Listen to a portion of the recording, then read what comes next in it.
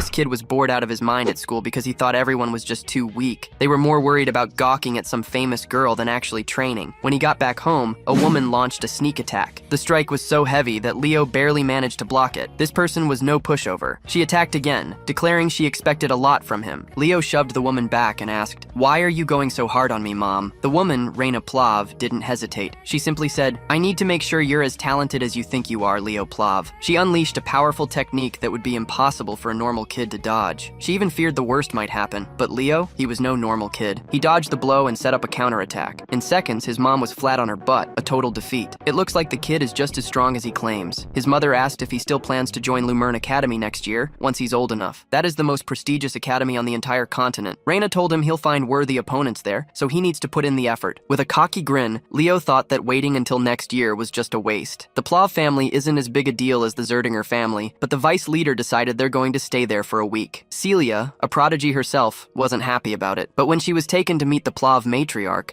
Zeiss then formally introduces Celia to Raina and Dade. The young lady promptly returns their hospitality with a courteous introduction of her own. She expresses her thanks for being hosted in their home. Raina steps forward and takes a moment to observe Celia. She notes that Celia closely mirrors her father and uncle, both in looks and temperament. Celia, in turn, notices Raina's distinct black hair and striking red eyes. She quickly realizes that Raina is a part of the Zerdinger family, which makes her Celia's aunt. Later, Zeiss and Raina, who share the bond of being siblings, sit back to catch up. During their talk, Zeiss mentions their recent trip to the Royal School of Delon, where they had hoped to meet Leo. However, they were disappointed to find that he had already departed, uninterested in meeting anyone. Raina apologizes for her son's conduct, acknowledging that his behavior may have seemed disrespectful. Zeiss then curiously questions his sister about Leo, asking what kind of person he is. Raina speaks highly of him, claiming that Leo is unbelievably gifted. Her response prompts Zeiss to question whether Leo is truly deserving of inheriting the Zerdinger flames. Raina's praise of her son continues,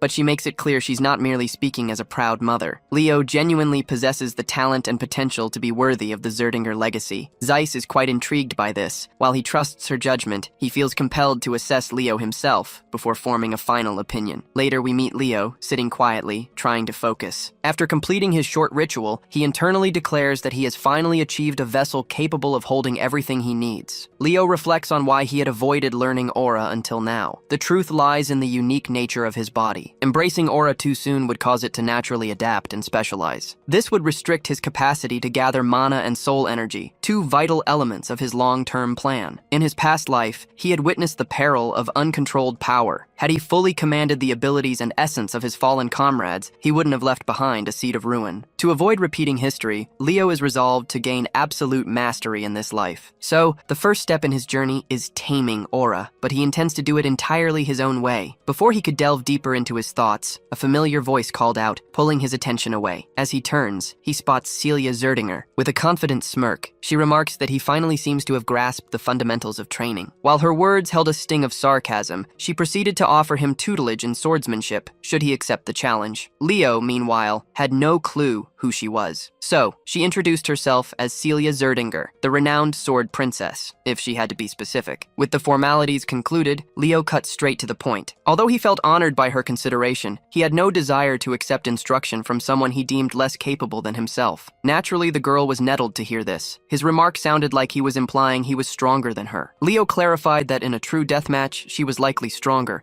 since he couldn't use aura himself. However, sparring with only swordsmanship was an entirely different challenge. He was certain he could easily best her. Celia felt provoked by his statement. She looked around and grabbed one of the swords from the abundance available. She wanted to prove that what he had was nothing more than unwarranted arrogance. She planned to do that by defeating him in a duel. In her mind, even if Leo learned aura, there was no chance he could ever defeat her. She simply wanted to teach him a stark lesson in reality. She added that if she won during her week-long stay, he would become her servant. Leo remained unfazed by the condition she set. In response, he asked, "What if I win?" "To make things fair," she retorted, "if you win, I'll become your servant instead." Now that the wager was settled, Leo grabbed a practice sword and plunged right into the sparring session. He tried to strike her with his surprisingly formidable speed, but she swiftly evaded him. However, she couldn't help but notice that his speed was actually quite unnerving. Even so, Celia was certain this wouldn't be enough for him to win. As they charged once more, Leo delivered a brutally heavy strike. The raw power behind it overwhelmed her. She swiftly retreated,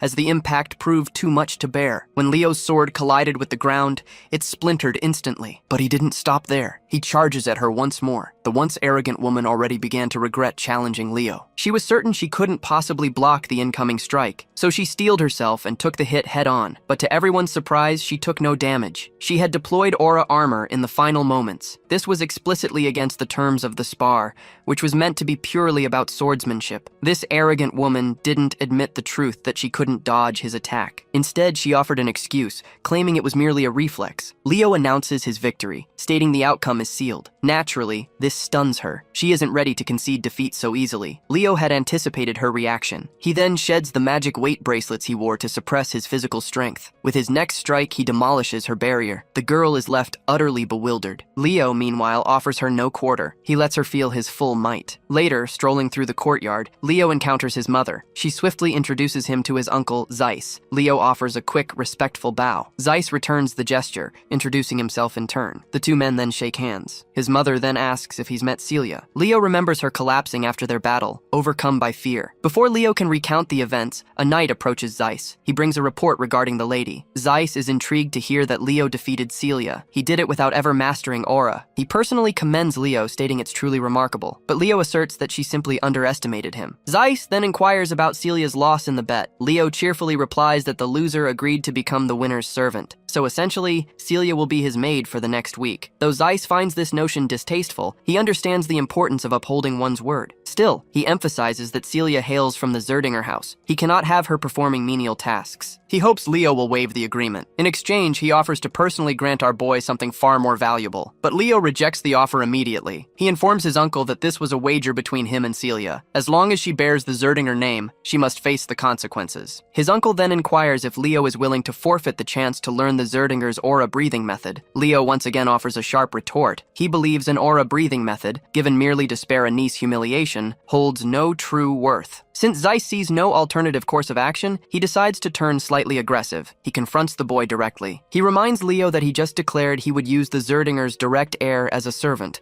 and that their aura-breathing method holds no value. Leo remains unshaken and unafraid of the looming consequences. He calmly asserts the truth of his uncle's words. Suddenly, his uncle's demeanor softens. He politely asks our boy if he doesn't think his declarations are impudent and discourteous. Leo once again reiterates that he had no intention of insulting the Zerdingers. He states that if he received the aura breathing technique as a reward for defeating Celia, he would have eagerly accepted it. However, he will not accept it as a bribe to let her evade the consequences of her loss. Understand, if his uncle doesn't want to acknowledge Celia's defeat, it means they believe she is superior to him and merely fumbled the duel. But Leo asserts firmly that even if Celia had sparred against him with full dedication, he still would have won. This makes Leo's mother even prouder. Her brother is just as captivated to hear such an assessment from Leo. The fact that this young man spurned the offer, simply because he disliked his uncle's conduct, only underscores his exceptional character. He wishes such a child belonged to the Zerdinger lineage. Zeiss then signals his knights, instructing them to escort Celia to the maid's quarters. He permits Leo to address his uncle without any formal titles. After that short conversation,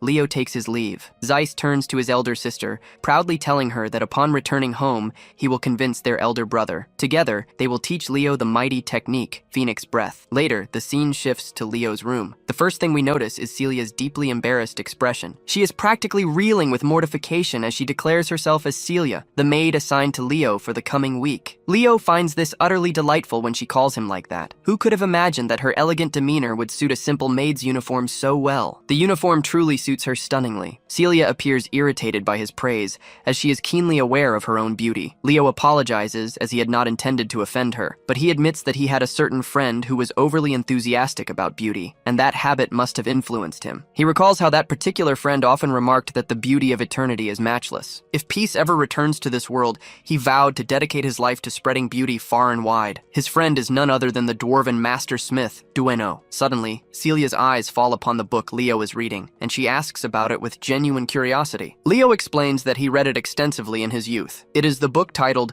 The Great Hero of the Beginning. Celia remembers how she used to read this book when she was only 5 years old herself. Noticing his fondness for the book, she walks to the book bookshelf and selects another, remarking that many tales feature Kyle. In response, Leo argues that many grand achievements in history are not easily credited to one solitary hero. He suggests that many feats attributed solely to one individual were likely the collective efforts of numerous heroes throughout history. In essence, he implies that Kyle's accomplishments have similarly been shared among other heroes. Celia, however, dismisses such notions, declaring Kyle was likely a charlatan who usurped the credit for others' grand deeds. At least that is the prevailing belief. She, of course, shares this view. Naturally, Leo is displeased to hear everyone regards Kyle as a fraudulent schemer who made no contributions to the world. He then sets aside the discussion about Kyle, deciding it is time for breakfast before commencing his training. Celia swiftly adopts her role. Just like any maid would, she humbly requests permission to train alongside her young master. Outwardly, she appears pleasant and courteous, but inwardly, the girl harbors a torrent of resentful thoughts towards him. Still, she must maintain the facade because she is intent on uncovering the secret of his strength. Leo promptly heads towards the training hall, ready to grant her request. Moments later, we see an utterly exhausted Celia on her knees and gasping for breath. After this first round, Leo offers his assessment. During fighting, when her stamina is depleted, her reaction speed slows and gaps emerge in her movements. She leaves herself vulnerable. This is precisely what is happening to her now. But Celia is not sure such strenuous exertion is truly beneficial for training. Leo agrees readily, believing today's youth lack resilience. Compared to the past, aura techniques have advanced greatly. This must be why people have neglected physical conditioning. Aura boosts one's physical might, and by training the body, aura itself grows stronger. The girl refuses to be branded weak. She musters her courage and prepares for another bout. Before charging in, she warns Leo, "You better stop underestimating me," but her hasty attack fails. Leo effortlessly tosses her aside with a single swing,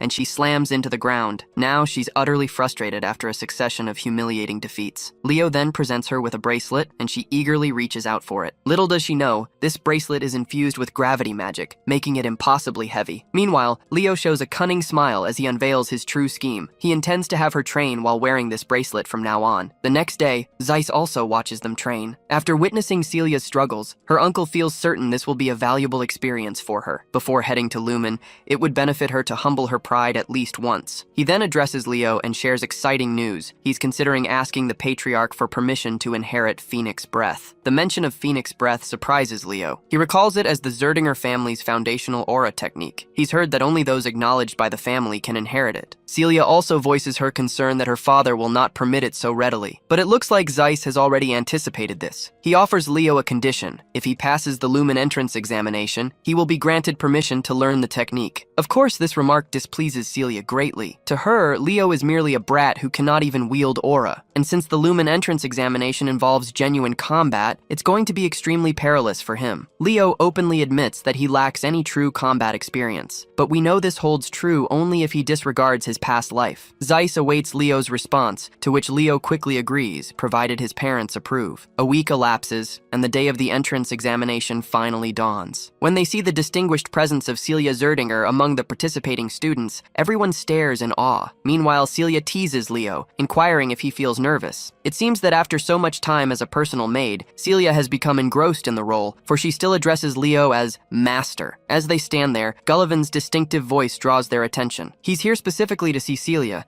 but he's somewhat startled when he notices Leo accompanying her. This individual scoffs at Leo, believing he doesn't belong here as he cannot even use aura. At the same time, he attempts to greet Celia politely. However, the unfortunate fellow is completely ignored by the pair, as if he's invisible. He becomes uncomfortable and attempts to remind Celia, "I'm Gullivan Tratton, and I greeted you when we last met." To Gullivan's chagrin, Celia didn't recognize his name. She quickly grabbed Leo's hand to make a swift exit. Suddenly, someone hailed them. Two siblings had just appeared. The taller sibling was Abad Llewellyn, 16 years old and from the prominent Llewellyn family. Beside him stood Chelsea Llewellyn, 14 years old, also a Llewellyn. Celia clearly recognized them, but Leo was completely oblivious. Celia quickly revealed they were the Llewellyn siblings, from a heroic lineage within the Lordran Empire. Celia was visibly annoyed. She was far from thrilled to see them. She warned Leo, "The Llewellyn siblings will be competing in the exam with us. We absolutely cannot lose to them." She couldn't bear for the Zerdinger clan to lose to the Llewellyn family, but this didn't concern Leo in the slightest. After all, he was from the Plav family, not Zerdinger. When the two greeted Celia, she had no choice but to acknowledge their greetings, returning the gesture. She also made sure to introduce Leo from House Plav, a noble family within the kingdom of Dalad. Hearing that Leo didn't have a distinguished rank, Abad Llewellyn scoffed, deeming him insignificant. The two siblings turned on their heels and walked away decisively. decisively, declaring, "We'll surely take the top spot." Predictably, Celia despised the Llewellyn siblings. She was eager to utterly dominate them in the upcoming trials. Suddenly, an official from Luminae Academy ascended the podium. He immediately captured the attention of everyone present. The man introduced himself as Albie Zeron, a professor at Luminae Academy. Celia's expression transformed into shock upon seeing this esteemed figure. Leo, however, remained unimpressed, mostly because he had no idea who the man was. Celia was visibly exasperated that Leo failed to recognize a figure of Albie's stature. She seized the chance to enlighten him. She explained that Albie Zeron was listed in the Hero Record, a distinguished chronicle of the era's greatest heroes. Leo took a moment to scrutinize the professor carefully. He noticed something peculiar: immense mana concentrated within Albie's left eye. Professor Albie then addressed the gathered students. He began to outline the structure of the entrance examination. According to Albie,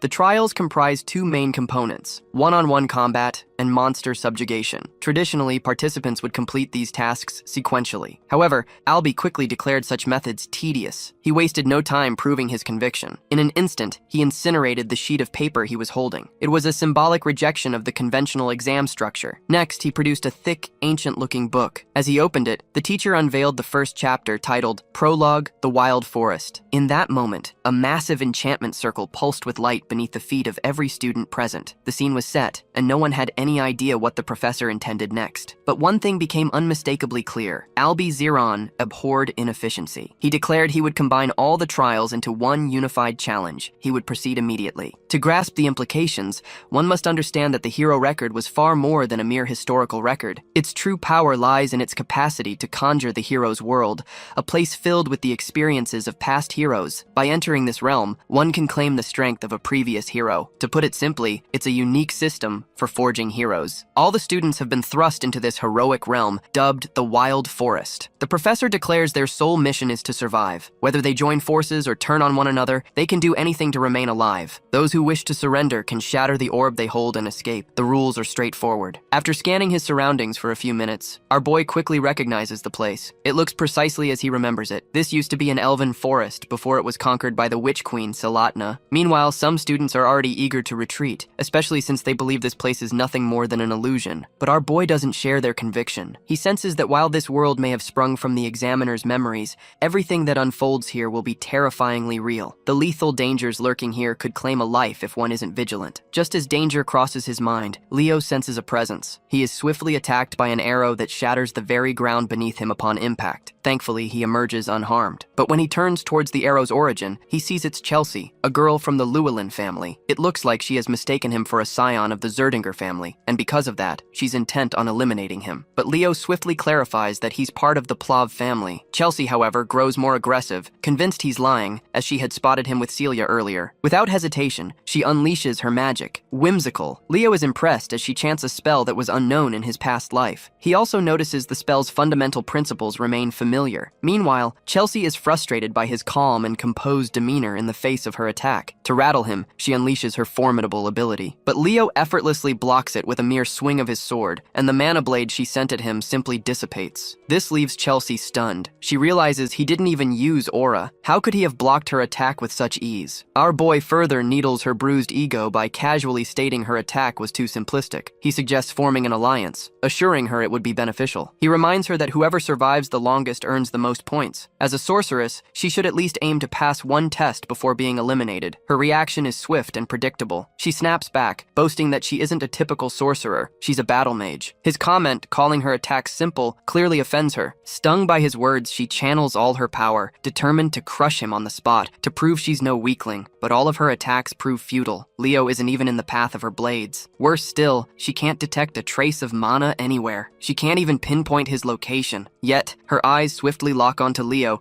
who stands directly before her, his fist clenched tight. It's unclear if that punch connects with her frightened face. One truth is undeniable. Her knees buckle beneath her, an unmistakable sign of our boy's triumph. Leo, however, reiterates that the offer for an alliance still stands, should she change her mind. Before she can respond, the scene shifts to Luminae Academy's faculty, observing the spectacle through a digital display. They're excited that the battle is finally intensifying. Meanwhile, back with Chelsea, it seems she's facing a ruthless challenge. Leo has bound her to a sturdy tree trunk, and his expression plainly reveals he harbors sinister intentions for the unfortunate girl. He also ignites a small bonfire, as dusk is gathering. The fire grows fiercely, and flames begin to creep closer to the helpless girl bound to the log. Seeing the flames ignites panic within her, but she could escape this plight by consenting to cooperate with Leo. This lady is incredibly unyielding and flatly rejects him. She states firmly she needs no one to join her side, save for her brother. She attempts a burst of wind magic, but her efforts are fruitless, for Leo has already activated a magic nullifying skill. Inwardly, however, he muses that he lacks the mana to sustain this skill, so it will soon fade. The lady finally yields, believing she requires magic to escape her predicament. But that's precisely why Leo is present. He's prepared to observe keenly, ensuring she attempts no deception. Without hesitation, he unhesitatingly intensifies the blaze, and soon the flames begin to lick at her. Even her clothes ignite. This proves to be the breaking point. The girl finally submits and agrees to an alliance with him. But of course, mere words aren't enough for Leo's conviction. He demands she swear upon her family's name. The girl swiftly complies, vowing on the Llewellyn name to cooperate. Finally, Leo releases her from the ropes, but before she can fall into the blazing inferno, he catches her gently in his arms. The scene shifts back to the teachers, who are attentively observing the student's progress. So far, Albizeron has not seen a student who can meet his exacting standards. He finds it utterly foolish and ridiculous that most students chose to compete and fight each other. The only ones demonstrating true, remarkable strength are Celia Zerdinger and Abad Llewellyn, who are collaborating effectively. At least this offers him some solace that there is still hope for the student's potential. Then, his attention turns to Leo and Chelsea, who are also cooperating. His eyes are especially drawn to Leo. Although the fire trick he played on Chelsea was rather childish,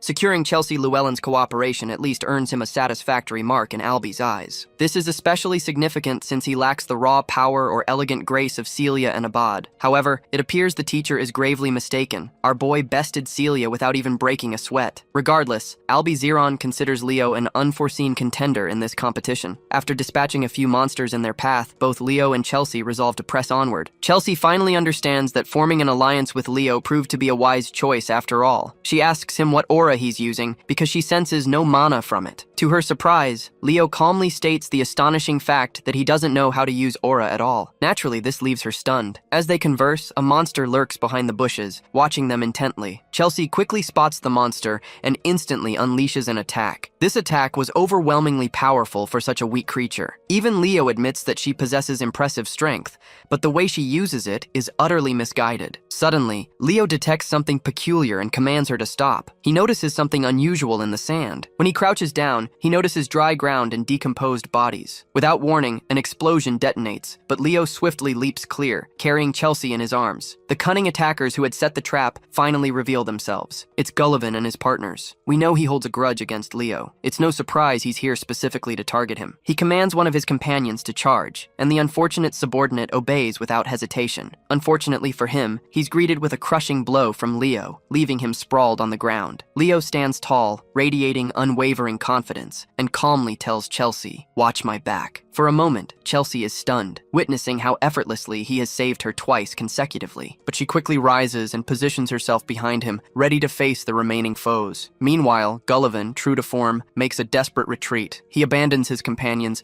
desperately trying to put as much distance between himself and Leo as possible. The only thought in his mind is to find an ally quickly. As fate would have it, Celia spots him from a distance. Instead of chasing him, she calmly walks toward the area he fled. When they finally arrive at the scene, what they see is astonishing. The area is littered with monster carcasses and the bodies of students who had dared to challenge them and failed. Naturally, Chelsea brightens with joy at finally being reunited with her brother. Meanwhile, Celia scolds Leo, demanding to know what exactly he's doing with Chelsea. Leo proudly declares it was his decision to form an alliance with her. Celia, however, finds it hard to believe. She would rather believe him if he had claimed to see a cockroach doing backflips than believe he could convince the famously stubborn Chelsea to form an alliance. To this, Leo casually yet sinisterly states, "I merely convinced her." His wicked grin disturbs even Celia, who begins to wonder what exactly he might have done to convince her. Regardless, Leo begins to help the students he had just incapacitated back to their feet. Seeing this, Abad questions why Leo is helping their opponents. Our boy quickly makes it clear that they shouldn't fight each other. Joining forces to conquer the world's challenges is a far better path than selfish conflict. Since Abad and the others seem puzzled by what challenge he means, Leo directs their gaze toward the nearby nearby withered corpses,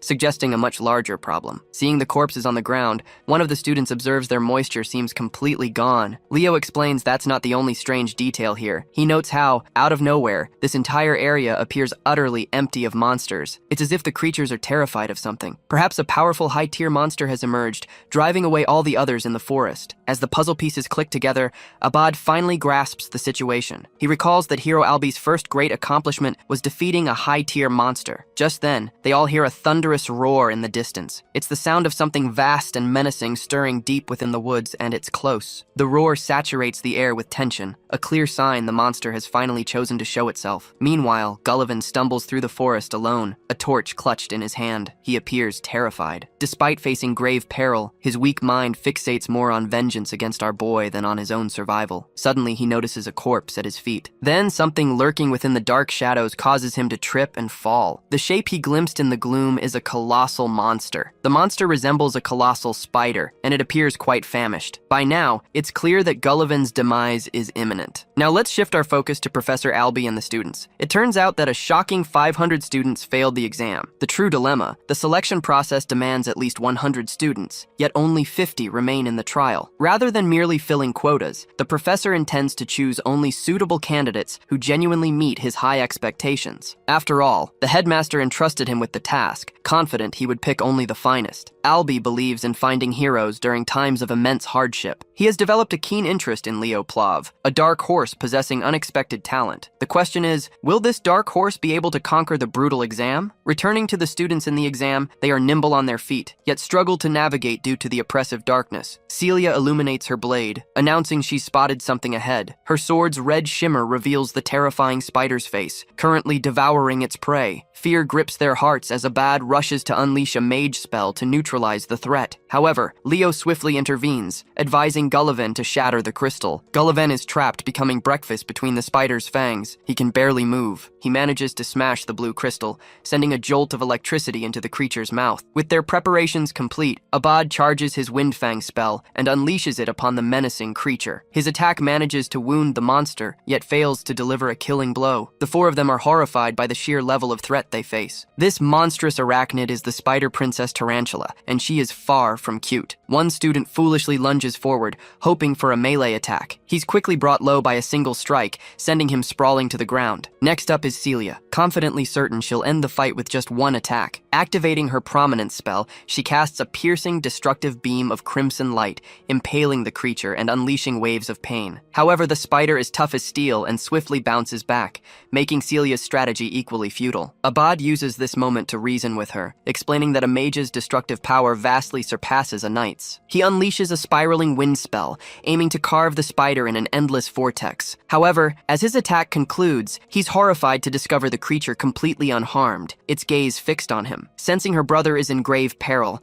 Chelsea unleashes her windbreaker magic to come to his aid. Still, Abad sustains a gash from the spider's claw, though his sister's magic softens the impact. She comes to check on him, relieved he narrowly escaped losing an arm. They've tried everything against this monster, but its astonishingly swift regeneration renders their efforts futile. A sense of despair settles over them as Queen Tarantula draws closer to end their struggle. Leo intervenes, explaining that this creature is Salatna's daughter. She was a lethal beast within Erebos' army, responsible for reducing the elf forest to ashes. What's more, Leo realizes the mana he sensed in Professor Alby's left eye bears traces of the Fairy King's mana. The tarantula dominated the cursed wilderness. She not only decimated the elven forest, but also devoured the Fairy King's most trusted comrade, who had rebelled against her. At the time, Leo believed Luna had successfully vanquished Tarantula. The truth, however, is far grimmer. The tarantula survived by consuming the Fairy King's aid, who wielded the source of infinite life energy, an invaluable artifact, the Ring of Life. Abad, stubborn as a mule, believes it's his sole responsibility to defeat this monster if it's part of the exam. Both he and Celia decide to unleash a barrage of attacks, hoping to vanquish the creature themselves. The tarantula withstands their fury, but Leo believes it's all futile, as the creature will simply regenerate endlessly. In fact, they'll be the ones to exhaust their mana reserves first. In a final desperate attempt, Celia seeks his advice on confronting the monster. Leo explains that it demands cooperation between two. However, his suggestion is instantly dismissed dismissed by Abad, who stubbornly hopes to defeat the monster on his own. Celia feels the same way. With both of them behaving childishly, Leo steps in and delivers a stern reality check. If you don't work together to defeat this monster, you will all fail. His words finally resonate. Abad considers the possibility of them working together, but thinks it will still take some time to coordinate a joint strike capable of slaying the creature instantly. The challenge is that no one else can stall the monster long enough. Deciding to take initiative and aid their struggle,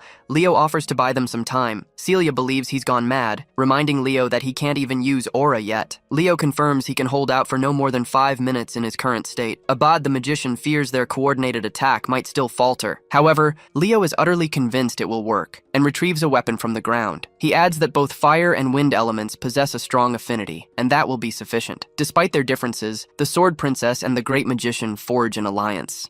Meanwhile, Leo views the grotesque spider as a worthy challenge and a potent reminder of his past life. The battle ignites as our hero masterfully severs one of the creature's limbs with a swift strike, astonishing the other 2 students. He then obliterates the monster's face. He feels a grim satisfaction from confronting this entity from Tartaros. A flashback reveals an elven child running, tears of pure terror streaming down his face. Tragically, the monster Tartaros ensnares him in its webbing. The boy is utterly trapped within the creature's sticky web. All hope of escape vanishes. The spider swiftly approaches, poised to devour him entirely. The boy pleads for his mother's help, bracing for his grim fate, until a luminous figure appears, a beacon of salvation. A being of pure light, it intervenes, preventing the creature from harming the child. Luna burned with fury at the creature, for it was not only desecrating her homeland, but had also devoured the elven forest's right-hand man. Luna unleashes a radiant strike, aiming it directly at the fanged monstrosity. Her magic attack engulfed Tartaros, trapping the beast before she summoned a devastating column of thunder. Luna had not anticipated Erebos' army would also invade and subjugate the elven forest. At that very moment, Leo, in his original life, took it upon himself to free the child, guiding him from the web's tenacious grasp. Returning to the present, he stands with an axe in hand, ready to create an opening for his teammates. Still, without his aura, he finds himself greatly limited. Calling out to Chelsea for aid, Leo directs her to wield elemental magic, aiming her conjured weapons at him. He skillfully evades a strike. Because of his blinding speed, Chelsea worries he might be swept up in the attack at this rate. However, Leo assures her he'll be unharmed, provided she acts swiftly. Chelsea channels her magic, prepared to forge any kind of weapon for him. Leo agrees to anything, provided it serves its purpose. She conjures a weapon for him, while he anticipates she's crafting a scimitar and a bastard sword. With both weapons in hand, Leo unleashes a storm of slashes, hacking away at the spider. As each weapon shatters, Chelsea conjures another for him. He catches a dagger and a battle axe. Leo's astonishing and formidable physical prowess has stunned Chelsea profoundly. She now believes him to be a master of martial arts. Even Abad is forced to acknowledge his immense strength. However, he is far from invincible, as a razor-sharp cut slices his cheek. Leo thinks that if he can't even stop he heightens his assault and presses his attack against the spider, demanding another weapon. Unfortunately, Chelsea has exhausted her arsenal of weapons, which stuns him. Fortunately, though, Celia has already completed her ultimate strike's preparations. She unleashes a blazing spiral of fire, incinerating the creature and vanquishing it instantly. The life drops ring falls from its body, and the beast is finally subdued. Celia collapses to the ground, relieved that the ordeal has concluded. Still, she cannot help but marvel at Leo's superhuman effort to contain Tartaros for 5 minutes. Celia attempts to commend him, but Chelsea is quicker to speak. She has become his most devoted admirer, believing his recent feat matched the heroes of old tales. Leo finds it unremarkable, yet this girl is utterly captivated, driven by her ambition to master battle magic. She implores him to teach her. Amusingly, Celia wishes Chelsea would undergo intense instruction from him, hoping she would understand true hardship. Meanwhile, Leo retrieves the Ring of Life, which causes Prince Silid to appear as a fairy. He restores the prince's memories by uttering his name. Hearing that, he retreats into the ring, accepting Silid as the fairy king. This remarkable outcome is all thanks to Professor Albie discovering the Eye of Mana. The countdown for the testing ground begins. Clearing Taystage has granted them the boon of the Fairy King's pledge. Before they are relocated, Leo recognizes someone from his past life. Elsewhere, Kalian Badian, the Academy's principal, scrutinizes the examination report of the Western Territory. His assistant inquires how many students Albie permitted to advance, given his stringent criteria. The principal expresses surprise that 40 students successfully cleared the exam, a figure still considered modest. The principal is not overly dismayed, as he had anticipated only 10 students advancing at best. This remains a significant accomplishment. Celia and Abad appear to be the foremost candidates in his estimation. The principal learned of a recommendation for the annual representative. It is astonishing that even Professor Albee recommended a student. They were nearly certain it would be either the Zerdinger or Llewellyn candidate. However, this candidate proves to be someone hitherto unknown, a name that surpasses both Celia and Abad in achievement. Turning to Professor Albee, he is intently assessing the boy's capabilities. He put forth the student Leo Plav as the representative of the Night Division. The principal is astonished that the professor speaks so highly of this exceptional student. He specifically asserted this candidate possessed the talent of a hero. Now that the examination is concluded, Leo enjoys a private hot sauna, savoring its comforting heat. The boon for completing the exam is the Fairy King's pledge, yet conquering a hero's domain typically yields no reward. But strangely, he was granted one, an exception to the rule. Leo finds himself bewildered, then sees his mother standing before him. She challenges him, "Do you know why I was expelled from the House of Zerdinger?" While attempting to rescue an ally, she lost control, unleashing the flames of Zerdinger. But she does not regret her decision, not even now. Fixing her gaze on her only son, she wishes his incredible talent to be guided along the proper path. She's also thrilled to congratulate him on being admitted to the academy. Upon entering the magnificent Lumeria city, students are instructed to gather their belongings before exiting the grounds. Lumeria stands as the world's heart, its most renowned institution being the Lumini Academy. Now that Leo has arrived, his uncle greets him and offers congratulations for his success. Leo puzzles over his uncle's presence. He discovers the House of Zerdinger is currently grappling with a persistent dispute that has gone on for over a month. He probes Leo, asking if he knows the cause of the disagreement. Leo suspects it involves the inheritance of the Phoenix Breath. His uncle confirms it's precisely the issue. While his older sister isn't part of the Zerdinger clan, Leo is undeniably her son. Furthermore, the clan's elders are deeply impressed with Leo's mastery of the Western exam, known for its extreme difficulty. Leo is given a unique subspace key, which he immediately activates with a chanted command. It grants entry to a mysterious tome. His uncle then directs him to mark the book's pages with his blood. Leo obeys his command, biting his thumb and allowing drops to spatter on the page. Now that he's offered his blood, he can access the knowledge within the book. The secrets are now his alone. While mastering Zerdinger techniques is challenging, his uncle is convinced of Leo's aptitude and trusts he'll adapt swiftly. With this, he formally inducts Leo into the House of Zerdinger. After their meeting, Celia asks to meet Leo at an undisclosed location. Suddenly, a girl unexpectedly collides with him, sending both tumbling. This girl hastily collects her books, apologizing for her heedless haste. She departs just as Leo notices her card. He picks it up and discovers Chloe Muller, a freshman at the academy. Leo opens the door to find a disgruntled Celia. She admonishes him about their extensive shopping list and his tardiness. He apologizes, explaining his unforeseen encounter with his uncle before arriving. Her mood brightened, and she eagerly asks what transpired. To answer her impassioned query, Leo summons the Zerdinger flames, wondering if he performs it correctly. Seeing this, she's utterly stunned. Confident Leo had mastered the secret technique in under a month. His astonishing feat leaves her aghast, making her question his very humanity. Later that day, the Sword Princess and the Forgotten Hero spot a ship docking close by. Professor Ain Alandu identifies himself as the instructor of the night class. He urges the students to board the ship immediately for their imminent departure to Lumen. The journey begins with the students relaxing and enjoying themselves. Leo and Celia appear to be a couple. This prompts a confident young man to make a remark that irritates Celia. He is an alchemist from the kingdom of Moira,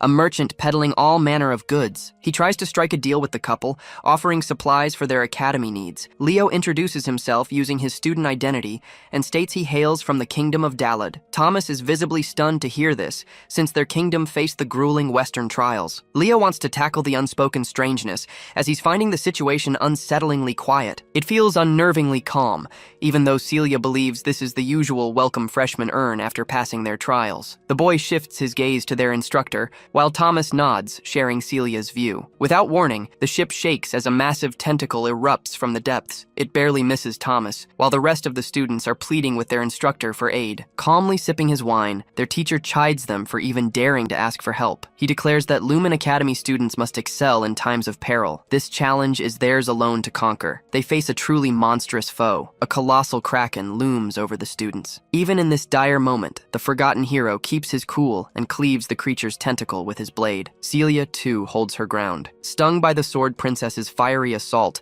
the kraken retaliates with a torrent of water, drenching Celia completely. The monster seizes Thomas, who yells in defiance. Seeing this, both Celia and Leo dash forward, eager to fell the beast. The alchemist, fueled by his peculiar brand of self-interest, unleashes a jolt of power. He anticipated the Sword Princess would hold her own, given her renown. However, he hadn't expected another student to match her ferocity. Poor Thomas is nearly crushed by a frozen tentacle. He shouts at the individual who almost ended his life. Chloe, the glasses-wearing girl who bumped into our hero, commands ice magic, single-handedly fending off the monster. She scolds the alchemist, who is needlessly hindering the fight instead of stepping back. Thomas admits that individuals like her disregard those weaker than themselves who attempt to assist. As another tentacle shatters, the dynamic duo of Abad and Chelsea emerge. Their rivalry, stemming from their respective clans, remains unresolved. Yet the battle mage fixates on our hero, despite their adversarial positions. With monsters swarming the lake, making their way toward the academy, the instructor considers this the ideal initiation for the freshman. Savoring his wine, he singles out the top performers: Chen, Celia, Abad, Chloe, Walden, and finally, Duran Moira. The captains from each region are excelling against the menace. One student surpasses even their stellar efforts: an unknown freshman, lacking any established regional dominance. His swordsmanship embodies perfection. He reacts as though anticipating every strike. The instructor is delighted to witness the boy unleash his full potential in his forthcoming classes. Meanwhile, the ineffectual alchemist swiftly depletes his potions as they finally reach their destination. Disembarking from the ship, the instructor expects the students to acclimate to monster encounters, as they will face them frequently. Now they will explore the magnificent entrance hall. Lumen Academy's training grounds are truly remarkable. Many spectators eagerly anticipate a grand display from the freshmen. The entrance ceremony is about to kick off. The Night Division gathers with their instructors. The captains are called to the front of their ranks. The Academy's headmaster presides over the announcement, anticipating great feats from this year's hero hopefuls. Kalian stresses to the students, if they aspire to be powerful heroes, they must stake their lives. They will always be expected to shatter their limits. He slams his fist to the ground. The headmaster asserts that if they can't manage the absolute minimum he just outlined, they have no place in this esteemed institution. Then, a moment later, he softens into a grandfatherly figure, as if he hadn't just thoroughly rattled them. Kalian then questions why they've all suddenly fallen silent. His stellar reputation and image as the brilliant swordmaster slowly fray with each passing day. Next comes the speech from the freshman representative. It's a name the first years eagerly await. It's not Celia, Abad, Chloe, or any other familiar name. Only Leo Plav's name echoes through the hall, startling even him. He swiftly turns to the professor, realizing the recommendation must have come from him. Leo steps up to the podium and begins his address to the professors and seniors. Meanwhile, many students are buzzing with whispers about this unknown figure. They have no idea what transpired, or who he even is. The speech concludes, leaving the audience drained. Leo Plav is then pressed about his ambitions as this year's representative. He understands their true aim is to deliberately challenge the high-ranking students behind him. Leo delivers his response with impeccable politeness and professionalism, capturing the other instructors' attention. They anticipate a very subdued ceremony, that is, until our protagonist erupts, openly proclaiming his readiness to face anyone who dares challenge him for the position. This audacious and hostile declaration incites the top-ranked students. But Leo shows no concern for who he might face. With the announcement concluded,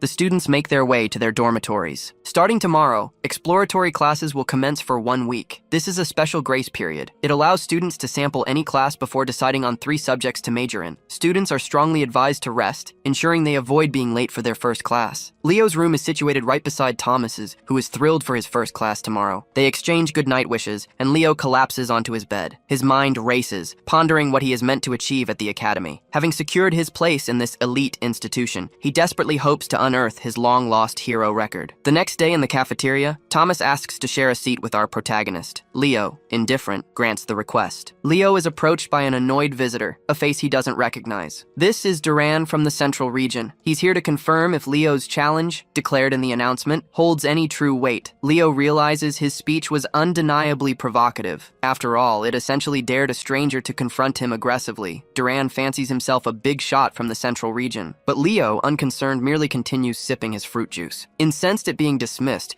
Duran retaliates with a thunderous kick, sending the table hurtling. However, Leo's inhuman speed allows him to swiftly rearrange the ingredients and reconstruct his perfect cheeseburger. He handled the situation with such effortless style, turning a tense moment into his own personal show. Leo then taunts him, claiming he simply couldn't let such good free food go to waste. Duran, however, burns with an intense fury, ready to verbally dissect Leo. He believes this freshman representative is far weaker, a notion his pride simply cannot accept. Breaking up the confrontation, their instructor calmly wraps an arm around each student. He then smoothly reminds them of their positions, the representative and the region's captain. The instructor hopes they are ready for the consequences of fighting on day one. You can practically see the panic etched onto both their faces. Now, let's fast forward to the night department's first exploratory class. Celia, for some reason, grows concerned about Leo's absence. He finally appears, utterly breathless and spent. His haggard state immediately catches Celia's eye, sparking her suspicion that he'd been in a brawl. Leo chooses to remain silent for the moment. Class is about to begin. Ain introduces himself as the instructor for the first-year night classes. Thomas observes that Duran and Leo are already at odds. Meanwhile, their teacher Ain discusses the three primary powers born from mana. First, there's magic energy, then soul energy, and finally, aura. Among these, aura is considered the most challenging to master. Celia clarifies that aura demands a loss of mana fluidity during its conversion. Her answer is perfectly accurate. Magic and soul energy typically utilize mana in its raw state. Aura, conversely, absorbs mana and reshapes it to fit the user's body. He demonstrates aura's appearance and asks if anyone knows how to wield this refined energy from their own bodies. After a moment of thought, Celia can't produce a satisfactory answer. The freshman representative finally speaks, explaining that wielding an aura's power demands the burning of mana. The instructor confirms he's reached the correct conclusion. Then, Ain asks about the most crucial aspect of burning mana. Leo swiftly replies that it's stamina. Impressed by the young man's grasp of aura, Ain inquires if he's ever delved into the concept. As it turns out, he hasn't, an even more astonishing feat. Someone who hasn't even formally studied aura has somehow profoundly understood its core essence. Ready to move past theory, Ain suggests it's time for some practical application. Using his aura, Ain manifests a wave-like platform, the aura step. This technique hinges on concentrating one's aura power into the legs. Ain descends to the ground, excitedly noting that aura's applications are virtually boundless. Other students begin to experiment and spar, while Celia playfully pokes at Leo. She offers to teach him the aura step, if he'll only call her sister. Leo, however, doesn't feel any pressing need for her assistance, content with understanding aura's core principles. Spotting Duran on the side,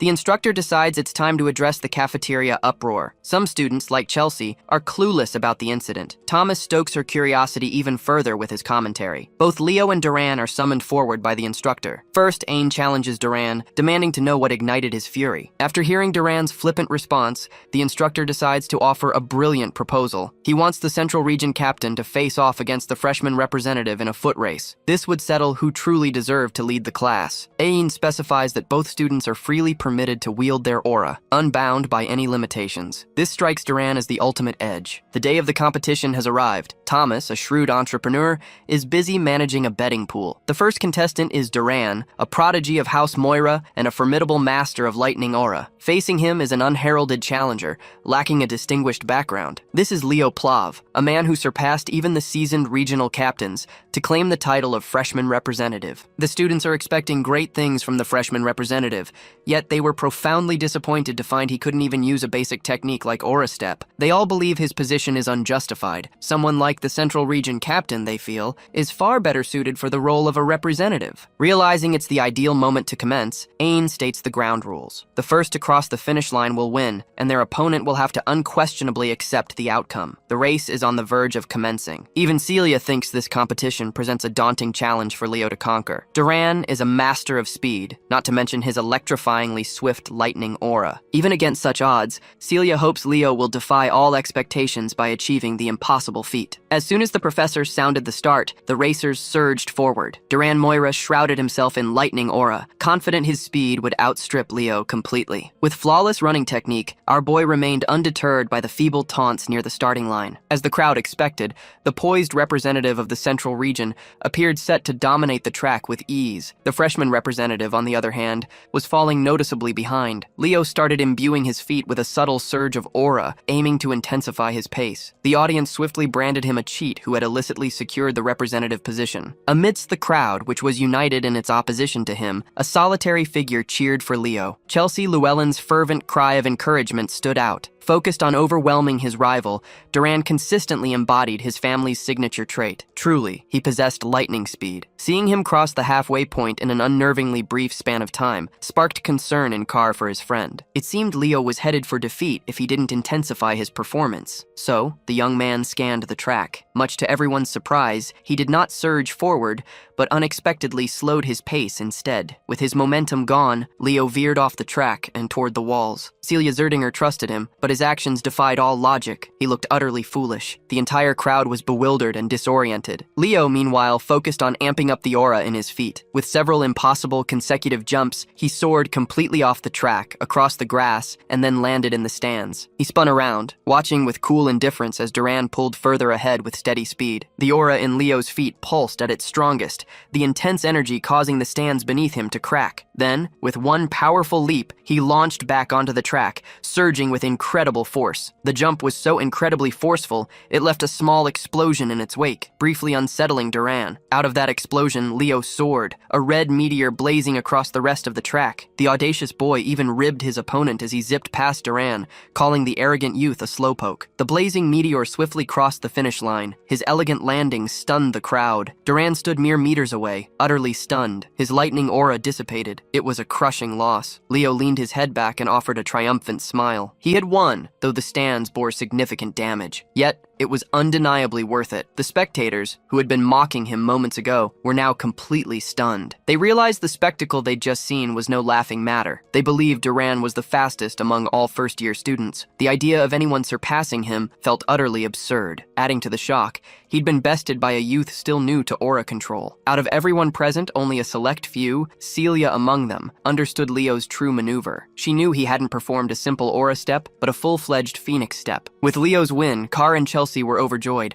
lavishing compliments upon their friend. The professor silently processed what his eyes had just beheld. Duran had unleashed his lightning aura, his special power, to increase his speed. While anticipated, the raw speed the young man showed was nonetheless staggering. In contrast, Leo Plav was conventionally slower, but his command over aura was vastly superior. He amassed his fire aura, concentrating it in his feet to launch himself. Through this, he executed a singular, formidable aura step. It represented the flawless application of a simple idea. With the grace of a true sportsman, Leo walked up to Duran, offering his hand and declaring it a good match. He even conceded that a longer race would have yielded different results. Still bitter about his loss, the young man refused the handshake, deliberately bumping Leo's shoulder as he passed. The professor is convinced that among their current crop of students, a powerful hero could finally emerge once more. The moment Leo joined his friends, Chelsea immediately pelted him with praise. She thought he was so cool that she declared her wish to train alongside him. Carr quizzed Celia about why Chelsea was so captivated by Leo, and not him, even though the answer was painfully clear. With class concluded, Carr invited everyone to the cafe, even promising to cover the bill. Leo apologized, regretting that he couldn't join them for a leisurely break. Without a word, he silently departed from his group. When asked his destination, he simply answered, "I'm going to observe summoning classes." Confused, his friends questioned why a night student would attend a summoning class. Predictably, the reason was purely for research, something Still couldn't quite grasp. Why did the Fairy King give him the pledge as a reward? To his understanding, rewards in Hero's World were always tied to the world owner's abilities. The reward he received appeared to be linked to summoning, but Professor Albee was solely a magician, not a summoner. Logically then, Leo should have received a magic-based ability. Furthermore, to contact a fairy, one had to journey to Fairyland. Whatever reward he had received would remain useless for now. While Leo waited where summoning classes were held, a familiar voice inquired if he too was a summoning student. The voice belonged to Chen Xia, the Eastern captain and top scorer. Unlike the other captain from the recent race, this young woman was polite, cheerful, and kind. They greeted each other warmly, and she insisted he simply call her Xia from that point on. She was certain Leo was from the Night Division, so finding him interested in summoning was quite a surprise. He stated he was merely curious about spiritualism. If that's the case, then we'll frequently cross paths in various classes. When asked what spirit she had contracted, Xia summoned a beautiful water sprite. Unfortunately, Leo hadn't made a single contract yet. Ever kind, Xia insisted that if he ever required assistance with spirit summoning, he shouldn't hesitate to call her. Leo wasn't one to decline help or advantageous connections. He then made the regrettable error of asking a lady her age. Xia smiled and replied that she was 17. She also knew Leo was younger, a mere 15 years old. In Leo's mind, he was marveling at Xia's youthful appearance. She appeared even younger than Chelsea. Xia noticed his brief pause and challenged him, "Were you thinking something rude?" which Leo denied. denied. Indeed, always deny. In any case, she had approached him to express her profound admiration for his race against Duran. She had actually been in the crowd as it unfolded. The sight of him streaking across the track was vividly etched into her memory. Boldly, she challenged him to a race someday. Amused, Leo smiled and readily accepted. After encountering so many over-the-top personalities, it was refreshing to finally meet someone grounded. And so, the Summoning Division's introductory class officially began. From the very beginning, their setting was unconventional. Instead of a classroom, they found themselves out in the fields. A few distinctive individuals were present. Two of them had striking white hair and distinct faces. They seemed like main players, not mere background figures. Leo surveyed the area, noting only a handful of students gathered. Zia had already anticipated this. Summoning wasn't a popular choice after all. Just as he wondered why the class was held outdoors, the answer descended from the skies. A massive, scaly body, with wings vast enough to eclipse the sun, swept above the students. The creature landed, unveiling its fearsome form for everyone. It was a black wyvern. Some students, their resolve faltering, went weak at the knees as soon as they saw the beast. Then, the woman riding the wyvern smiled, stating, "My wyvern seems to have taken a liking to this class." She dismounted swiftly, introducing herself as Yura Marin, the summoning teacher for the school year. Yura was a stunning woman, with long white hair, a toned body, and striking features. The enthralled students seemed to wish they could become their teacher's personal summons. Leo mused that if Perve Dueno had been here, he would have been utterly captivated by a woman with a charm distinct from Luna and Lucinus. He would surely be inspired to create even more cultured art. Without preamble, Ms. Yura addressed her new recruits. Their presence in this prestigious program, she stated, indicated they possessed some innate talent. The freshmen responded in agreement. Ms. Yura appreciated their confidence. Therefore, they would move to the practice area immediately. She summoned Carlo, the associate professor for the first-year summoning class,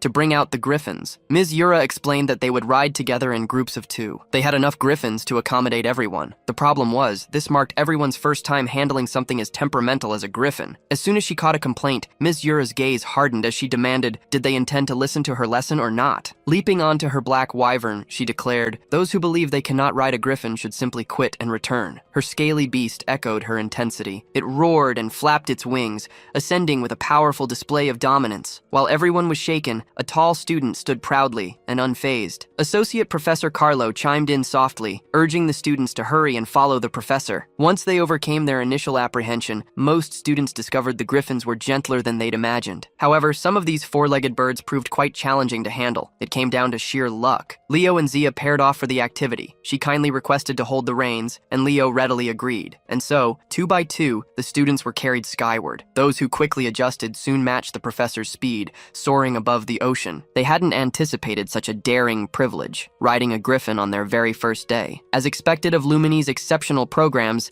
everyone's apprehension about the griffins quickly vanished. Some students were even playfully squabbling over who would hold the reins. Zia and Leo were gliding effortlessly through the sky with Zia at the helm. She was initially apprehensive, but their griffin proved remarkably docile. Still, caution remained essential. Griffins were notoriously challenging for first-time riders. Seeing that everything was progressing smoothly, Miss Yura decided to introduce a challenge and pulled out a whistle. She blew on it forcefully, releasing an inaudible tone that only the griffins could hear. As soon as the four-legged birds heard the tune, a primal instinct seemed to awaken within them. Their talons extended fully, and all the creatures began to act wildly. The frightened students turned to the professor for help, unaware she was behind the beast's sudden frenzy. Miss Yura was convinced that any student unable to handle a rampaging griffin had no place in Lumen Academy. Even Zia, quite an adept young summoner, was wrestling with their griffin. As she grappled with the griffin's reins, Leo gripped her hand and waist, steadying her in the saddle. He cautioned her, griffins were prideful beasts. Attempting to dominate them by force would only make them rebel further. His touch was gentle. Leo subtly guided her fingers,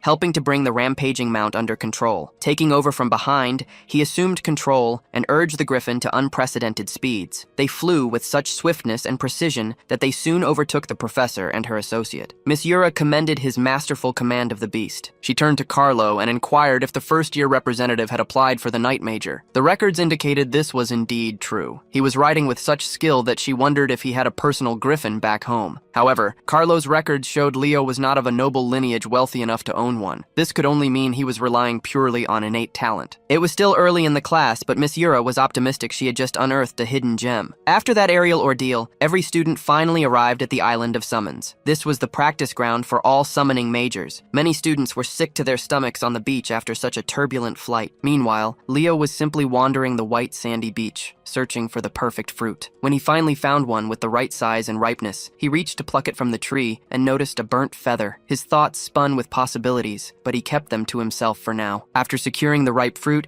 he offered it to the griffin as thanks for bringing them safely to the island. With everyone present, Miss Yura called the group together. Starting today, they would be facing a practical exam right on their first day. Many had only intended to sample the introductory class, but now they faced an unexpected challenge. Miss Yura clarified that unlike the other two majors, a summoner's journey stretches far beyond. This was something everyone should already know. For summoning, simply controlling mana is not enough. To forge a true contract with a compatible spirit, one needs a genuine spirit affinity. To skillfully command your summons, sufficient taming skill is essential. The path is arduous and intricate. That is why summoner heroes are far fewer than those from the other two conventional classes. However, summoners who earn the title accomplish far greater feats than the vast majority of other heroes. Great summoners have indelibly carved their names in history. That is the true appeal of being a summoner. Every student here hopes to become such a legendary figure themselves. Eliza Hergen, from the renowned summoner hero family of the North, the Hergen clan, boldly stepped forward and inquired about the nature of the exam. Miss Yura clarified that,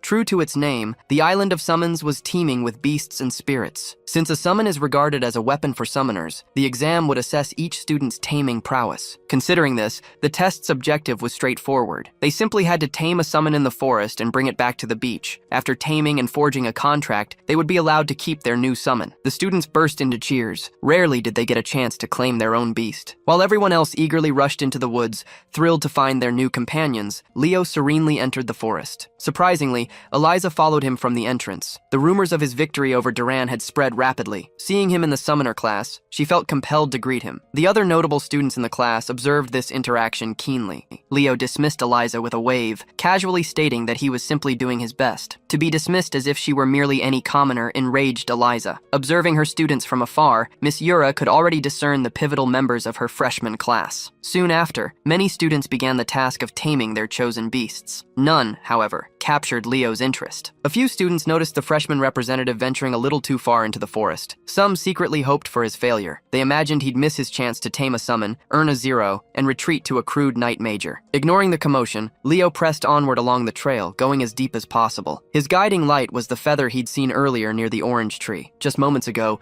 its tip had been badly scorched, yet now, it was in perfect condition. He discovered a clearing deep within the woods. After ensuring he wouldn't be disturbed, he drew forth the Zerdinger fire within him and burned the feather to ashes. A crushing heat surged from behind him. His suspicions were instantly confirmed. Back in Leo's hometown, life had quieted now that her boy had left the nest. Raina was cooking a meal outdoors, one worthy of a Ghibli movie. Even so, she still fretted over her little boy. It was technically his first day of school, so there should have been no need to feel so anxious and tense, right? If Raina could have seen what her son was truly facing, she would have known her worry was not unfounded. She tried to reassure herself. Leo would be fine. He was a strong boy. Meanwhile, that same boy was being engulfed by the most searing heat imaginable. He was surrounded by the flames of a legendary phoenix, one of the 3 great summons. With a voice that commanded flames, the phoenix seemed perplexed. It saw only a mere child wielding the Zerdinger flame. The legendary beast had only appeared after sensing Raina's flame. Hearing his mother's name, Leo questioned the phoenix about how it knew her. It seemed the phoenix had arrived just in time. The legendary beast was remarkably familiar with Leo's mom. It declared it owed Raina a great debt. I am Farina, one of the 3 mystical summons, the elusive phoenix. She properly introduced herself, granting Leo the respect due to Raina's lineage. Leo Plav reciprocated the respectful introduction with his own. He asked Farina to elaborate on her bond with his mom. The phoenix confessed. Leo's mom saved the life of my summoner, Ellen Lunda. Hearing the name, Leo started in surprise. Ellen Lunda was a true hero. The incident occurred while Ellen was clearing a dungeon in Siren. She had lost all her comrades. At that moment, her own life hung by a thread. Then Raina Zerdinger arrived, scorching hot, to save her. Raina was a dignified knight. Yet, in saving the hero, she sacrificed her blazing aura. Had it not been for that event, Raina would have surely claimed the coveted seat among the heroes. It was Leo's first time hearing the full story. Still, his mother always maintained she never once regretted her actions that fateful day. Farina laughed, knowing Raina truly embodied that kind of knight. Leo shifted the topic,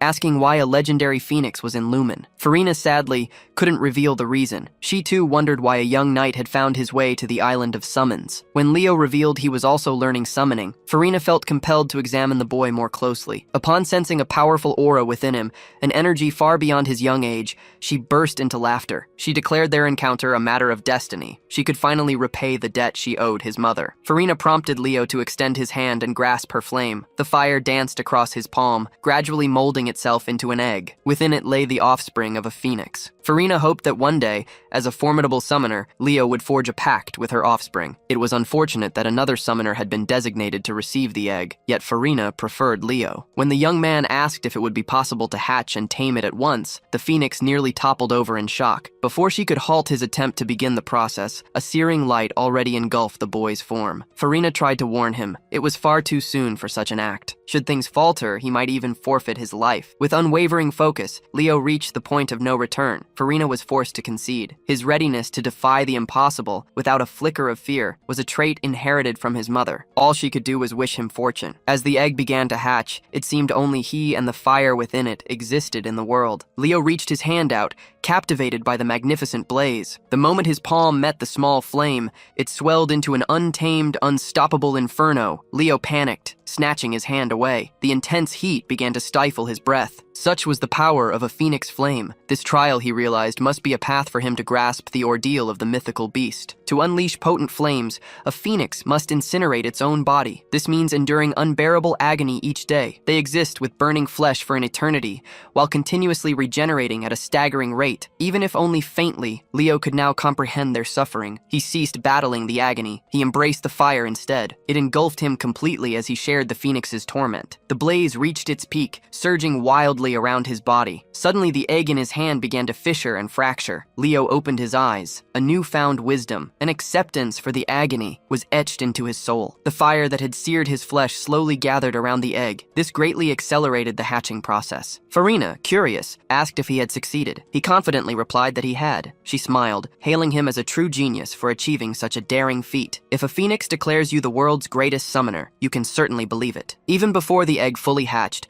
Farina was already congratulating the young man for securing a successful contract. The eggshells vanished into ash. What remained was an adorable tiny chick named Fiora. Farina overflowed with excitement, transforming into her human form as she placed her young one into Leo's care. To all appearances, Fiora seemed like an ordinary red chick. Still, she was undeniably cute. By midday, most students had already returned to the beach. Nearly all of them brought back harmless companions, commonly found on the edge of the woods. Miss Yura turned to her associate, Carlo, and inquired about the remaining time for the other students. Those who hadn't returned only had 5 minutes left. As she expected, the only ones remaining were the 4 exceptional students she had noted. From deep in the woods, a rumbling echoed. A giant bear came crashing out, leveling trees and anything in its path. Perched on the back of the imposing beast was none other than the scruffy Chen Xia. She had managed to tame an aqua bear cub, destined to be her potential knight. That was an impressive feat. Her entrance was quickly eclipsed by the darkness that enveloped her tamed beast. The reserved student secured a shadow crow as his summon, and was now gathering aura, riding one of its talons all the way to the beach. Even renowned summoner lineages would struggle to tame a shadow crow. He had only succeeded in taming one, though a full contract wasn't yet forged. Still, he met Miss Yura's expectations. He had exceeded all requirements. A minute later,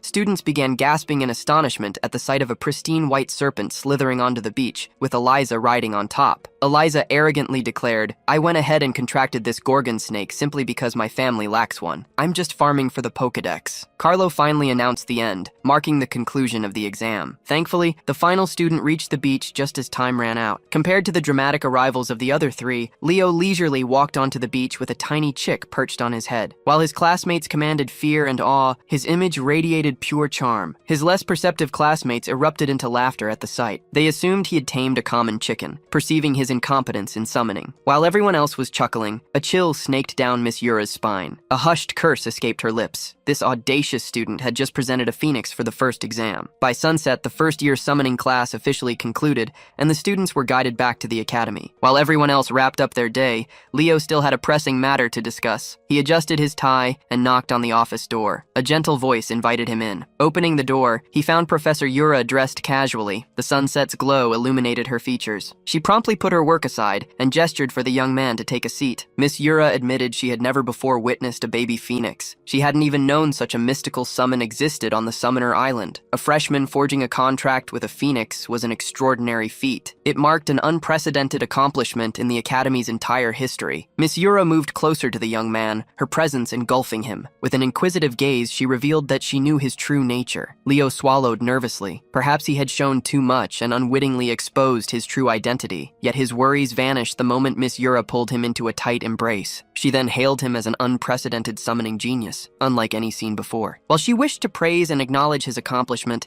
the professor believed they should keep his Phoenix contract a secret for now. If such monumental news became public, chaos would erupt swiftly. For now, she urged him to ensure he selected summoning as his primary major the moment exploratory classes concluded. In her view, this young man possessed the innate talent to become a summoning hero, one whose legend would endure through the ages. By the way, I know what you're thinking, but reality can be cruel. There's no chance for you to become her summon. The following day, Lumine Academy and its residents awoke to a beautiful morning. Chloe ambled through the halls, still drowsy and yawning from insufficient rest. Carr spotted her yawning and playfully warned her that her mouth might split if she continued. Chloe felt and appeared exhausted, having stayed up late engrossed in magic books. Recognizing the girl he had encountered days earlier, Leo retrieved Chloe Muller's ID from his pocket and returned it. She thanked the freshman representative for sparing her the trouble of applying for a replacement. What struck her as peculiar was that Leo also planned to attend magic classes. He explained that since they remained in the exploratory period, he intended to attend as many lectures as possible. Chloe, however, focused solely on magic, so her attendance was limited to classes concerning that subject. Carr subtly whispered to his friend that Chloe, this ice woman, was determined to reach the pinnacle of the magic division. You see, Carr's voice lacked any filter,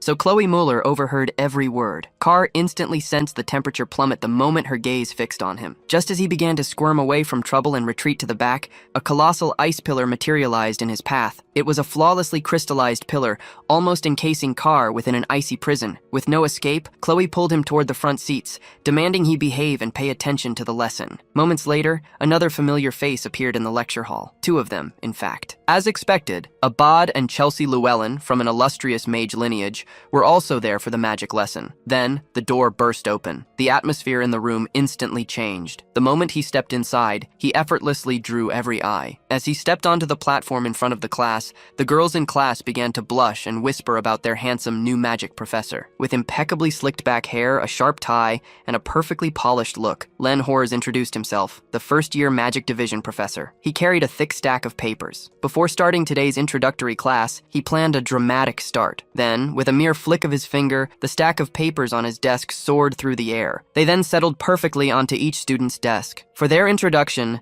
everyone would face a magic theory exam right away. Naturally, everyone was stunned to be tested on magic theory before even one lecture. Professor Len Hors declared that any student who failed to meet his standards would be expelled from his class. As all of them were now Lumine students, this level of expectation was only fitting. Once the exam concluded, they were to hand their papers to his assistant, Anna. In sharp contrast to Professor Hors's intensity, Assistant Professor Anna seemed like pure sunshine. Yet the person most caught off guard by this first-day exam was undoubtedly Leo. With just one glance at the first question, Leo instantly knew he was in deep trouble. He had no clue about current magic trends. The increasingly complex formulas on his paper were utterly indecipherable to him. As the clock ticked, every student strained to recall every last detail. They struggled to answer the intricate questions. With each falling grain of sand, tension in the room mounted. Their futures as magic heroes hinged on this exam. When time was called, students began discussing the exam. Many found it surprisingly easy. Even the brightest minds couldn't crack the final question. Compared to them, Leo was overcome with anxiety. He had only managed to answer a single question, despite his fervent efforts. As he shakily submitted his paper, a wave of regret washed over him. He wished he had learned more about modern magic before arriving. Convinced it was hopeless, he promptly departed. He couldn't bear to remain in the lecture hall, consumed by embarrassment. He decided he should simply study magic on his own. Over the past century, magic had evolved by leaps and bounds. Magic that once demanded a profound grasp of complex theories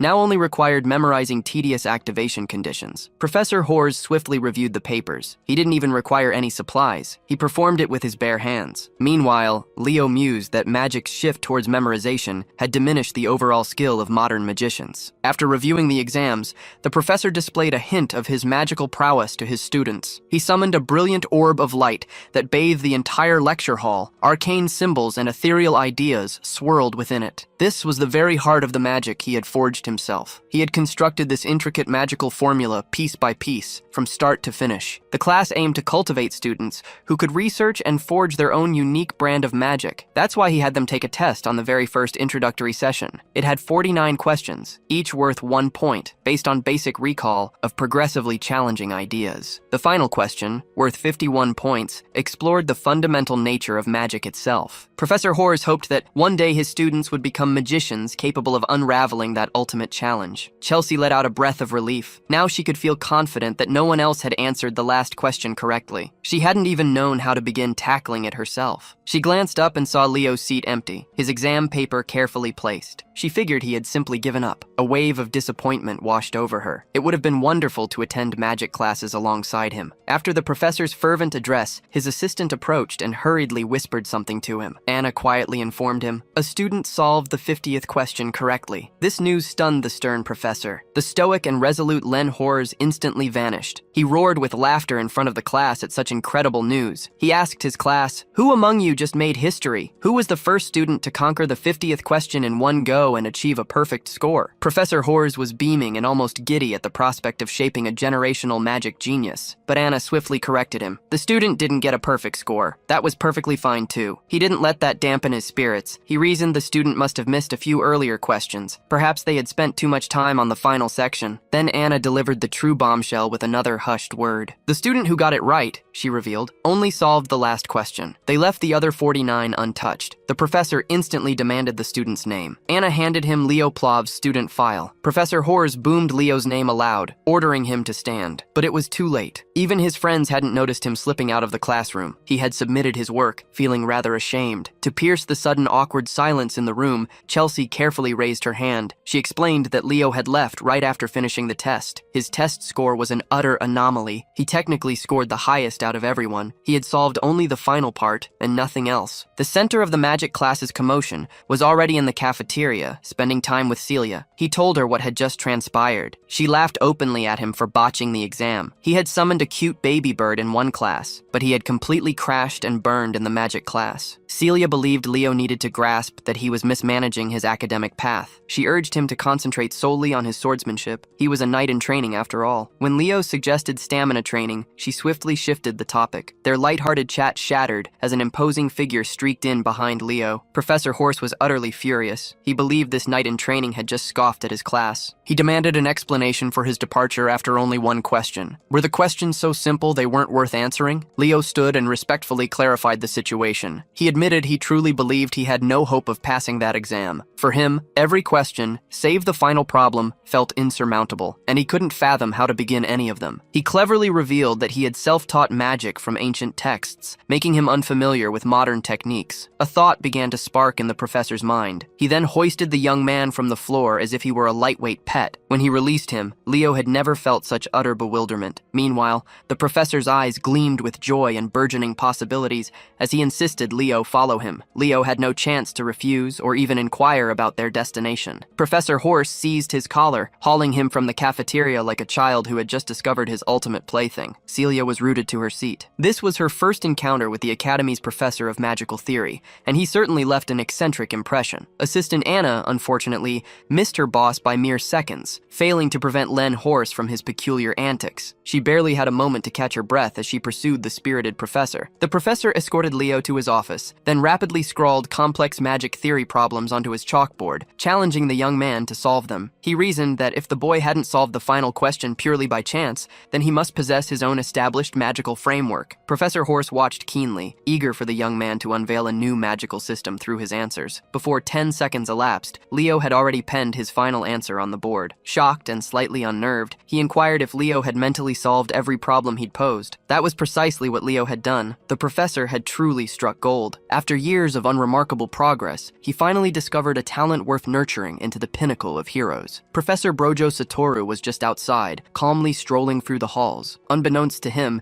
his tranquil day was about to be disrupted by his over-enthusiastic colleague. Professor Horse came rushing to him, a broad, innocent smile on his face, his eyes gleaming with vitality. Satoru wanted no part of it. He knew whatever his colleague was beaming about would shatter his serene day. He turned and retraced his steps. Len Horse clutched his legs, gushing thanks like an ecstatic pup. Professor Albie had to use magic to restrain him. This wasn't the first time he'd seen Len Horse behave wildly, but he was exceeding his limits today. Professor Horse was utterly unconcerned, even while suspended midair. He simply wanted to convey his thanks for unearthing the genius of Leo Plav. Albie was perplexed. Why would this devotee of magic call an aspiring knight a genius in sorcery? Hearing knighthood and Leo mentioned in the same breath made Professor Horse incensed. He insisted the young man must become a sorcerer, no matter what. He couldn't bear to let such talent languish, swinging mere metal. Finally, his assistant and part-time babysitter, Anna, reached her boss. While he was passionately arguing that sending Leo to the Knights would be an affront to sorcery itself, Albie dropped him to the ground. At least the professor was deeply grateful for Anna breaking his dissent. After running all over the campus, the assistant's bright disposition had faded as she urged their return to class. As if summoned, Leo strolled past the ruckus. Professor Albie offered him a reassuring smile. The young man mused that sorcerers remained utterly unchanged over time. Even now,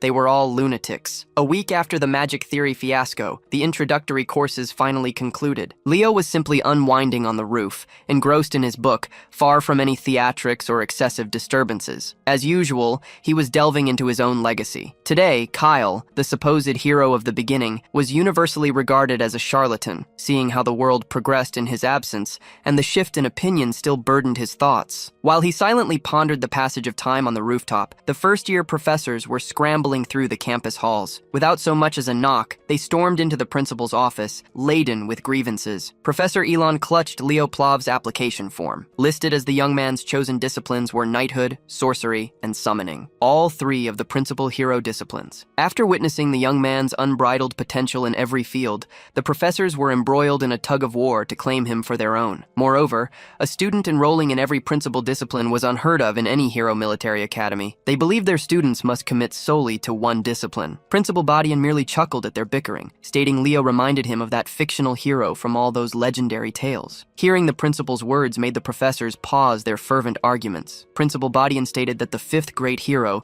also known as the hero of the beginning, Kyle, was the only person said to have mastered every class in history. Meanwhile, Celia and Chelsea were gasping in exhaustion as they circled the track. Carr discovered Leo relaxing beneath a tree's shade. He wondered why the girls were training so intensely on a weekend. Chelsea had asked Leo to train her, and he agreed, but that still didn't explain why they were simply running laps. Leo simply answered that, above all, even more important than weapons, a hero must possess boundless stamina. This cardio training would forge that. Even Chelsea had completely embraced the notion that stamina was the most vital quality for a battle mage. During their break, the girls gathered around Leo as he offered them water bottles to refresh. Surprisingly, Chelsea seemed to enjoy training her endurance on the weekend. She declared she wanted to run with Leo. As soon as Celia heard the poor girl say that, she spat out her water. The grueling memories of training with Leo had instantly flooded her mind. Since he was already planning to run, he might as well guide the ladies. Yet Celia had sworn she would never run with him again. Observing their exchange, Carr asked Celia and Leo what was between them. He wondered why they seemed so close. He had even thought they were dating at first. Celia ended the confusion by dropping the bombshell. They were nothing more than cousins. Leo was the son of her father's sister. The disclosure that Zerdinger blood flowed through Leo's veins utterly stunned Carr and Chelsea. Leo finally roused himself and began stretching to join the ladies for the next round of hellish cardio. Unwilling to waste his time on training, Carr departed. He planned to explore Lumeria City a little more. Celia tried to join him in the vibrant city, but Leo Leo had already grabbed his cousin by the hair. Today was a training day. Carr couldn't help but think that the nobles in his circle lacked even an ounce of dignity. Time passed, and the eagerly anticipated class assignment day finally arrived. Leo proceeded to his assigned classroom, Class 1-5. Inside, he spotted Carr sitting down, beckoning his friend to the seat beside him. The cunning businessman had been the first to arrive, already knowing his class placement. Say what you will about Carr, the young man excelled at gathering intelligence. Another familiar face also sat among them. Chelsea was in her seat. It was difficult to tell if she was dead or alive after the brutal weekend of training with Leo. Carr inquired about the hell Leo had subjected the girls to. He replied that they had merely covered the fundamentals. Suddenly, a pair of lowly students glanced into Class 5, known as the Class of Anguish. They mockingly pondered how many of their pathetic juniors would endure past the first semester. A languid voice interrupted their taunting. He asserted that these two seniors, mocking the freshmen, were far more pathetic in his eyes. The pair of extras spun around, a chill seizing them instantly. A man with tousled dark hair and an untamed beard stood before them. His presence was crushing and immense. He was Herod Edmund, homeroom professor for Class 1-5, also known by his nickname, the Wailing Wall. The professor commanded the extras to fashion a chair with their bodies, and terror compelled them to obey. He settled onto his human chair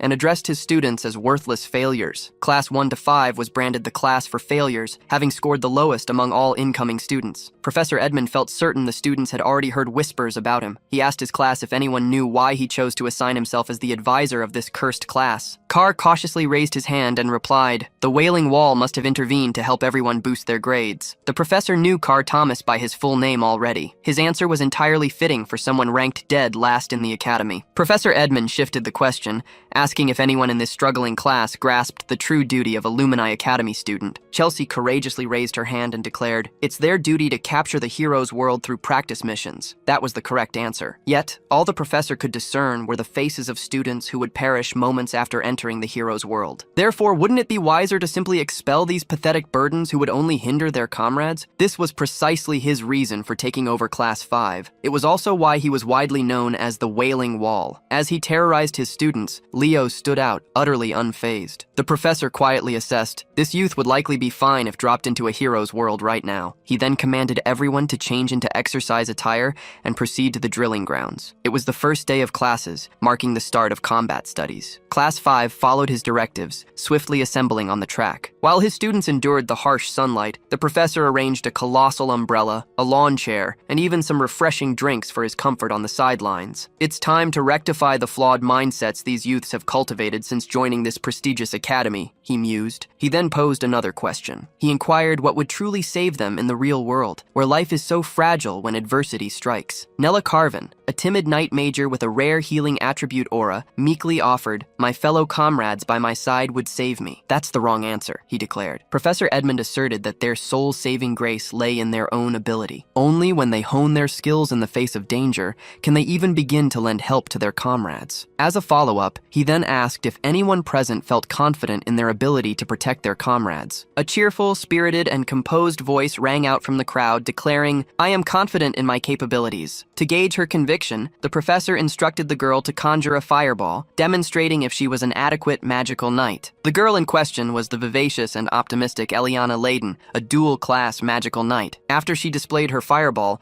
the professor remained unconvinced she possessed the necessary prowess. He even disparaged its size and intensity, telling her, "It's not enough to even kill an ant." Challenged by the professor's biting remarks, Eliana channeled even more mana into her spell. She conjured 2 fireballs, warping her surroundings into a surging pool of flame. Not only did she increase the number of fireballs, but she also doubled their size. Professor Edmund offered a dry compliment about her spell, sipping from his juice box. He conjured a small orb of wind, challenging Eliana to strike the tiny fellow with her impressive fireball. The orb of wind soon morphed into a wind spirit and soared through the air, imbued with its own will. It zipped close to Eliana, taunted her fire with a giggle, and playfully tapped her nose. The spirited young lady flew into a rage. She started unleashing fireballs in every direction, frantically trying to strike the vexing wind spirit. After expending her mana on attacks that couldn't even land a hit, the professor interjected, "What's the point of multiplying an attack's number and size if you can't even hit your foe? This exercise aims to highlight their greatest deficiency, the ability to apply their skills effectively. They must refine their abilities and surpass their boundaries. That's the hero's way." The professor smiled and declared that class would not end until one of them captured his wind spirit sylph. Leo simply listened quietly. The professor's words were harsh, but he could confirm their truth. Perhaps perhaps he should engage with this lesson and attempt to catch the sylph. While his entire class raced around the track, Professor Edmund's gaze remained fixed on Leo Plav. Given the buzz surrounding the kid, he was determined to discern if Leo was merely full of bluster, like the fabled hero Kyle. Unfortunately,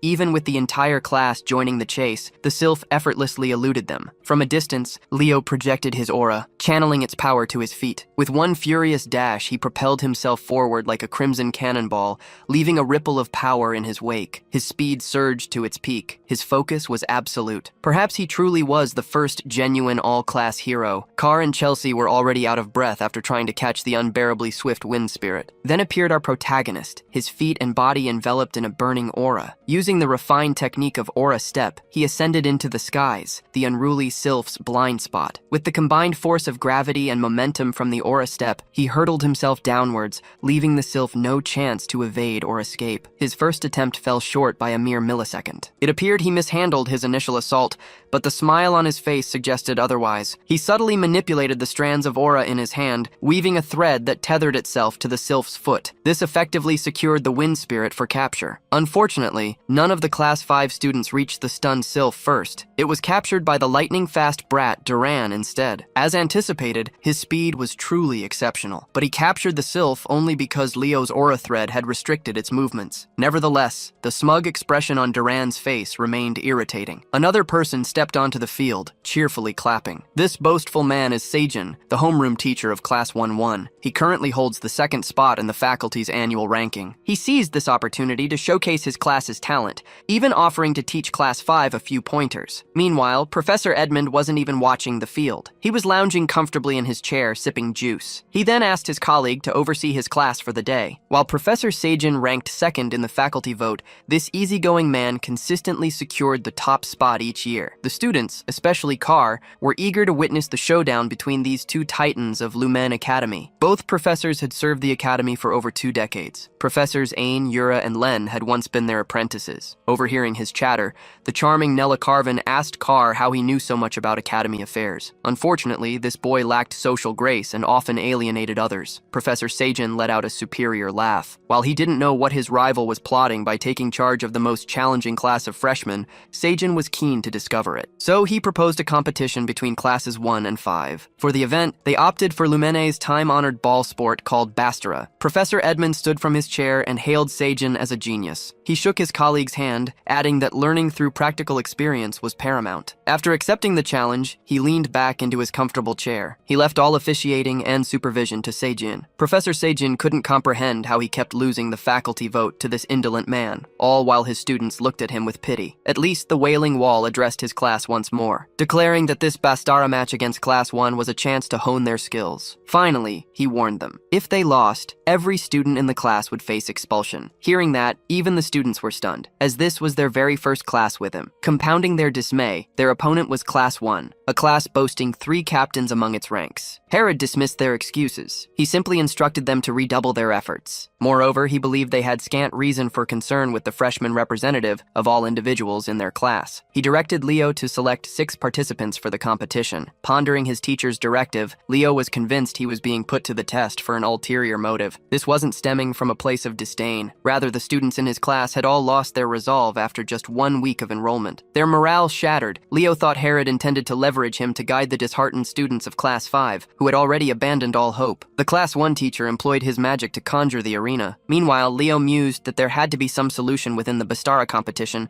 a way to help his classmates escape their dire predicament. Lumene Academy's elite were now confronting Class 5. Even Chelsea was trembling with fear. She endeavored to explain the rules of the Bastara game, as Leo knew nothing of it. The game was an enduring combat sport that had persisted through generations at the academy. Based on that description, it sounded no more extraordinary than a simple ball game. Thomas explained, it wasn't quite so straightforward. In truth, it's far more perilous than a simple game. The Sword Princess Celia taunts Chelsea for her pale, defeated look. Her taunts sparked Chelsea to lash out in fury, refusing to lose to a Zerdinger. Leo, on the other hand, remains perfectly calm. He urges them to relax, certain they won't be losing anytime soon. Celia is furious. She vows to show him the results of her training very soon. Chloe, meanwhile, is determined to win against the first-year representative. She intends to reverse their previous outcome. With that, Sejin calls the participants to approach the arena. Leo glances at his classmates, asking who would join him. Two step forward, Chelsea and Eliana. The stakes are immense. Losing means immediate expulsion, which is why they're willing to give their all for victory. Thomas and the others quickly join them as Leo signals the professor their class is prepared to start. Sejin produces the ball and launches it high into the air. Each participant from both teams focuses intently on the ball. The game begins. Duran and Leo leap for the ball, but Lightning Boy moves a heartbeat faster. He swiftly snatches the ball, claiming the first move. The game has barely begun, and Leo chooses this moment to learn the rules. He finds the rules surprisingly simple. He merely needs to charge the ball with aura, then shoot it into the goal. Players are forbidden to use their bodies. The first team to reach 11 points will win the game. Duran unleashes his fury, firing the ball with thunderous speed. Leo barely dodges it at the final instant. Thomas, however, couldn't even track the ball. It whizzed past him and ripped into the net. The first goal is scored by Duran of Class 1. It instantly plunges Class 5 students into deeper despair. Tide is overwhelmed by pressure, fearing they'll all be expelled at this pace. Leo now asks how one can regain possession of the ball. There are three primary ways. They can claim it if the ball goes out of bounds during their opponent's possession, or by catching the ball. As Tide explains the final method, their conversation is cut short. Eliana is brutally struck down by Celia's explosive throw. The Sword Princess jeers at their careless chatter. She reminds them they should be focusing on the match. The situation is dire for Eliana. Players can't directly attack or block opposing players. So, the third way is to render an opponent unable to continue. The only way to do that is by striking opponents with the ball. Leo has heard enough. He snatches the ball, convinced it's time for them to retaliate. Eliana is now out of the match, leaving Class 5 a player short. Both professors are scrutinizing the match. Sejin considers that any team with a fire element advantage often holds an overwhelming edge in the game. And when it comes to the Zerdinger house, their flames burn the most fiercely. He couldn't grasp why Herod chose to accept the challenge, aware that the Sword Princess was in Class 1. He believed Herod's class stood no chance of fighting back. In response, the unfazed professor simply yawned, as if his words held no weight. Addressing Sejin, Herod recalled an old memory of his first student from the house of Zerdinger. That woman was dubbed the Empress of Bastera, a formidable force in the game. Herod gleefully shared that her child was competing for Class 5. This revelation utterly stunned Sejin. Back in the game,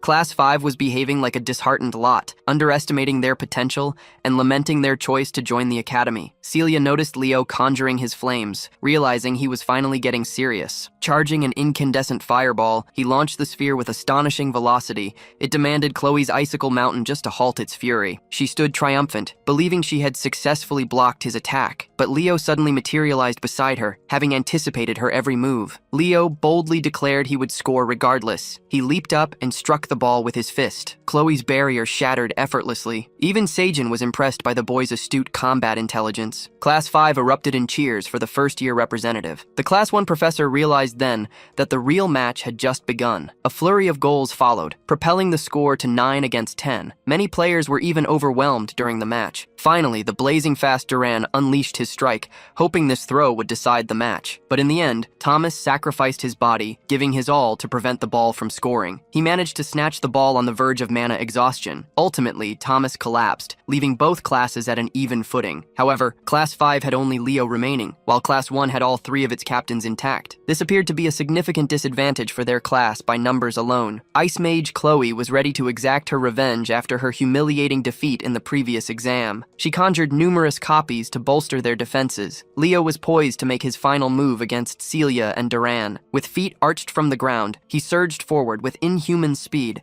stunning the three captains with how fast he vanished. Leo moved with such blinding speed that he darted past Celia before she could react. He had no intention of confronting them directly, meaning he was aiming for the goal. This left everything up to Chloe to defend. She desperately tried to discern the real Leo among his numerous copies. Just comprehending this level of magic left her breathless as Leo streaked past her. Chloe collapsed in defeat, questioning how a mere human could wield the magic of the elves. Ultimately, not even the three captains could stop him, and the conclusive winner of the match was Class 5. Leo's name was chanted as Class 5 students celebrated with unbridled joy. They had been on the brink of expulsion. Sejin was astonished to learn that Herod had pushed them to their absolute limits just to win the match. The three captains, however, were crushed by their loss. Sejin knew he needed to speak with them. He approached Chloe, asking if she felt upset about their defeat. defeat. He reminded her that tradition demanded they always salute their opponents, even when they lost. He commended their efforts to secure Class 1's victory. Seijin expressed immense pride in the students who worked hard and even those who cheered for their allies. His radiant words of encouragement truly moved them. Herod, however, had no such gentle words. He bluntly called them losers, further provoking their irritation. Both classes, despite the outcome, had given their all in the competition. Class 1 displayed impressive talent, while Class 5 showed remarkable perseverance, fighting fiercely until the very end. Seijin stressed that pushing past their boundaries had earned Class 5 the victory. He expressed a desire for both rival classes to learn and grow from each other. With sincere sportsmanship, they shook hands. Celia irritated Chelsea, who fired back her own biting remarks. Thomas, on the other hand, was exuberantly cheerful as he shook Duran's hand. Duran simply stared at him with a chilling, vacant look. Chloe was brought to the verge of tears and shame. Leo extended his hand, commending her performance. He believed that with just a little more effort and experience, she could rise to incredible prominence. She initially perceived his words as mockery, but seeing the boy's sincere expression, her perception shifted. Chloe vowed to surpass Leo one day and shook his hand. A month had passed since then. Our trio was sharing a meal when Thomas eagerly inquired about their club choices. Instead of joining an existing club,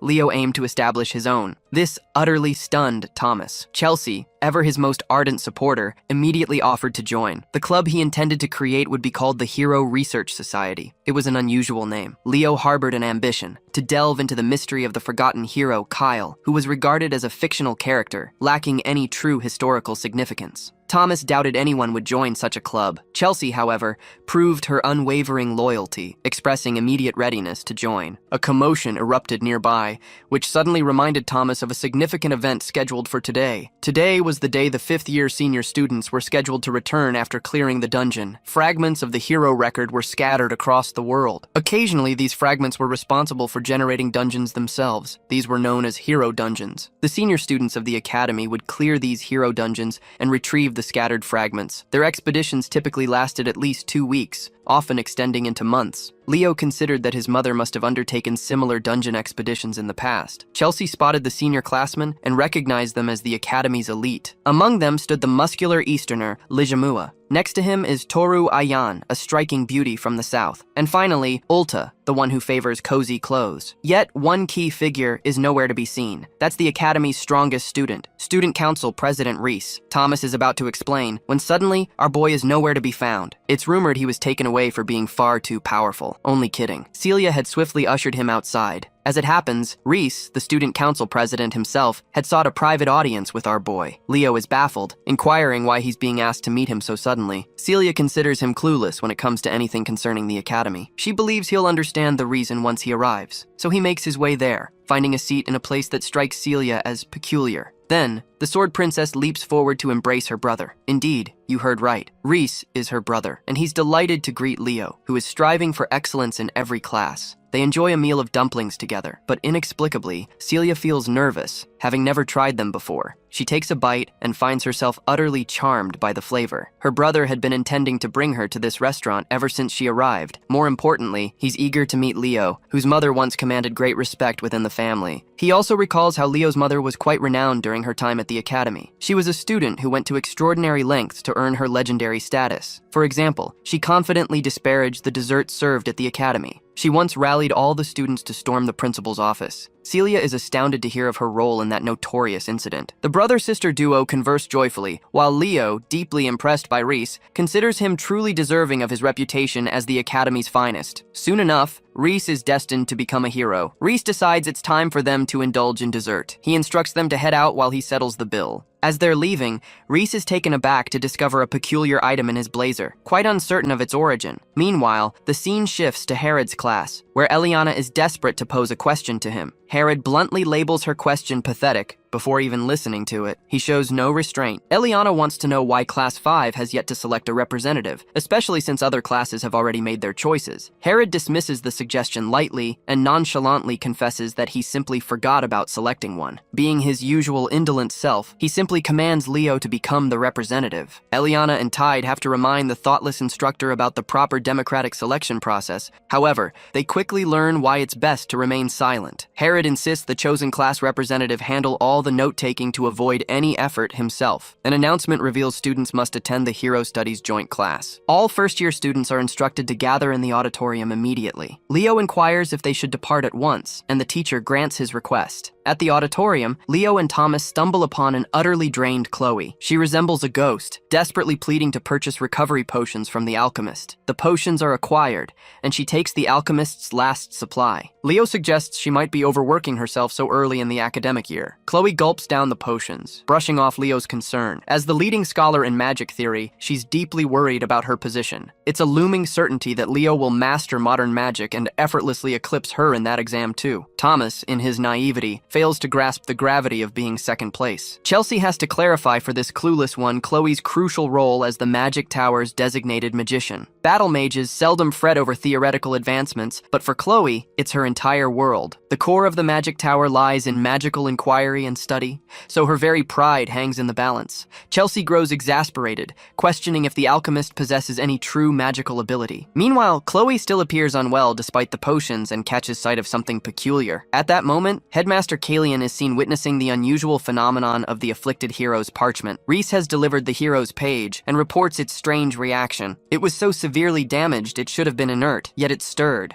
No relic was even near for it to happen. The headmaster inquires if it reacted post-incident and discovers it has remained dormant since. Kalian ponders deeply, resolving to investigate this matter personally. He instructs Reese to recuperate, since he just completed his mission. The headmaster directs his assistant, Elena, to bring the afflicted hero's parchment to the auditorium in the Hall of Beginnings. He insists on its presence during the first-year joint class session. It's revealed that even minute fragments can react, should the individual named in the hero's chronicle make contact. In this instance, the individual is Leo, though this remains unknown to them all. In the Academy's auditorium, the first years are attending their inaugural joint class session. A cacophony of chatter compels the charming Professor Artian to demand silence. Disregarding her admonitions, they continue to squabble thoughtlessly. Artian reaches her limit, unleashing a furious outburst. She delivers a chilling ultimatum: cease your chatter or face dire consequences. Her sweet and timid facade shatters, replaced by a ruthless, deadly resolve. She berates them fiercely for their foolishness. Artian is taken aback, realizing their abrupt silence. She reverts to her delicate and reserved manner, behaving as though the outburst never occurred, while the remaining students are drenched in fear. They had simply grown accustomed to the fact that she could be fiercely intimidating when necessary. Leo had witnessed her abilities and now considered her a spiritualist, a calling exceptionally uncommon even in his previous life. Artian began the class session with a dagger in hand. She discussed the emergence of the hero record and the origins of the hero clans. To unlock a hero's world, an object imbued with personal meaning to that hero is essential. Essentially, a conduit. This makes it far simpler for a hero's descendants to open a hero's world with ease. It's also why the Academy safeguards these hero records, cherishing the bonds forged between their families. To offer a perfect comparison, it mirrors the relationship between a key and a treasure chest. Leo was captivated by the explanation and eagerly awaited what came next. Artian further underscored the vital role of hero studies, calling it paramount for revealing insights into a hero's world and deepening their comprehension. As students progress through their education, they will eventually select a hero to emulate and complete their sagas. The professor's explanation was interrupted by Elena's abrupt arrival. She presented a fragment of a hero record that the 50-year students had recently retrieved. Seeing the enigmatic relic, the students erupted in cheers. She parted it slightly, then sealed it once more. Artian wished to gather their thoughts before they experienced the fragment themselves. She sought to understand their aspirations for becoming heroes. Celia eagerly declared, "I want to become the most formidable knight my family's lineage has ever seen." Artian was struck by her bold ambition. Meanwhile, Chloe expressed an interest in compiling a spell book that would document her unique spell creations. Many students shared their own aspirations. Thomas wished to serve as a vital support for future hero candidates. Finally, Leo rose to declare his audacious ambition. "My goal is to utterly annihilate Erebos forever." This declaration arrested the attention of not only the students, but also the professors. Artian attempted to transition smoothly, despite being rattled by his pronouncement. The students from other classes chattered about his grand declaration, dismissing them as mere boasts. As for the professors, Herod was somewhat perplexed, knowing that Leo never spoke without profound purpose. 1,000 years had passed since Erebos was shattered into countless fragments and sealed away. However, he had resurfaced in various forms in recent times. Even a single piece was capable of unleashing immense devastation, but this kid had just declared the impossible. He sought not just to vanquish a mere fragment of the demon, but Erebos in its entirety. Ardian wished to finally delve into the hero's record now. She intended to offer each class an opportunity to deduce the hero's page, before proceeding to explain how one could clear a hero's world. She also prepares them for unforeseen situations,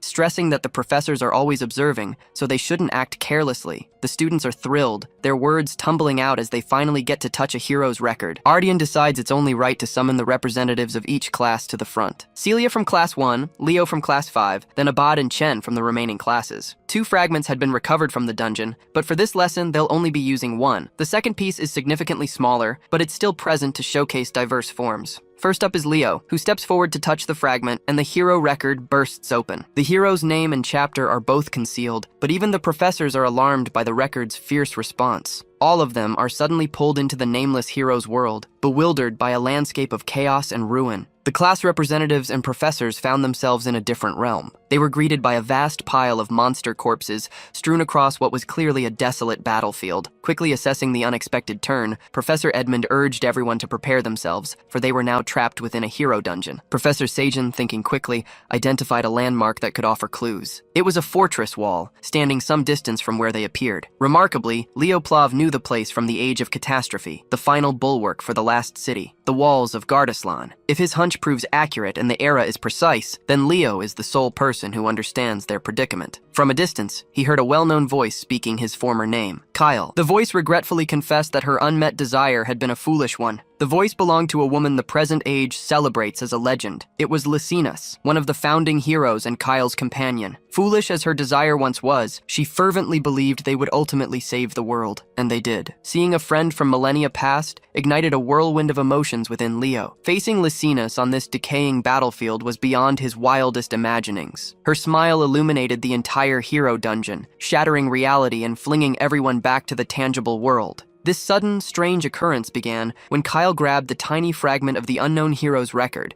which was intended purely for exhibition. Chensha anxiously questioned the professors about what had just happened, but none of them had an answer. With a frustrated expression, Professor Edmund swiftly announced that classes were suspended. He implored everyone to remain calm and depart the hall in an orderly fashion. While everyone made their bewildered exits, Leo remained at the podium, still clutching the small, torn fragment, lost in contemplation. He was convinced that what he held was his own page. Kyle's page. In his hand was the most vital clue for his quest, a fragment of his own record. Seeing Leo in such focused reflection intrigued Professor Edmund. Once the commotion settled, the students dispersed, seeking vacant classrooms to occupy. All remaining classes had been canceled for the day. In one of these classrooms, Leo revealed they had glimpsed the legendary Lycinas, the King of Wisdom. The thought that the Academy had uncovered Lycina's hero record made Chelsea's eyes sparkle. This, she knew, signaled a momentous occasion. Eliana balled her fist in frustration, lamenting that she hadn't fought harder for the class president's seat. If she had, she wouldn't have missed such a critical opportunity. Carr shot her a look, suggesting she stood no chance in the competition. Sensing the mockery,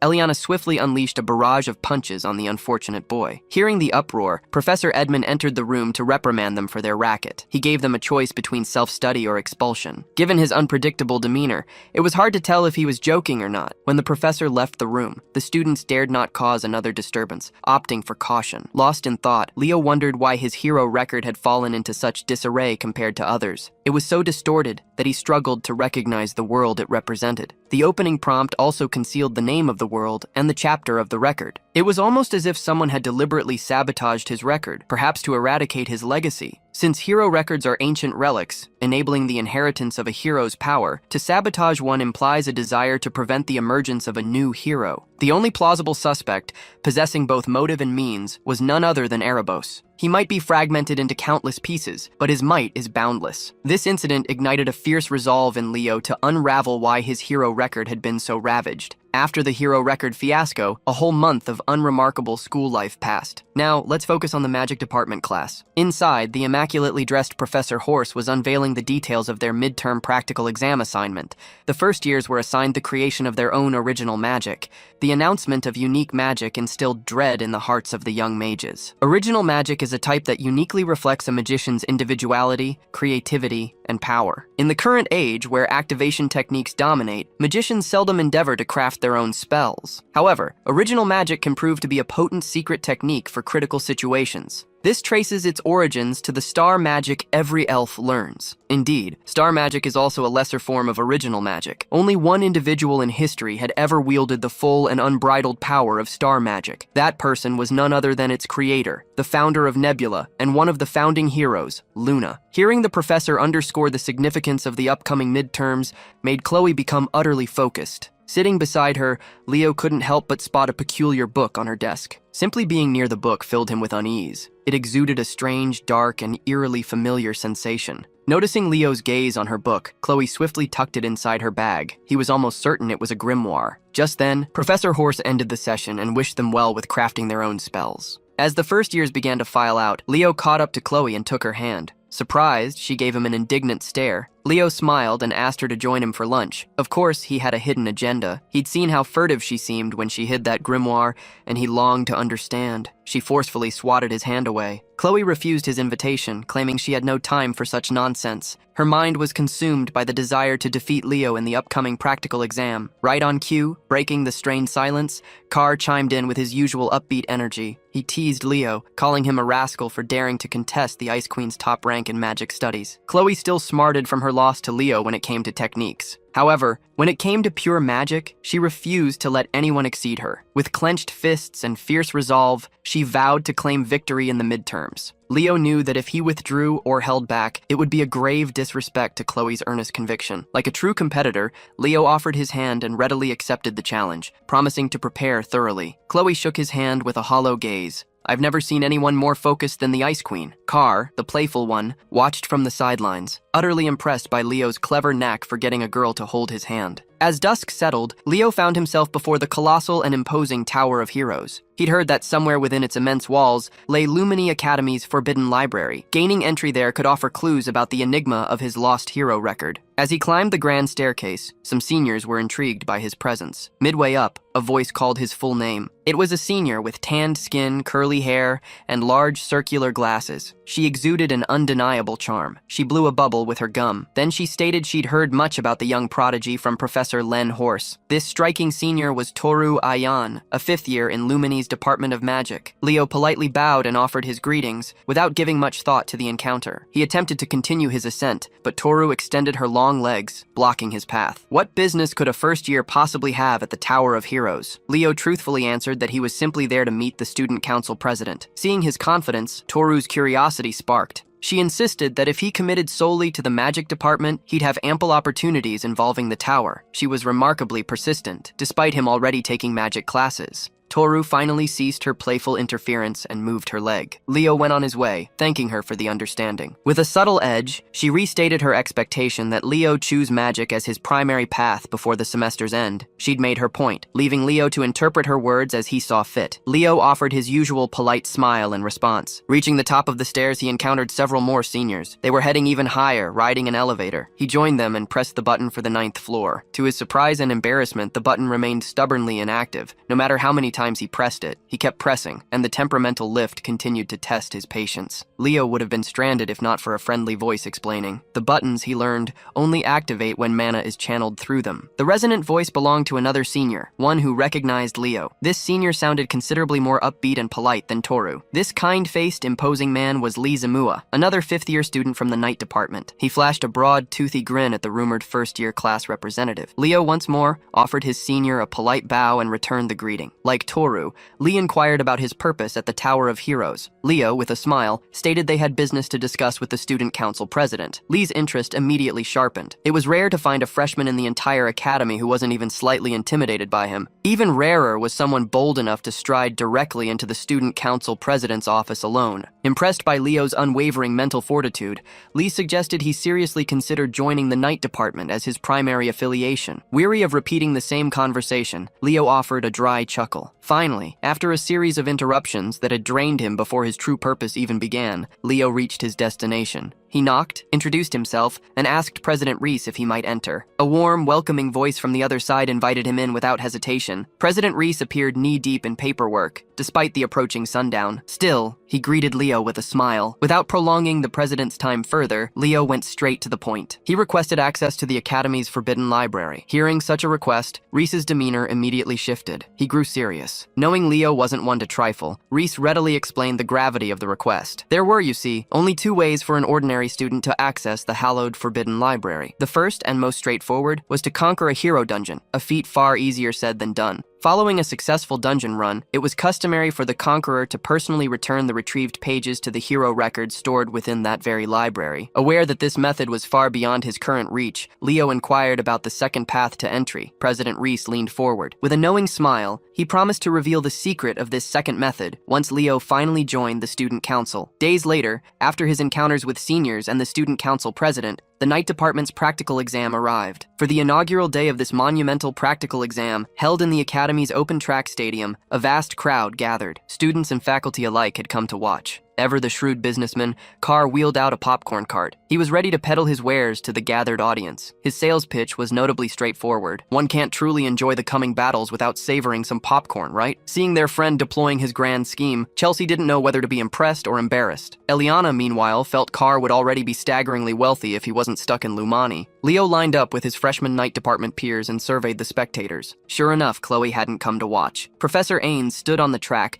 glaring sternly at his students to underscore the gravity of this impending evaluation. Without further delay, he summoned the first pair set to clash in the initial match. First up was Hall Snafe from Class 1, a sly-looking young man with an untrustworthy smile and eyes. His opponent was none other than our boy, Leo Plav from Class 5. The contenders stepped into the arena, igniting the crowd's excitement. In the stands, Carr was diligently seeking new patrons, his gaze fixed on Professor Sajan. He cheerfully ran towards the disgruntled professor, keen to boost his earnings. With samples in hand, he asked Professor Sajan, "Would you care for a popcorn and beverage pairing to enjoy with the impending match?" True to his snobbish nature, he scoffed, as if consuming popcorn was beneath his dignity. He believed only less refined individuals like Professor Edmund Harlan would purchase such an item. Sensing he wouldn't sway the professor so easily, Carr looked toward Class 1 for assistance. Thankfully, Celia was there. One look was all it took for her to understand Carr's need. Using her secret technique, she amplified her adorable charm to its peak and asked, "Professor,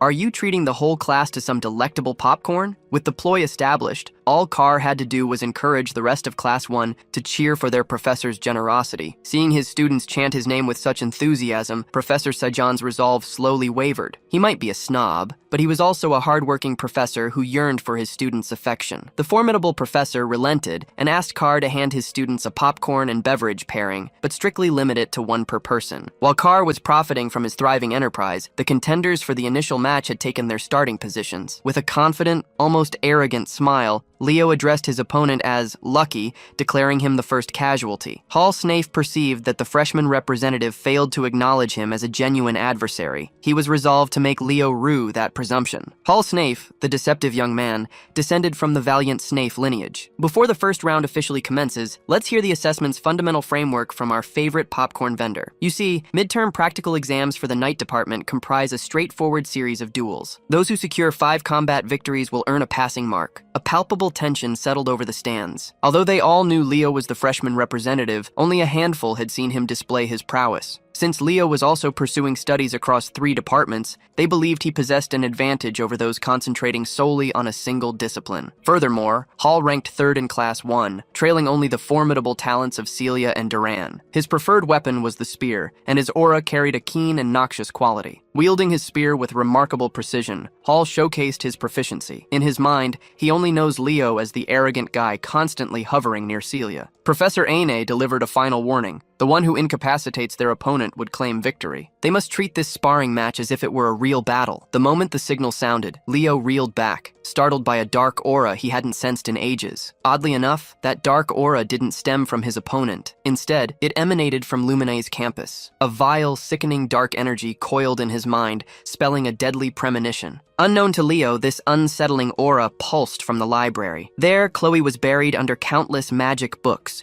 preparing for the magic department's midterm exam. The formula she scribbled joined a pile of torn pages, all filled with underwhelming ideas. The pressure was beginning to consume the Ice Queen. No matter her effort, she struggled to forge a unique and victorious spell, using only her own skills and wisdom. At her wit's end, she lashed out at the books strewn across her desk. The specter of Leo's talent haunted her thoughts, slowly devouring Chloe from within. Her fierce refusal to be outdone by the boy wonder drove her to the brink. Her gaze fell upon the books she had scattered across the library floor. One particular volume seemed to beckon to her. It was the grimoire she had carried with her for some time. With no other recourse, she became convinced this artifact held her sole chance at victory. Her fervent desire to keep the top spot in the department left her mind susceptible, wide open to foreign influences. Her desperation, combined with the dark energy radiating from the grimoire, was so potent it seized Leo's senses mid-match. Spotting Leo's distraction, Hall seized the chance to close the gap and capitalize on his opponent's lapse. He thrust his spear, targeting Leo's head. Thankfully, Leo regained his composure and evaded the strike just in time. Withdrawing, Hall unveiled his family's signature technique, transforming his spearhead into a venomous, coiling blade, reeking of poison. His snake-like spear darted unpredictably, steadily closing in on Leo's chest. Leo, ever composed, seized the spear with his bare hand, not a flicker of hesitation or a single blink. Hall was utterly stunned. The sheer power to halt such an assault had to be immense. Caught off guard, Hall's grip faltered as Leo wrenched the weapon from his hands. Hall, refusing to release his spear, was dragged along with it. Flustered and unsure, he appeared utterly amateurish. Once yanked within range, Leo compounded the humiliation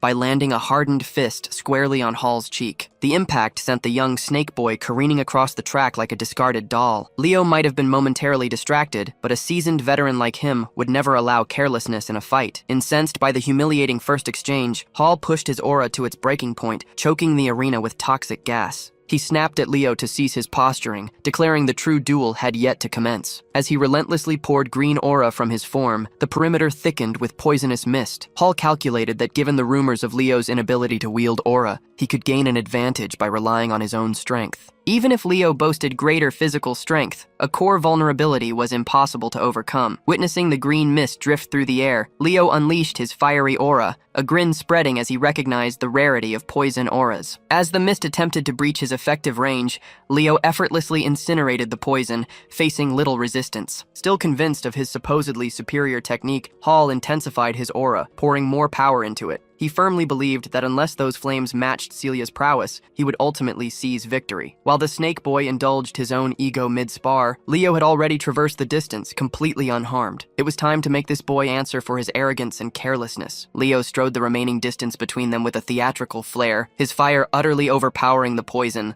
Witnessing the vibrant display of auras in the arena, the audience erupted in excitement, eagerly munching on their popcorn. From the Class 1 seats, Duran observed the battle, his expression perpetually grim. Celia appeared utterly stunned, while Chelsea loudly cheered for her man. To her, everything Leo did was undeniably cool. Celia had never imagined Leo could amplify his flame aura's power to such a fearsome extent. Poor Hall Snafe, too, felt the unexpected might of Leo's flame as it drew nearer. By his estimation, Leo's blaze already rivaled Celia's, the top knight in their entire cohort. Who would have thought that a student pursuing every major in the academy could excel so spectacularly as a pure knight? Despite this, Hall steeled his resolve, preparing to unleash a move he'd been carefully saving, hoping to defeat Celia at the opportune moment. He never anticipated being forced to use it on Leo Plav in the opening match of the midterms. He molded his aura into the image of a venomous serpent, conjuring a snake prison and hurtling it towards his opponent. Intrigued by the technique, Leo allowed himself to be ensnared by the snake prison, remaining still as he intently analyzed the serpent's form. Hall truly believed he had achieved something remarkable, even casting a quick glance at Celia in the stands, a faint blush creeping onto his cheeks. The young man had diligently refined this skill, hoping to match Celia's flame, and he was quite optimistic about its debut. In response to his subtle blush, Celia merely sighed, then gestured towards the arena's opposite side. Hall's fleeting arrogance had diverted his attention from the fact that Leo was already boiling his snake prison alive.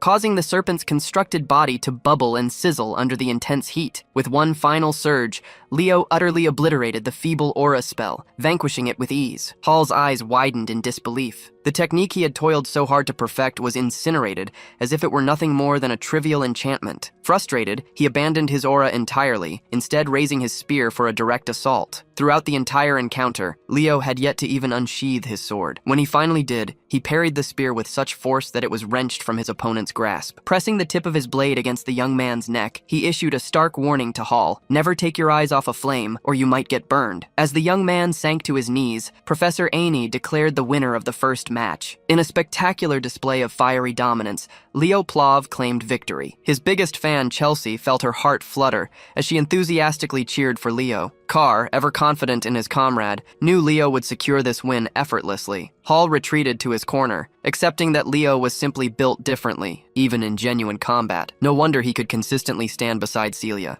Much to his surprise, a familiar voice offered praise for his performance despite his resounding defeat. Gazing up, he spotted Celia, a smile gracing her face in the stands. She was celebrating his remarkable technique. Despite his loss, Hall had just received a compliment from the very girl he'd been pursuing. Perhaps then it wasn't such a terrible outcome. He vowed to cherish that compliment for the rest of his days. As the next match began, the professor summoned Elian Layden of Class 5 to the stage. Bursting onto the scene with fiery energy, Eliana immediately demanded to know her opponent's identity. When Professor Ane announced Chen Jia of Class 10 as her opponent, Eliana's surging energy instantly deflated. She had been eager for a decisive victory, but instead, she faced one of the night department's top 3 students. The two young women positioned themselves, standing opposite one another as they awaited the starting signal. With a gentle smile, Chen Xia offered her opponent good luck, accompanied by a graceful bow. Even her courtesy exuded a quiet power. Still, Eliana was not one to yield, even when the odds stacked against her. She met the polite greeting with a resolute smile of her own. The moment the starting signal echoed, Chen Xia's hand moved with fluid grace, summoning her water aura. Waves of energy began to dance around her form, resembling a tranquil ocean. In stark contrast to Chen Xia's calm, Eliana's fiery resolve manifested as a whirlwind of wildfire, a rapier gripped firmly in her hand. Leveraging the power of her blade, Eliana surged forward, pushing her speed to its peak with a lunging stab. Chen Xia braced herself for the assault, encasing her body within a sphere of water. From the stands, Leo observed, realizing that absorbing the rapier's impact would inflict severe pain. Colliding head-on with a solid shield of water aura at full speed would be equally punishing. Eliana had been overly impetuous. She attempted to conclude the bout with a single attack, a move for which she was heavily penalized. Chen Xia's water sphere was not merely a defensive barrier. It could also scald her adversaries. In the second match, Chen Xia's tranquil power secured a decisive victory. Eliana rose, grimacing, and brushed away the sting of being overwhelmed in a single exchange. Despite the humbling defeat, she still felt her performance wasn't entirely poor. Leo, however, had already anticipated this outcome. It had been an unfavorable pairing from the start. Nevertheless, the struggle might have extended further, and Eliana's prospects could have improved had she maintained a clearer focus. For the day's third match, Professor Ain summoned the Night Department's prominent figure, Celia Zerdinger of Class 1. To everyone's astonishment, the third match promised a blockbuster showdown, an encounter no one anticipated so soon. Celia's opponent was none other than Duran Moira, perpetually ranking second in Class 1. Celia glanced at her scowling classmate and offered a knowing smile. She could already sense that this confrontation would be exhilarating. In stark contrast to Celia's cheer, Duran's posture indicated he regarded this spar with the utmost gravity. Meanwhile, in the stands, Carr had somehow procured a pair of 3D glasses, clearly reveling in his own concoction. He then nudged the entire bucket of snacks toward his seatmate Leo, offering to share. Every eye was glued to the stage. It wasn't every day you witnessed a clash of titans. The atmosphere pulsed with excitement. The stage ignited, and the air crackled with energy. Their battle-ready auras blazed forth. Blades drawn, the struggle to crown the true top student of the Night Studies department was about to begin. The starting signal rang out, and Duran launched his first move, a lightning-fast thrust. His body and blade seemed to merge, becoming a single thundering blur. But Celia was a skilled swordmaster in her own right. Her reflexes were quick enough to parry the initial attacks effortlessly. For most first years, this was their first glimpse of the top scorer's true combat power. Lost in the thrilling battle on stage, Carr asked Leo who he favored to win. Casually shoveling popcorn into his mouth, Leo declared that Celia would fall if the bout kept this tempo. Carr was taken aback by Leo's bluntness. Still, he wasn't counting his cousin out just yet. Even from the stands, he saw the calm resolve in her burning eyes. He figured she had a hidden ace, biding her time to astound everyone. Duran picked up the pace, boosting his speed to a new level. He continued his relentless assault. Caught off guard, Celia nearly took a hit to the neck. Only her instincts allowed her to shift ever so slightly. Confident he could now overwhelm Celia, Duran lunged into a close-quarter showdown with his top rival. It was a grave error. Celia lifted her ornate blade and conjured a flame. It outshone any other blaze seen that day. The fire burned so wildly, so brightly, that the arena's protective barrier began to flicker, struggling to contain its immense power. Most of the freshmen had never witnessed a battle of this intensity. Leo lauded Celia's patience and flawless timing. She had unleashed a brilliant move at the perfect moment. Carr looked puzzled, so Leo explained. The freshman sparring field, you see, was quite small and contained. Celia must have realized she couldn't match Duran's raw speed, so she simply transformed the entire field into her own blazing stage, evening the playing field. With this home court advantage, she cornered Duran into a difficult position. He now had to be incredibly mindful of his movements, lest he be scorched by the blazing inferno. Moreover,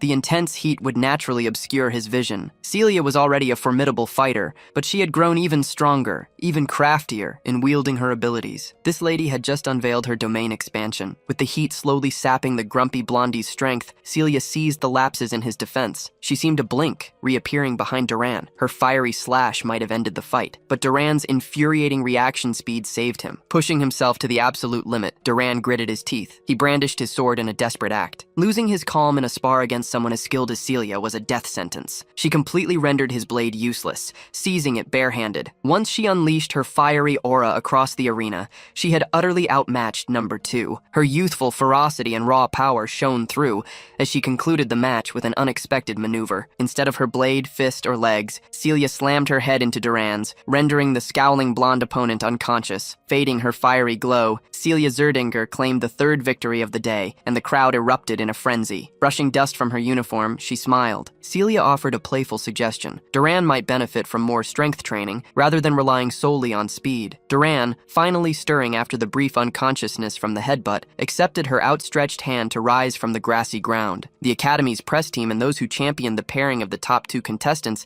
delighted in the sight of the captivating duo. Leo was satisfied to observe that his cousin's rigorous training had yielded results. Suddenly, the meddlesome Professor Edmund materialized behind the boys, munching on his own handful of popcorn. Apparently, he had attentively followed his class representative's commentary from beginning to end. He deemed Leo's assignments quite insightful. By the end of the day, every match in the night studies practical exam concluded without issue. Celia Zerdinger finished the day with 4 victories and 1 defeat. Duran Moira concluded with the same outcome, as did Chen Xia. All of them registered a single defeat across their 5 matches. Leo Plav, on the other hand, ended the day with a flawless 5-0 sweep, officially claiming the top position. A week after the consequential night studies practical exam, the written test for general linguistics concluded. Professor Edmund, appearing as disheveled as ever, commended his class for their diligent effort throughout the past semester. As he waved farewell and made his way towards the exit, he cautioned that some might still face expulsion due to a poor score. As soon as the door shut, Class 5 burst into a cacophony of reactions. Eliana, as fiery and energetic as she is, privately dreaded the prospect of expulsion herself. Meanwhile,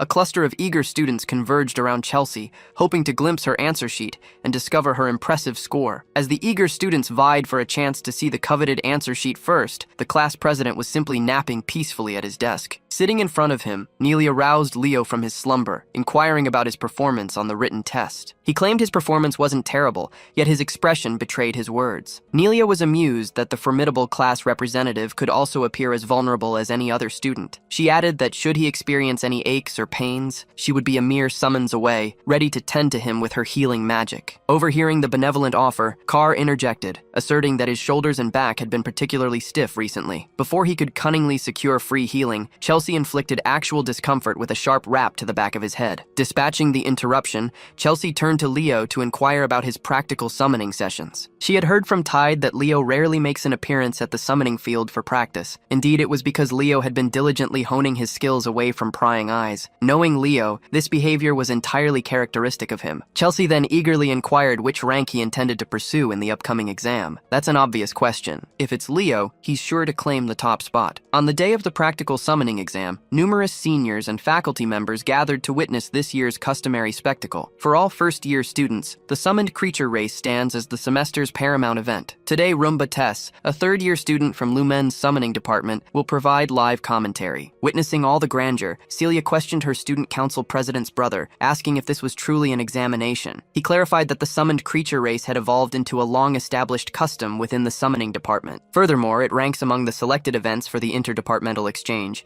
ensuring it remains a perpetual talking point. Whenever an event unfolds, Carr invariably senses potential customers and an opportunity for profit, so he relaunched his popcorn and cola venture yet again. Even before the race commenced, his sales were soaring. The crowd buzzed with clamor and excitement. This presented a sharp contrast to the unsettling silence on the stage where the participants had assembled. The summoning department freshmen already felt apprehension, and the clamor of the spectators offered no solace. Meanwhile, the race's frontrunners, Leo, the white-haired lady, the white-haired gentleman, and Chen Xia were intensely focused on the impending challenge. Eliza Hergen, the white-haired lady from the North's famed summoner hero lineage, approached Leo to commend his exceptional performance in the Night Studies practical exam. She then pressed him about his readiness for this summoned creature race, appearing unconvinced of his abilities, and one could hardly fault her. For someone asserting thorough preparation, she had never witnessed him participate in group practice. Hearing Leo singled out, the followers immediately interjected to challenge his readiness. They pressed Leo to withdraw if he wasn't committed to taking summoning seriously. None of them had ever observed him genuinely bond with a summoned creature. Tide attempted to pacify his classmates' unprovoked ire, advising them to calm down. However, the simpletons persisted in their incessant chatter, berating Tide not to align with the favored student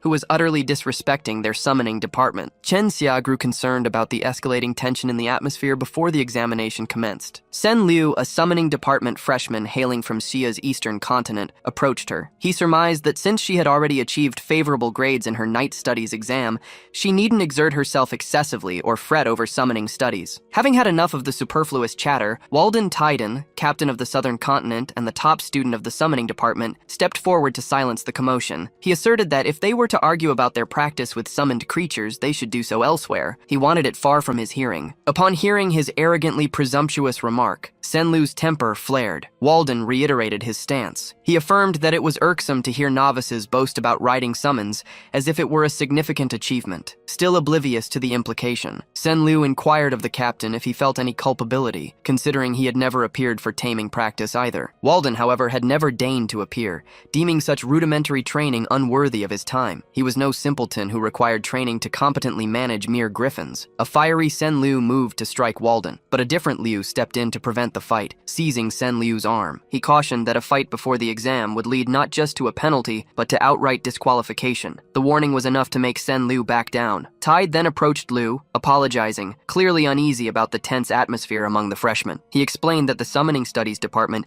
inherently had a significant skill gap between its majors and minors. Because Chen Xia and Liu, neither of whom were solely dedicated to summoning, were scoring so highly, the second-year students confronted the freshmen, scolding them for allowing such a disparity. Beyond his absence from practice, they saw Liu as a gifted but idle talent, even though he fully intended to give the race his all. From afar, some shadowy figures seemed to be observing with keen interest. A dark power cloaked a hooded man. He seemed overly invested in this race, and more specifically, in one student. That student was Sen Liu. Sen Liu was radiating an unnatural power within him, and he fully intended to unleash that power to inflict harm, even death, just to claim victory. Before the race began, Run Betis was set to briefly explain the rules. First, the freshmen were only permitted to use their summoning skills during the test. This meant even dual-class students were forbidden from employing aura or magic. Once the clock started, they were to tame a random griffin in the stables. They were then to take to the skies and navigate through the sprawling island of summons. Once through, they would use the Silent Lake as a turning point before returning to the academy.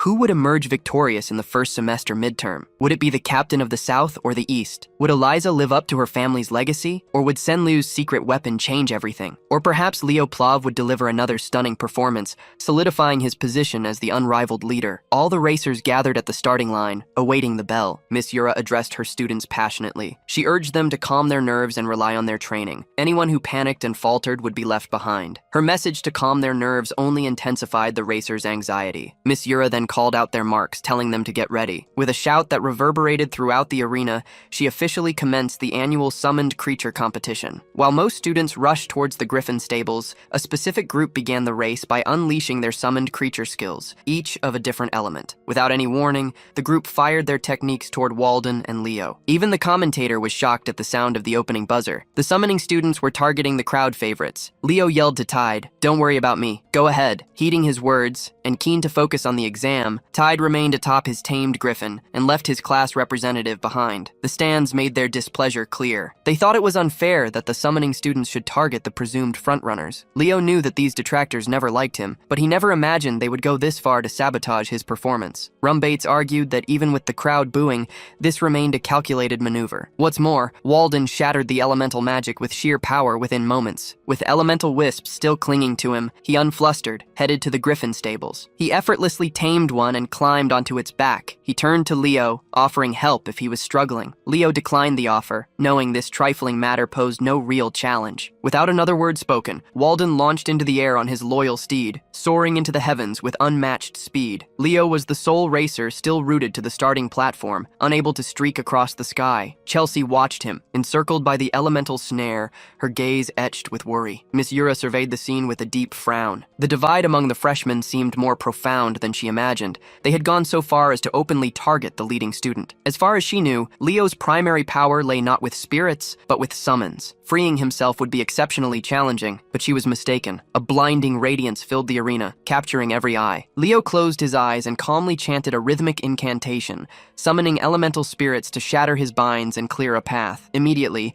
sylphs of various elements answered his call. It's rare in this age to know even a few words from the ancient spirit language, let alone an entire chant with perfect fluency. Leo Plav, a master of surprises, continued to astound. Miss Yura looked at the young man's resolute gaze and sighed in relief. She was worried for nothing. A single thought sparked in her mind. She needed to secure this talent for the summoning department. While Leo remained at the starting gate, the others had already traversed a considerable distance. The schemers who had trapped Leo and Walden laughed, mocking their victims. They were certain that the South's finest would finish last. When her cohorts asked Eliza for her thoughts, she asserted she could have defeated Leo Plav and Walden Titan without any deceitful tactics. She was also concerned for the reputation of the summoning class. The minions merely wished to inflict a touch of humiliation upon the prodigies. Having endured their petty chatter, Eliza accelerated. She cautioned her cohorts to consider their actions more carefully next time. Sen Liu heard her self-righteous tone, and a surge of anger rose within him. At the race's present tempo, securing second place behind Eliza would be no issue for Liu. Aside from her, he was the foremost in controlling flying summons. As he was immersed in thought,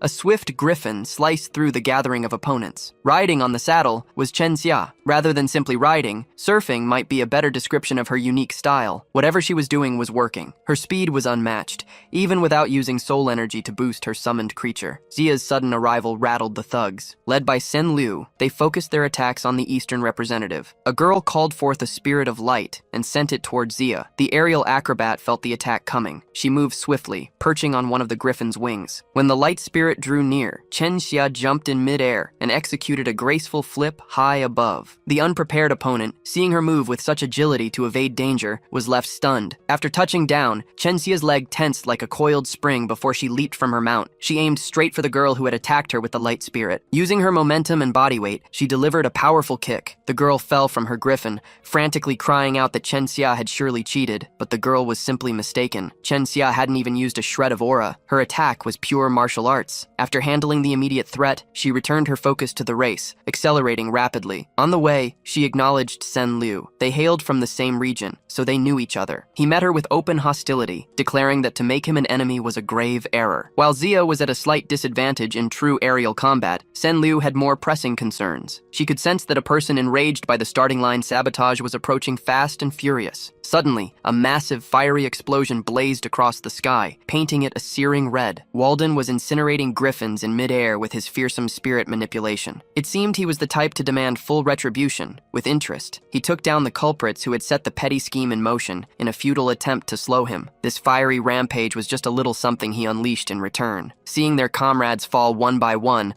the thugs disbanded in disarray. But Walden was persistent and uncommonly skilled. Each spell he unleashed took down another griffin, effectively disqualifying their riders. The clouds burned. Back in the starting area, the commentator kept his focus on Liu's attempt to rejoin the main group of competitors. The first-year representative was on the brink of a dismal race performance. After freeing himself from the spiritual bind, he needed to tame the last remaining griffin in the stables. If he failed in this part, his chances were gone. Liu gave the bird a quick inspection and found a ghastly wound on its left wing. With how fresh and purposefully inflicted it was clear to him that the thugs who had ambushed him had done this as well. For aspiring heroes to resort to such cruel tactics was unforgivable. Liu grabbed the reins, and the griffin immediately started thrashing wildly. It was common knowledge that trying to ride a guarded griffin like this without first earning its trust was reckless. From the stands, the Zerdinger siblings watched. She was worried, but he was intrigued by Liu's approach. It seemed the young man intended to simply overpower the griffin. He would force his way through the taming and riding. Liu knew how angry and terrified the creature was,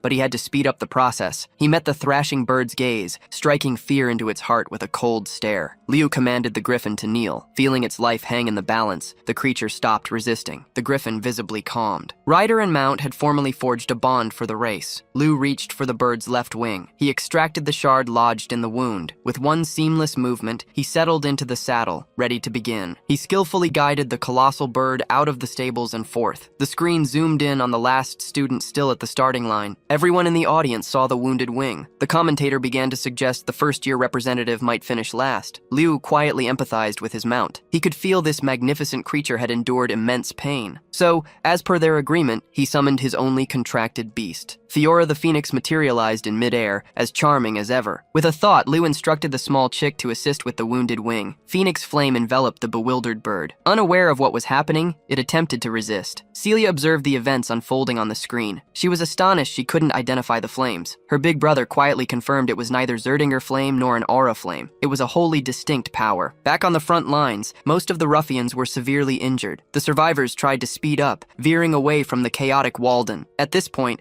they were all simply trying to avoid last place. Unfortunately for these kids, the true spectacle had been unleashed. He was fiercer than ever. Enveloped in Phoenix flame, Liu's griffin ascended as never before. Now that he saw signs of rivalry, it was time to push this magnificent creature to its limits. But just as he intended to surge ahead and claim victory, someone appeared with a colossal dragon in the skies. At least that was the initial impression. But for someone who had experienced the past, like Liu, that draconic creature felt agonizingly familiar. It was a Fafnir. He believed his eyes were deceiving him, but it was real. A few minutes prior to this encounter, Eliza had circled back from leading the pack to confront Walden in combat. She knew she had to stop this monstrous threat to claim first place. With a mere snap of his fingers, Walden unleashed spirit fire at Eliza. The spirit fire detonated into a destructive blast. She skillfully flew clear of the danger, escaping unscathed. She also realized that Walden was crafting explosive blasts using wind and fire spirits. This feat was impossible without Walden's prodigious talent. Eliza found herself utterly astonished. Riding his griffin,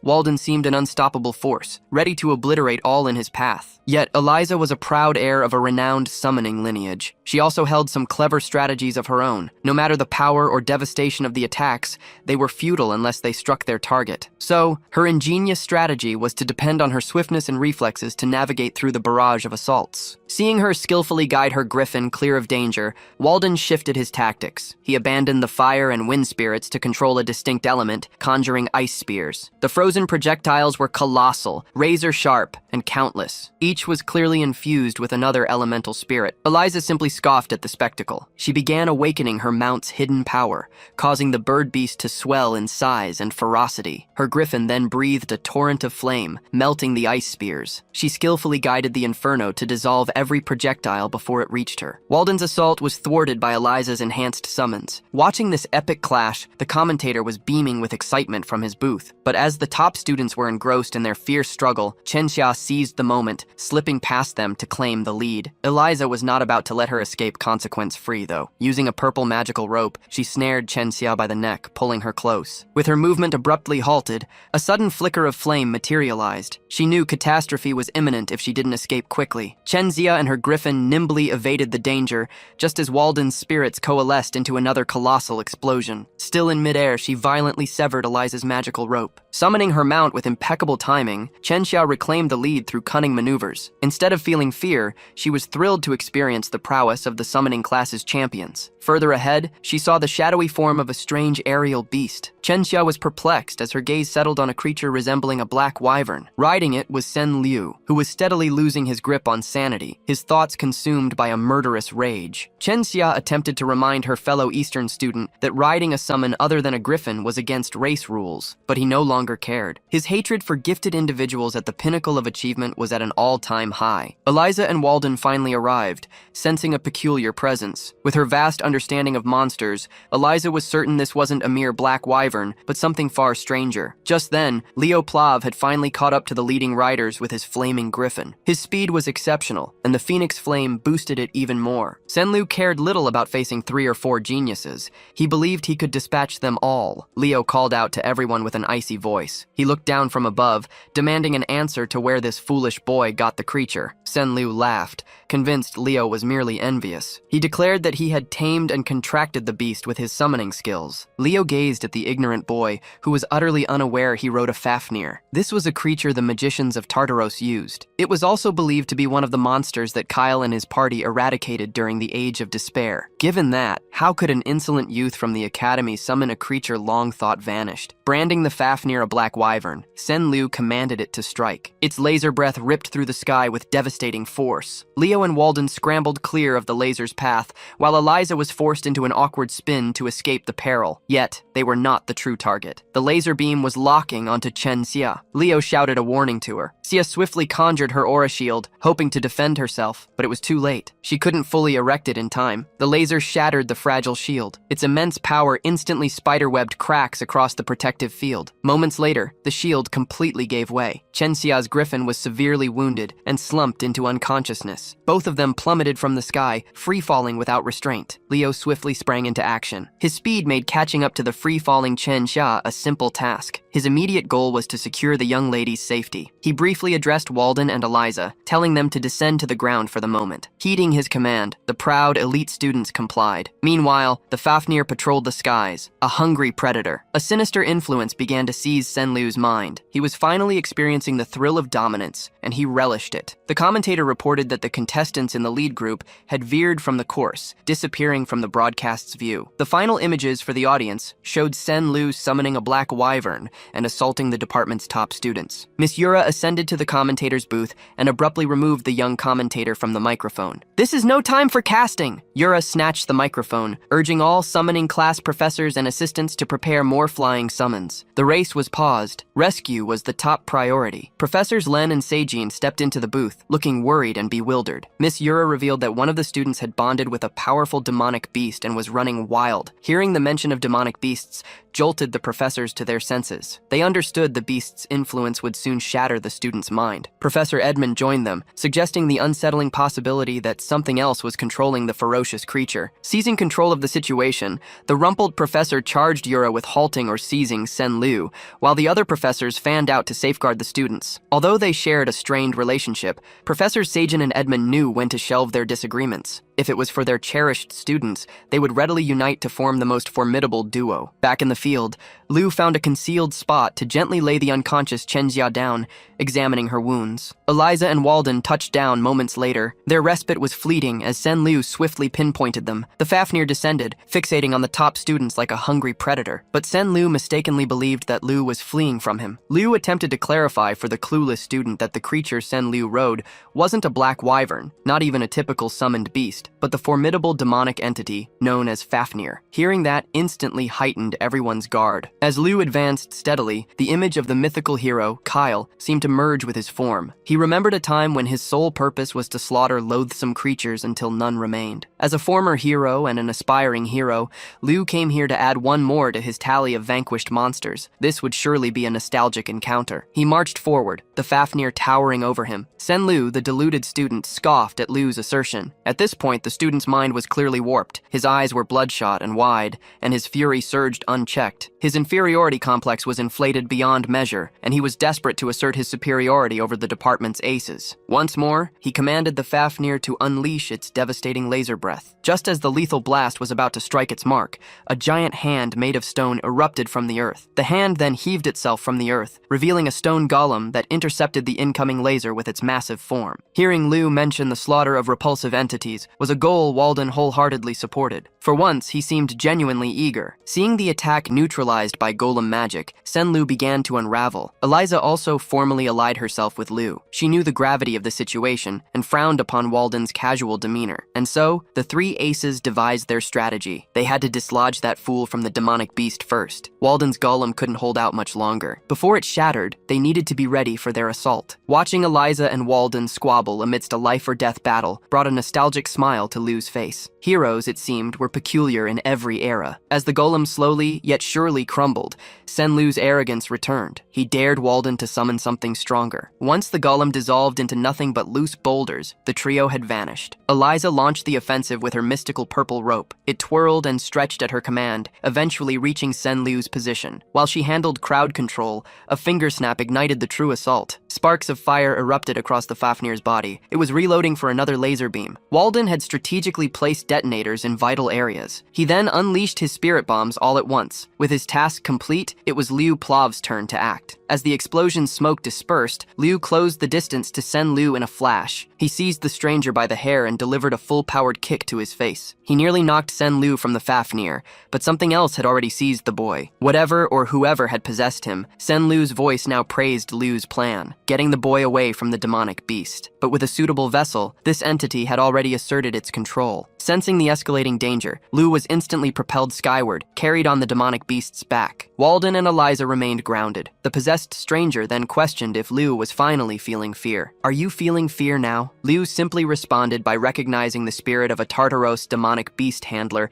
now inhabiting Senlu's body. The handler had never encountered such insight. No one had ever discerned his true identity. Liu's unsettling composure amidst such turmoil reminded the handler of ancient heroes. Naturally, this meant he couldn't allow Liu to grow and flourish any further. Liu represented a monumental threat. Employing a more advanced spirit technique, the handler forcefully swept Liu aside. Liu couldn't secure a proper foothold and began to plummet from the sky. Yet, he remained unfazed, summoning Fiora to his aid. Phoenix flames blazed across the sky as Liu expertly manipulated a fiery orb. This entire spectacle brought him back to earlier times. He recalled being Kyle, the hero of their origin, but he was always the first to admit his proficiency across many areas, yet mastery in none. A true jack of all trades, master of none. In matters of aura, Aaron and Dueno surpassed him significantly, and in magic he readily conceded to Luna's superior skill. Lucina's summoning was a league apart, yet his diverse skills as an all-arounder allowed him to blend abilities and explore uncharted ideas. Wielding aura, magic, his bond with Fiora,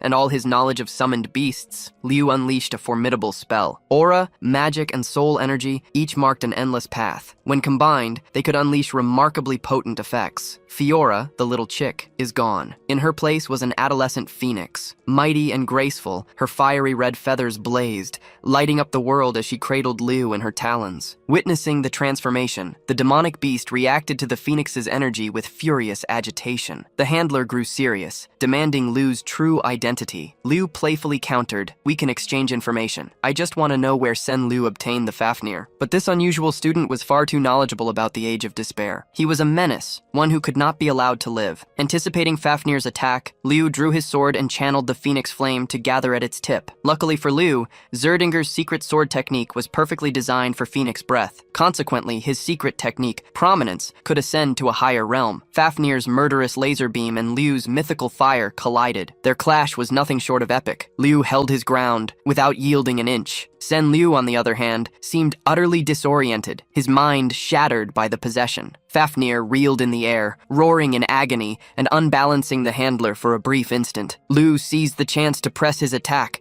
noticing the demonic beast's soul energy beginning to wane. He let out a battle cry, unleashing every ounce of power he had amassed to overwhelm the enemy. All the handler could do was curse the young man. Phoenix flames surged into Fafnir's body, ravaging it from within and incinerating the demon until the fire erupted from every opening. Liu secured a brutally stunning victory. He commended Fiora for her crucial aid as he gasped for air. It was time to retreat. However, the Phoenix transformation limit had been reached. Liu realized he must have miscalculated. He was now doomed to plummet to his death. As he plummeted thousands of feet downwards, screaming, Tartaros's true demonic beast handler continued his meditation, unseen within the woods. Just as he prepared to unleash another treacherous attack, a radiant light enveloped the entire forest. Then, an overwhelming pressure descended, forcing the handler to his knees. Professor Sajin had arrived, successfully sealing the perpetrator's movements. Alongside him was Professor Edmund, his form pulsing with an aura of darkness. The handler immediately recognized the two venerated pillars of Lumen. Realizing he was outmatched, the handler tore open a rift in space and made his exit. His failure was frustrating, but he'd have to wait for another chance to stir up trouble. From the spatial rift, a smoke creature, teeming with countless eyes and sharp-toothed mouths, erupted. It turned to its summoner and slammed its immensely heavy body against the handler. Once the smoke cleared,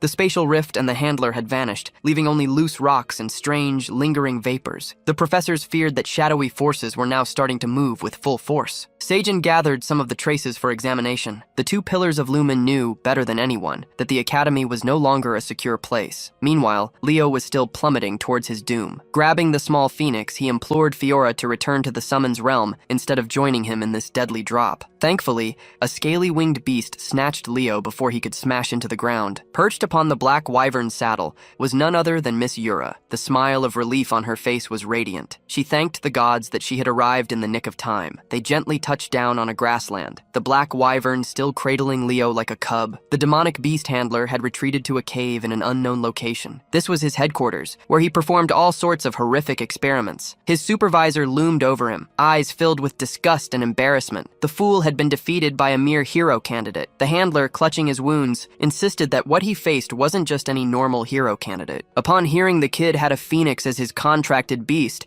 the supervisor's ears perked up with keen interest. But learning the kid knew Fafnir's true identity, that interest transformed into caution. With a wicked grin, the handler's supervisor licked his lips, eager to see what that intriguing hero candidate might offer them. Meanwhile, back in Lumen, the practical summoning midterm race was cancelled due to an unforeseen incident. Sen Lu suffered such a severe mental collapse that he perished. The new students were starting to realize the seriousness of attending Lumeni. After the whole upheaval, naturally, everyone wondered what truly happened to Sen Lu. But following Miss Yura's directives, the 4 students involved decided to spread a fabricated tale of a rogue black wyvern. Today, Leo needed to set aside the intricate web of looming intrigues. It was the day of the magic class practical exam after all. Professor Len stood before the class, waiting for everyone to gather in the lecture hall. Carr and Chelsea were already inside. Looking at the entrance, they spotted Chloe entering. Her hair was disheveled, and judging by the shadows under her eyes, she appeared not to have slept in days. Following closely behind was Leo. He also noticed Chloe's exhausted state. After a few more minutes waiting for everyone to arrive, Professor Len finally began to speak. His serious presence instantly signaled that this exam would be no ordinary test. The professor wanted them to reveal their original magic and express their true selves. He felt it would be a shame to be the only one to witness the incredible magic of the coming generation, so he invited some aid. Professor Len invited 3 individuals to attend their class today. These were seniors who had completed their studies in the magic department 3 years prior. They had since forged impressive reputations in various fields of magic. There was the keen Rilda Pedney, the genial Edmund Slack, and the upbeat Sean Hoge. These 3 would serve as judges for the freshman exam today. The trio offered their welcomes to the juniors, instantly boosting everyone's mood. Carr felt a surge of luck. He believed the judges were the generous kind who awarded high scores. With introductions concluded, Professor Len summoned the first student, Eliana Layden, to the front. With an optimistic smile, Eliana sprang into action. She took her place on the stage with confidence, her head held high. She dialed up her charm to full effect, her eyes shining like stars as she offered a polite welcome to the seniors. Hearing her introduce herself like a charming, prim, and proper young noble almost made Carr cringe in utter disgust. He knew this girl was clearly putting on an act. For her demonstration, Eliana conjured a magnificent display of light inside the lecture hall. She could manifest such brilliant radiance due to her uncommon connection to the light element. But the light show was merely the beginning. She reasoned that incorporating the flame element would yield intriguing outcomes. As fire and light merged, Eliana became enveloped by a swirling current of fiery beams. Combining 2 of her primary elements, she could unleash potent thermal ray magic. Sean Hodge observed the display with awe. However, she noted that this thermal ray magic was indistinguishable level from elementary laser magic accessible to all. Eliana thought her demonstration was proceeding splendidly, but the judges were already jotting down her grade without further questions. The three carefully weighed the evaluation criteria to give a fitting score. After a brief discussion, they presented their final judgment to Professor Lin. Hodge and Rilda gave Eliana a C, while Slack was slightly more lenient with a C, resulting in an overall CI. Seeing that Eliana Layden's striking performance received such a modest score, the students grew visibly tense. One after another, magic department students were summoned forward, only to discover with disappointment that their hard work earned merely C and C grades. There were some exceptions, however. Surprisingly, Carr Thomas earned a B+, thanks to his remarkable demonstration of manipulating metal and gold. As expected, Chelsea Llewellyn achieved the highest score to date. She received an A for her stunning wind magic. The fox and the cat celebrated their consecutive victories. They were relieved the exam was a great triumph, but the eager freshmen didn't know the judges harbored deep disappointment. Professor Lin had enticed them to join this exam, promising a display of exceptional students. Yet, no one had truly shown just yet. Looking at the stack of evaluation forms, only 3 students remained to be judged. Edmund Slack could tell. These 3 were the genuine talents, the elite the professor had saved for last. Next up on the stage was Abad Llewellyn, Chelsea's brother. The moment he approached the platform, the ladies were instantly captivated. If they were judging, they would give him a perfect score simply for his presence. Unlike those who performed earlier, Abad didn't start with a showy display. Instead, he delved deep into the theory behind his unique spell. After presenting his theoretical blueprint, he announced the name of his original magic, the Tempest. Professor Len nodded with satisfaction. The judges were fully engrossed in Abad's explanation. The magical prodigy asserted that once completed, his Tempest would reach a projected power of the highest caliber. Abad, you see, had been preparing for this exam for quite some time. Back in the Llewellyn family domain, he conducted countless experiments, endlessly perfecting Tempest. He had to seek assistance from family elders to create a safeguard barrier in case something went wrong. With unwavering focus, the Abad family magicians held strong. In the middle of the perimeter, Abad was free to hone and unleash the formidable power within him. Lifting his body off the ground, softly floating in the air, Tempest's opening stages revealed themselves. With a ferocious roar, he ignited every ounce of power in his cells to force the wind itself into submission. The wild winds swiftly coalesced into a destructive storm, capable of erasing everything in its path. The Tempest possessed such immense power that even the safeguard barrier, guarded by 4 skilled magicians, could not restrain it. When Abad opened his eyes, he saw the Tempest sweeping an innocent animal skyward. Panic seized him. He refused to let his lack of control endanger an innocent life. The desperate urge to save that small animal gave him the final surge. This allowed him to completely bend the very will of the wind to his command. Abad was a truly admirable individual, perhaps the most fitting hero candidate, save for a certain other person. Back inside the lecture hall, Abad showed the judges a contained manifestation of Tempest. Summoning its full power, after all, could obliterate a portion of the academy. It was a magic that intensified the wind's power to its absolute peak. It appeared deceptively simple. The judges knew it was rooted in a complex system of advanced sorcery. Consequently, Abad Llewellyn returned to his seat. He carried the first unanimous A+ score, the highest achieved so far. Chelsea quietly, yet proudly, boasted that her brother was simply exceptional. On the topic of remarkable individuals, Professor Len's face glowed at the thought of witnessing the next student display his abilities. Of course, it was none other than the acclaimed student, Leo Plov. Leo stood and spoke with profound conviction as he addressed the judges. The advanced magic he would unveil was an attribute-neutral system. He wouldn't voice it aloud, but it was the very same system he once commanded as the original hero, at his zenith in the world. Leo stepped onto the stage and declared his attribute-neutral advanced magic system. The panel of judges had never encountered such a concept. Intrigued, they pressed him for details. Leo eagerly explained. It was widely known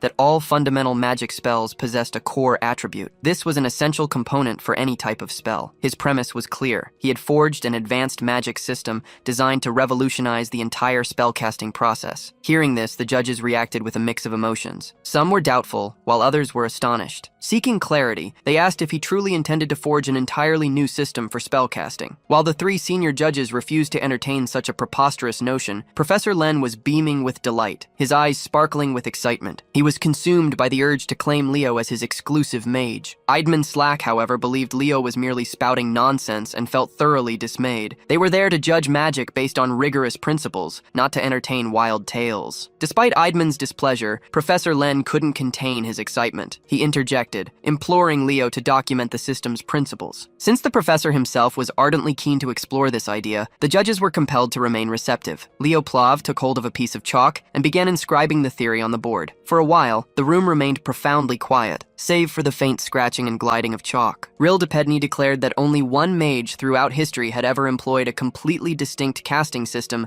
as their advanced magic. Leo calmly replied that he was fully cognizant of that truth. Only the poet of the stars, Luna, had ever accomplished such a feat. Sean Houge was displeased that this young freshman was seemingly suggesting he aimed to stand shoulder to shoulder with one of history's most revered figures. Leo modestly dismissed that notion. Of course, I have no such ambition. He could never rival Luna's magical prowess. He explained that one did not need to be a prodigious genius like her to devise a novel spellcasting system. The judges simply needed to examine what he had inscribed on the board to understand how. To their astonishment, every line of magical theory appeared flawless. The young man wasn't merely fabricating claims or attempting to impress. The architecture of the spells indicated a system that could wield any magical attribute without drawbacks. Even Chelsea, quite assured of her theoretical understanding, couldn't decipher Leo's inscriptions. Carr, on the other hand, had abandoned efforts to comprehend Leo's writing after the very first line. Throughout the entire demonstration, Chloe never diverted her sunken gaze from her rival. Now that the judges had an initial grasp of Leo's extraordinary talent,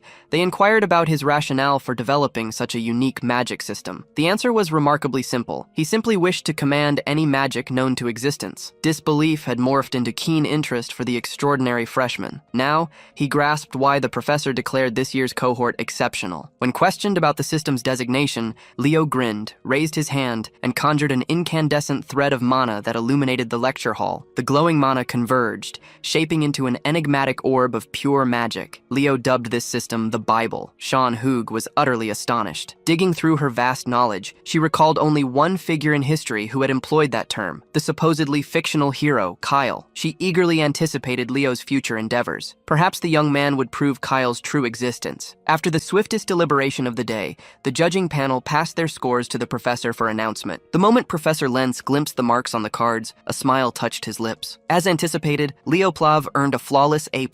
As he returned to his seat, Leo pondered his failure to perfect this magic system during his time as Kyle. This time, circumstances would diverge. He would ensure it. Finally, the last student slated to present their unique magic rose from her seat. It was Chloe's moment to impress the judges after Leo had utterly astounded them. Before retaking his seat, a concerned Leo inquired if the deeply focused Chloe was well. Her appearance certainly suggested otherwise. Chloe Muller stood upon the stage, her posture unwavering and resolute. The judging panel had been apprised beforehand that Chloe was the reigning top student of this year's magic class. They held high expectations for her presentation. The instant Chloe commenced her presentation, her entire demeanor shifted. She declared her triumph in forging an imperishable flame. Within her palm, a crimson flame danced with aggressive fervor, blazing brightly. Her classmates were left utterly perplexed. To their knowledge, Chloe was an ice attribute mage. Selecting a stark opposite to her strongest affinity as her high sorcery seemed not only counterintuitive and inefficient, but outright mad. As she stood motionless on the stage, the judging panel felt a pang of disappointment. Compared to the previous two displays from Abad and Leo, her flame appeared awfully ordinary. If this was her sole contribution to the exam, with nothing further to reveal, her score would be abysmal. Thus, Chloe commenced the true demonstration of her magic's worth, conjuring water to dance aloft. With a mere flick of her finger, she sent the water cascading downward, mimicking a waterfall, a torrent powerful enough to quench any ordinary flame. But this was no mere ordinary flame. Abad stood stunned, and Leo felt an ominous feeling creep in. A chilling glint flickered in Chloe's eyes as she revealed how she had made the fire eternal. Unless she consciously wills it to stop, it will burn forever. She ended her demonstration by doing just that, extinguishing a flame that should have defied extinction. Chloe picked up a chalk and wrote down the theory behind her revolutionary discovery. In this world, spells follow a fundamental rule. Without constant mana, all spells fade. As she unveiled her theory, her peers stood utterly dumbfounded. She had crafted a spell that defied a rule which had existed since the very dawn of magic. It was too unfathomable, and even the panelists found it hard to grasp her ambitious vision. Chloe Muller named her advanced magic the Eternal Flame. Out of everyone in the room, Leo was the only one convinced this shouldn't be possible. Still, her theory seemed plausible enough, and her demonstration left an indelible impression on everyone's mind. For that, she earned an A+,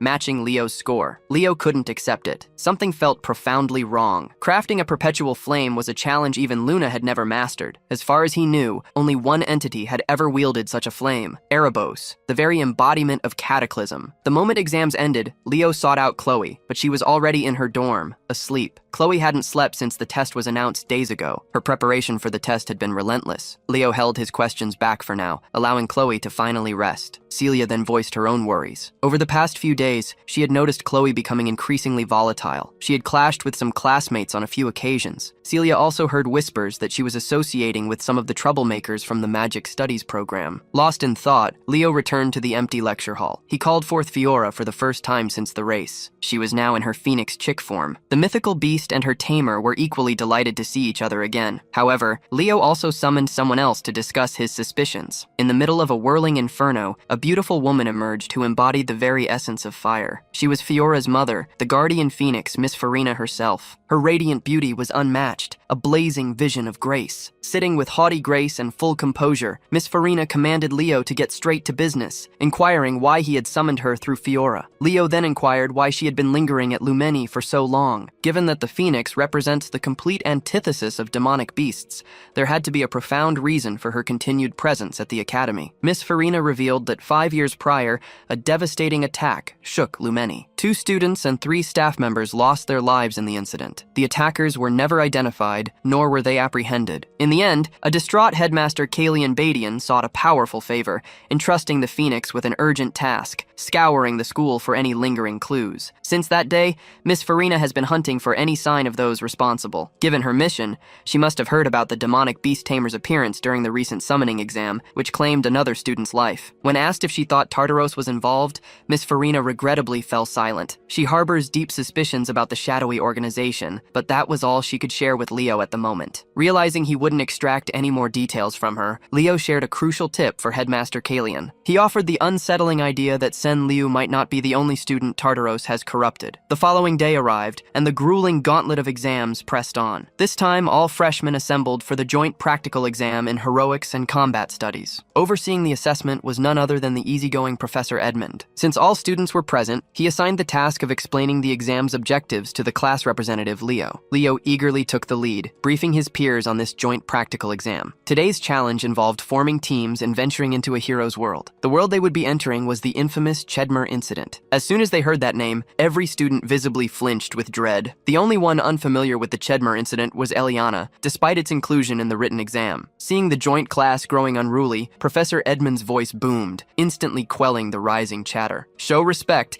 and pay attention to what Leo has to say. Leo continued outlining the day's assessment. Everyone would enter a hero's world from 30 years ago. It was a calamity involving a group of first-year Lumen students on a mission to the central Chedmer forest. They were suddenly ambushed by Tartaros. Professor Albi, the sorcerer of the Magic Eye, a second-year student back then, was sent with a rescue team. His swift actions prevented a complete massacre. The goal of this exam is to rescue the injured students and vanquish hostile demonic beasts, while assisting the simulated Professor Albi, who was a second-year student at the time. Professor Edmund added that this was no ordinary midterm. Students would need to cultivate greater caution and constant vigilance. They must remain sharp at all times. Anyone deemed to lack heroic potential by the exam's conclusion would face immediate expulsion. Hearing such a severe consequence for underperforming unnerved those uncertain of their practical skills. Softening at the sight of his students' anxiety, the professor assured them, "You've all come so far, and you've grown strong enough for this challenge. You just need to trust yourselves." He might project a carefree demeanor, but Professor Edmund understands precisely how to motivate and discipline. With the introduction complete, it was time to organize the teams. Everyone was asked to step forward individually, beginning with Class 1. It seemed they wouldn't choose their own teams. Instead, they might partner with unfamiliar faces. A random draw would decide their fate, a powerhouse squad or a struggling one. When Leo's turn finally arrived, he drew number 11, the very last team in this assessment. Once teams were assembled and introduced, Team 1 stepped before the summoning portal. Led by Celia Zerdinger and Chelsea Llewellyn, Team 1 appeared perfectly balanced. It was time to showcase the Lordran Empire's might to all the other nobles. This examination, of course, was made possible by Professor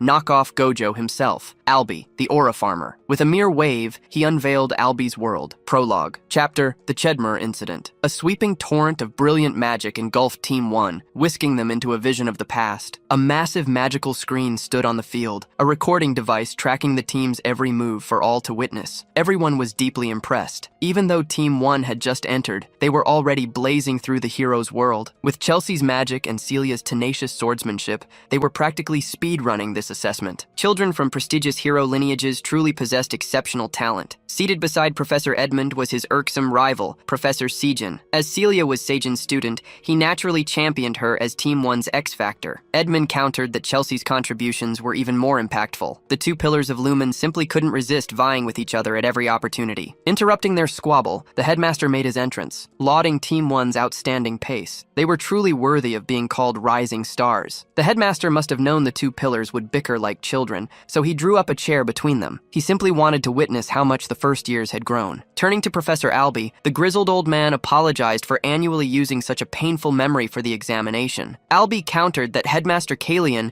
should be the one enduring such an experience instead. He vowed never to forget this incident, needing this yearly reminder to stay focused. Finally, Team 1's raid reached a swift and bloody conclusion as Chelsea and Celia tag-teamed a formidable beast. The headmaster noted the Zerdinger and Llewellyn girls. They worked impeccably together, despite their usual fiery temperament. They truly were the pride of their country. Team 2 performed without much fanfare, while Team 3 blitzed through the hero's world in a dominating fashion. They permitted the two strongest first years, Abad and Duran, to lead the vanguard while the rest of the team assumed supportive roles. The headmaster approved of their swift and efficient methodology, which swiftly led to victory. Team 4 surprisingly ascended to the upper echelon as well. Nella Carvin's healing aura was undoubtedly special, but Chen Xia's unusual movement truly propelled the team. The headmaster made a mental note of the girl from the east. Team 7, spearheaded by two of the most promising summoners, swiftly conquered their hero's world too. Headmaster Kalian and the professors were riveted by the live feed. While numerous exceptional students had displayed their prowess so far, the most anticipated one had yet to step forward. Finally, Team 11 was summoned. Aside from Leo Plav, another familiar face stood in the final team, Chloe Muller. Headmaster Kalian pondered. Watching the kid stirred memories of his glory days. He recalled a time when he was a young, valiant hero, undertaking quests alongside Miss Farina herself. Team 11 positioned themselves on the magic circle. Leo and Chloe met each other's gaze. Professor Albie snapped open his magic tome and activated his hero's world for the 11th and final time. Albie's world. Prologue. Chapter. The Chedmar Incident. Loaded. Unbeknownst to anyone, a hint of darkness descended upon the magic circle, tainting its intricate designs. While the light engulfed Team 11, Leo's instincts screamed that something was wrong. Unlike all previous Heroes World activations, the light seemed to surge with unusual intensity. To everyone's astonishment, only two individuals materialized outside the arena. Aside from Leo and Chloe, the remainder of Team 11 was left standing exactly where they were when the magic circle dissipated. Professor Sajin shot up from his seat, disturbed by the unfolding events. Headmaster Kalian Badian questioned Albie about what had just transpired. With a tremor of dread in his voice, Albie insisted on an immediate halt to the exams. The hero's page in his book, detailing the Chedmar incident, had been corrupted by an alien presence. The impossible had just occurred. An unbidden hero dungeon had manifested. Leo found himself equally bewildered when a strange screen materialized instead of the usual quest window. He realized they had been thrust into a hero dungeon. Chloe gazed around, perplexed, for no lost pages were present. It was unprecedented for a page from the records to malfunction in such a manner. Leo attempted to contact the professors, but received no response. Chloe began to unravel, pleading for the professors to rescue them, but Leo grounded her, pointing out that if the professors could have intervened, they would have already appeared. They were faced with a singular choice, the hero dungeon summons, and they must respond. Shaken, Chloe challenged his sanity. Barely anyone survived the previous summoning there, and they were simply marching into Tartarus's snare with a death wish. Her knees buckled, and she felt her spirit waver as her final threads of hope unraveled. But Leo remained composed. He reminded her she was still the sharpest mind in their class. With the unyielding strength of teamwork, they couldn't possibly fail. The girl bit her lip, visibly envious of how Mr. Perfect managed to maintain his composure even in this situation. She steeled her resolve and demanded to hear his brilliant plan. Leo explained their two primary objectives. First, rescue the freshmen. Second, ensure their safe extraction. To do that, they need to grow stronger. Chloe immediately dismisses that notion, pointing out they cannot boost their abilities without access to the outside. But Leo calmly reminds her they are not the only students dumped in this forest. That makes Chloe pause as she remembers others should be here too. Then without hesitation, he looks at her and tells her, "Ride me." Chloe practically flushes with mortification at his sheer boldness, but Leo holds his ground firmly. They cannot let their seniors confront Tartarus first. Mages like her severely lack endurance. so there is truly no other choice. At the same time, deep in the forest, a demon named Chubarn spies on the students through his unsettling magical cameras. He appears slightly surprised to see just a duo sent in as the rescue team, but he is unconcerned. He is certain he will obliterate these aspiring hero candidates with no trouble. That is, until his head snaps around and his entire demeanor changes. He spots that one of the rescuers possesses an all-class and immediately wipes the smug smirk from his face. His target switches instantly from the party of 4 to the guy who is a startling sight, giving his mage a piggyback ride. Meanwhile, Leo notices his vision starting to dim the deeper they go into the woods, so he decides it is time to activate Aaron's aura amplification technique. By enveloping his body completely in aura, he forces his senses to their peak and sharpens every instinct. As they push further in, he warns Chloe there is a group of orcs ahead, but she is already prepared. She waves her wand once and sends a volley of icicles right into the group, felling them like 9-pins. Or so she thinks. One of them survives and pulls out a horn to call for backup, almost stopping her heart. But Leo intervenes and cuts the creature down before she can even blink. Chloe watches that and immediately senses the disparity in their power, wondering if she will ever be able to surpass him. After that, the two of them discover a bunch of demons surrounding a party of 4 students. Without hesitation, Leo leaps into the fray. He shouts for Chloe to provide support, like a skilled mage. The girl up front struggles to complete her spell, but the hulking demon effortlessly outpaces her,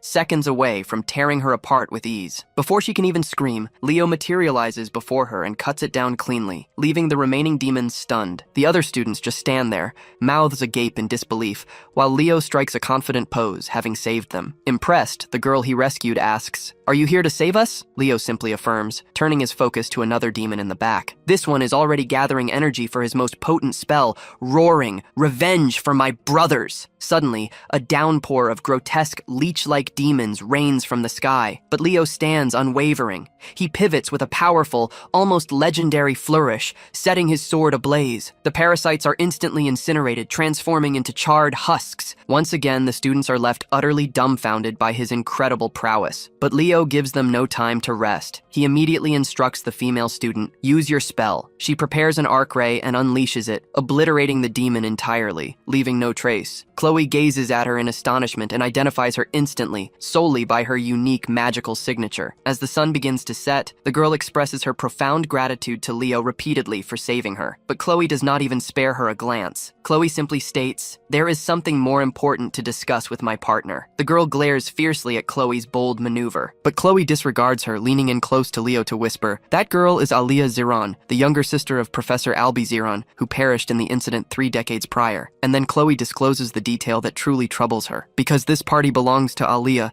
it's fated to meet the same tragic end in this dungeon no matter what. Chloe shares that Chubarn, a knight-ranked demon from Tartarus, launched an attack 30 years ago. Alia's party was the first one completely wiped out. The core plan behind that operation aimed to eliminate Alia, a genius among hero candidates. This led to her name being sealed in the hero records permanently. She tells Leo, "We should focus on survival now. We need to fulfill the dungeon conditions with a different party." Leo asks, "Do you really mean to just abandon them?" Chloe fires back, "I have no other option. This is a hero dungeon. No matter how tragic it gets, the dead cannot be dragged back." Still, our boy refuses to back down. He says he won't abandon them, which immediately gets on Chloe's nerves. She screams at him with such fury that even Alia's group watches. They look like they've just been caught in the middle of Mom and Dad's latest meltdown. Steaming with frustration, she yells, "I know you're cool and powerful, but now isn't the time for showboating. It's time to grow up and stop playing the hero." She breaks down in tears while Leo stays calm. He reaches out and gently pats her head to settle her storm. He says, "You shouldn't talk like that. We're both hero candidates, and this isn't some game. It's part of the process for becoming the real deal." Then he reminds her, "We've already messed with the original timeline. This leaves her more than a little lost." Leo explains that the sky turned dark long before they even crossed paths with Alia's team. By now, they were supposed to be long gone, hunted down by Chubarn. Seeing that honest look on his face, Chloe pushes down her conflicting thoughts. She agrees to follow whatever plan he's crafting. He tells her, "We need to focus on getting out together with Alia's group." From behind, Chloe watches Leo's aura shift. That moment hits her hard. He's once again miles ahead of her. She clenches her fists, consumed by jealous frustration. She thinks about pulling out her book. Meanwhile, the green-haired student named Toe wonders out loud, why were only 2 seniors sent to help us? Dina and Belek instantly start suspecting he might be a spy planted by Tartarus, but Alia shuts that down. She reminds them he literally saved their lives, slashing up demons like they were toilet paper. Then, she lets her actual thoughts slip and admits she finds the guy quite attractive and very very much her type. This earns her some serious side-eyes from the rest. Aaliyah doesn't get why Dina is so shocked. Dina explains she thought only their senior Albie could ever match her impossibly high standards. Cutting into their girl talk, Leo tells the juniors, "Get it together. We need to get out of this forest immediately." Toe doesn't see why they're rushing now that backup has arrived, but Leo throws a cold dose of reality saying, "A knight-rank demon is lurking around here." That gets everyone's full attention. One of those monsters is enough to solo an army of 100, so the urgency suddenly makes far more sense. Leo repeats that avoiding a fight is top priority. Staying alive comes first. Aaliyah quietly stares at him and thinks, he really does feel a lot like my brother. With that, they all sprint through the forest like their lives depend on it. Chloe's still clearly bitter about the earlier argument. Aaliyah, sharp as ever, picks up on her feelings fast. Back at the academy, the staff scrambles through old records. They dig for anything about hero pages turning into hero dungeons. The headmaster tells Professor Albie, "It's a good thing no outsiders have been able to interfere yet." The blonde guy confirms that only 2 living beings are inside. The headmaster figures night must have set in by now since 3 hours have passed. He asks Albie, "When did you take down Shoe Barn last time?" Albie says, "I finished off the trash demon around midnight." Right then, Elena bursts into the room to report a lead on whoever sold the demonic creature summoning Catalyst to Liu. Before she can even finish, the headmaster's attention snaps toward a powerful surge of magic about to explode in the room. He notices Albie's emotions spiraling and swiftly intervenes to soothe him, but Albie snatches his arm back, declaring he needs a moment outside for fresh air. Elena quickly grasps what's truly igniting his fury. His abhorrence for demons runs far deeper than Sasuke's legendary grudge against Itachi. This is unsurprising, as he lost his sister in that horrific incident,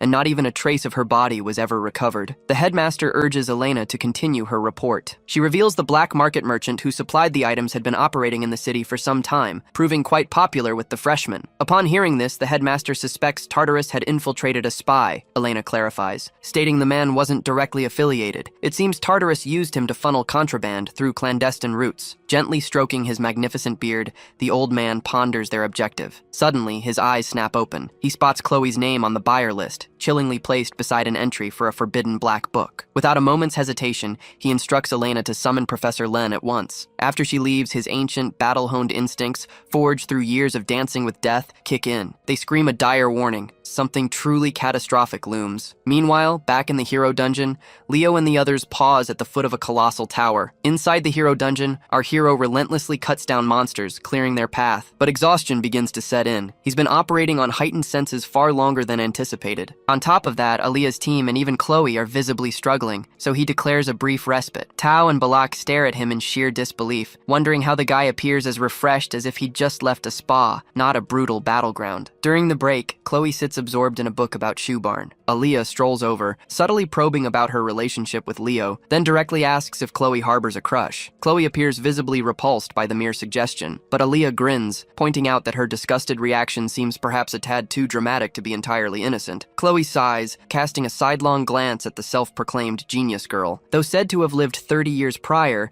Aaliyah looks no different than any high schooler in Chloe's own class. She swiftly counters, asking if Aaliyah is, in fact, the one developing feelings. Without a moment's hesitation, Aaliyah confesses. He truly makes her heart flutter. That reply instantly rankles Chloe. Not only is this girl a veritable legend from the past, but she had apparently fallen for him at first sight too, which only underscored Leo's astonishing charm. Still, Aaliyah admits she's not sure if it's romantic or just that peculiar sense of thrill she gets when her brother strives and ultimately succeeds. Chloe inquires if she means Albie Zeron. Aaliyah nods, explaining that her brother thrives on tackling utterly preposterous challenges, the sort no sensible person would ever attempt, such as mining bedrock in vanilla Minecraft. That small detail solidifies Chloe's conviction that Leo is virtually an identical copy of him. Then, unexpectedly, she finds herself blurting out everything, admitting to Aaliyah how she had once been Leo's friend until jealousy shattered their bond. To her surprise, Aaliyah reveals they're remarkably similar. The genius girl confesses her perpetual jealousy of her own brilliant brother.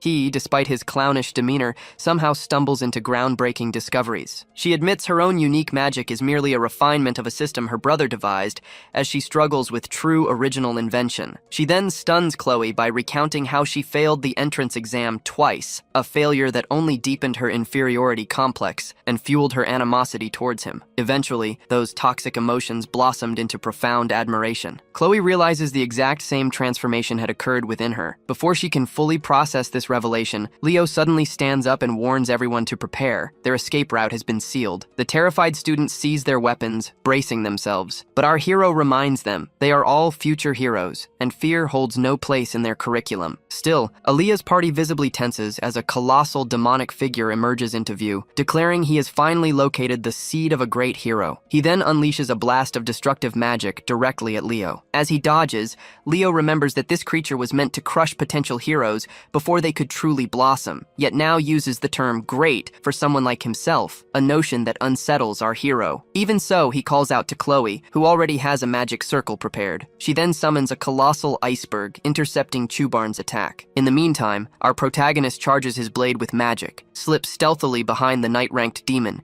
delivering a deep, satisfying slash to the vile monster's thick neck, a neck as robust as an F1 racer's chassis. The girls hold their breath, believing it's over. But their hope swiftly crumbles as Chubarn's grotesque flesh transforms, stitching itself back together as if made of cursed jelly. Witnessing this, Leo shouts for everyone to retreat quickly as the demon activates a cursed magic, Void, that nullifies all attacks like a consuming black hole. Tao and Aaliyah fall into a panic, questioning how anyone could defeat such an overwhelming foe. But Leo remains sharp. He knows Void isn't boundless, and it always strains its wielder. Chubarn scoffs at Leo, sneering that a hero's lingering echo believes they can prevail. But our boy instantly retorts, "If you're so mighty, why are you troubled by a mere fledgling?" He urges everyone to launch a unified assault. While they all give their best, Aaliyah's unique magic lands a critical hit as she showers him with a cascade of stars. Chubarn begins to ponder if his mistress, Lady Salatna, was wise to command him to eradicate these nascent heroes before they blossomed into true threats. Surrounded, he suddenly brandishes his weapon, compelling Leo to retreat. The moment our guy sees what's coming, he shouts a warning for everyone to take cover. Unfortunately, one of the spikes pierces Balak's flank, so Leo seizes him and retreats behind an ice wall Chloe swiftly conjures. He assesses everyone's condition, assuring them he can staunch the bleeding with his aura. Then he tells Chloe to prepare a decisive strike. With that, he charges forward to give her the precious moments needed to ready an assault powerful enough to shatter Void's boundaries. Chloe opens the black book she's been clutching throughout the battle. As she skims the pages, she discovers it contains the ultimate spell to incinerate that grotesque demon and obliterate him utterly. All the freshmen gaze in disbelief as Leo dashes around Chubarn, leaving after images to strike him from every angle at an untouchable speed. The demon swipes at a phantom, only to miss and be struck from an unexpected direction. Seeing the chaos, Tao wonders if he'll ever master such an impressive maneuver. Dina, however, dismisses him bluntly, without a hint of warmth. Meanwhile, Aaliyah stands captivated, a mix of awe and bewilderment on her face. The magic Leo is using unmistakably stems from the stars, meaning he's no ordinary person and is clearly concealing his genuine self. Before that revelation can even sink in, Chloe seizes all eyes with a sudden ascent into the air, conjuring a sinister black magic circle. With a feral grin that makes one question who the true demon might be, she declares, "I'm about to obliterate this monster from existence." Aaliyah falls into a panic, shouting at Leo, "Get out of the blast zone!" There's no way anything benevolent is about to erupt from Chloe's grasp. Chloe adds a swift warning, "I won't be held liable for property damage." She then unleashes a blazing death ray straight at Chubarn. This triggers alarms in Leo's mind,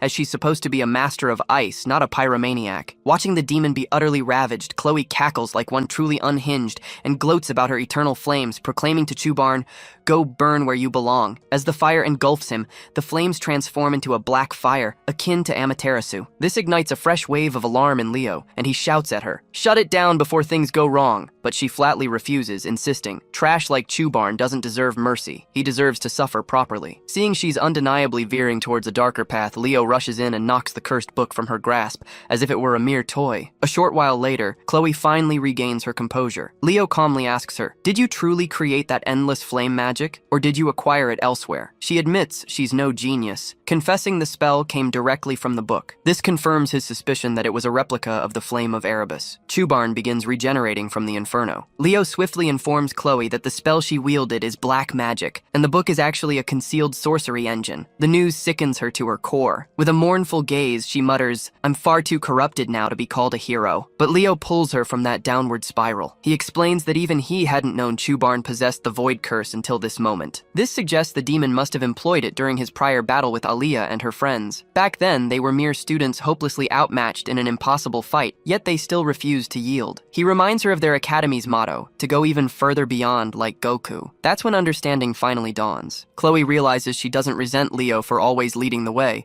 Instead, she admires him because he possesses a presence too grand to rival. After that, Aaliyah steps forward and tells Chloe, "I believe in you." This offers the blonde the crucial final impetus she needs. With the void curse now gone, Leo prepares to conclude the battle decisively. Just before that, he senses a potent surge of magic. It turns out to be Chloe, finally shattering her limits to become someone who can truly stand beside him, no longer feeling like a shadow. Supported by a new, formidable ally, Leo's memories of his past life flood in as he recognizes her magic. It evokes memories of the allies he once fought alongside. The familiar radiance fills him with renewed courage. Chubarn suddenly charges ahead and strikes Leo with a devastating blow. Leo parries the initial attack, but the demon slips in a second blow that shatters his defense and hurls him against a tree. As he strains to rise, Chubarn advances casually and proclaims that it is time for the fabled hero's shadow to descend into slumber. Just then, a snowflake flutters down in front of Leo. The entire forest begins to freeze. His fear dissipates as he rises once more and declares defiantly that demons like Chubarn had never defeated him and would not begin today. The demon gazes in confusion at the source of his bold defiance, oblivious to the fact that Chloe is behind him and about to unleash the knight's most potent magic. She offers a silent gratitude to Leo for helping her achieve the breakthrough she sought,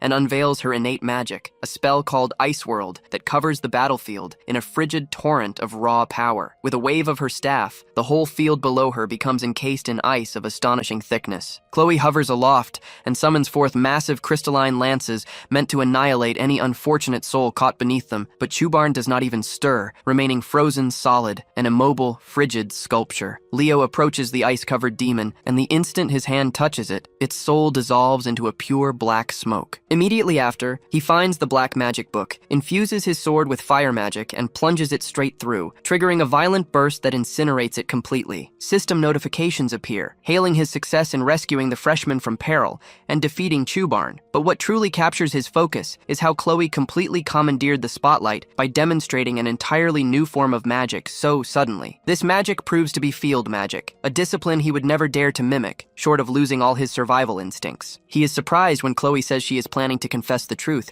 and wants to jeopardize everything, even if it means facing expulsion. He promptly reassures her that someone as extraordinary as her would not be cast out for a single misstep, and that she is far more likely to emerge as a celebrated hero. Aaliyah and Dina hurry to join the pair and lavish them with praise for their awe-inspiring rescue, profusely commending their heroic appearance. Leo reciprocates their admiration and praises their intrepid spirit, while Chloe hands Aaliyah her staff back and thanks her for it, saying it helped her unlock her true potential. But then Aaliyah delivers an unexpected surprise and tells Chloe to keep the staff as a reward for saving them, while Dina hands her sword to Leo as a sincere token of gratitude. Leo accepts it without hesitation, and just as a calm begins to descend, they hear voices from a rescue squad announcing the discovery of survivors. At that moment, Albie appears, breathless, covered in sweat and consumed by panic for his younger sister. Chloe nearly collapses when she sees her professor appearing as a peer, and both of them are struck by the truth that they are merely ensnared within an illusion from 3 decades past. They watch the big brother succumb to overwhelming relief and concern for his sister, and Aaliyah recounts the heroes who rescued her, saying one of them is nearly as impressive as him. Just then, Albie's version of the world begins to flicker, then slowly fade away, and Chloe stands there, proud that she had granted everyone a fresh chance at life. Aaliyah attempts to point out to her brother the mysterious hero who saved her, but when she turns, they have already vanished. The hero dungeon begins to crumble, piece by piece, and just before its complete disappearance, Leo notices a system notification indicating a new reward. The last thing he sees before losing consciousness is a young Albie overcome with joyous tears, thanking him for saving his sister. The perspective shifts to a hospital room where Leo finally awakens to see Albie once more, this time the true Albie. Composed as always, the professor extends his sincere gratitude for saving his little sister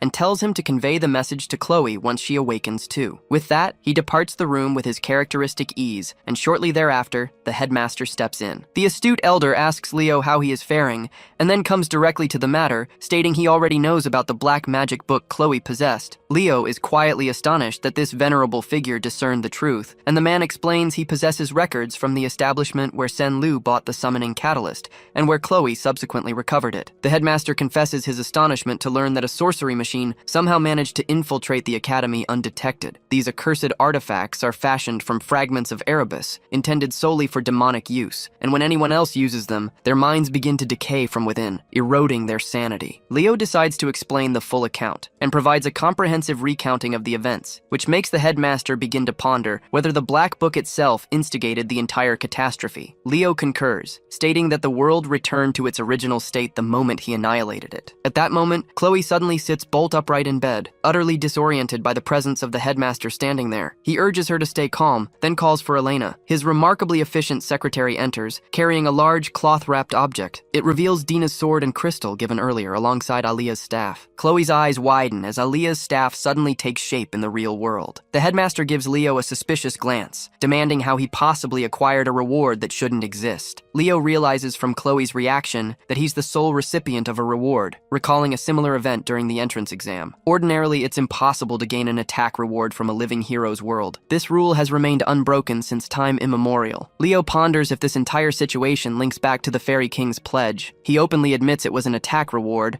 but the old man presses him further, asking if he's absolutely certain it originated from Albie's world. So, Leo quickly crafts a plausible excuse, attributing the whole incident to the black magic transforming the hero world into a dungeon. The excuse holds for a moment until the headmaster hits him with a follow-up question: why Leo received a reward while Chloe didn't. Thankfully, the new best girl candidate intervenes, suggesting the system recognized Leo's role as the most critical in the mission, thus awarding him all the spoils. The headmaster accepts this logic for now, announcing he'll initiate a discreet investigation behind the scenes. He tells them they may keep the rewards for now, but adds they'll be returned to the rightful families once the investigation concludes, all to maintain the secrecy of the sorcery machine. Chloe appears both confused and shocked, asking why he's shielding her. The headmaster offers a smile, accentuating his majestic mustache, and states, "Not every threat originates outside the academy." After delivering that subtle revelation, he instructs them to get proper rest and takes his leave for the time being. As soon as he departs, Chloe's entire demeanor shifts, as if a switch flipped. She begins twirling her fingers as if poised to pen a love confession in cursive. She nearly confesses her feelings to Leo right then, but fate intervenes. 3 girls burst into the room, looking exceptionally worried about him. To make things even more chaotic, the old man slides back in from behind, having apparently forgotten to mention a celebration party for the cadets tomorrow. He adds they better come prepared with formal attire. In celebration of everyone successfully navigating the midterm exams,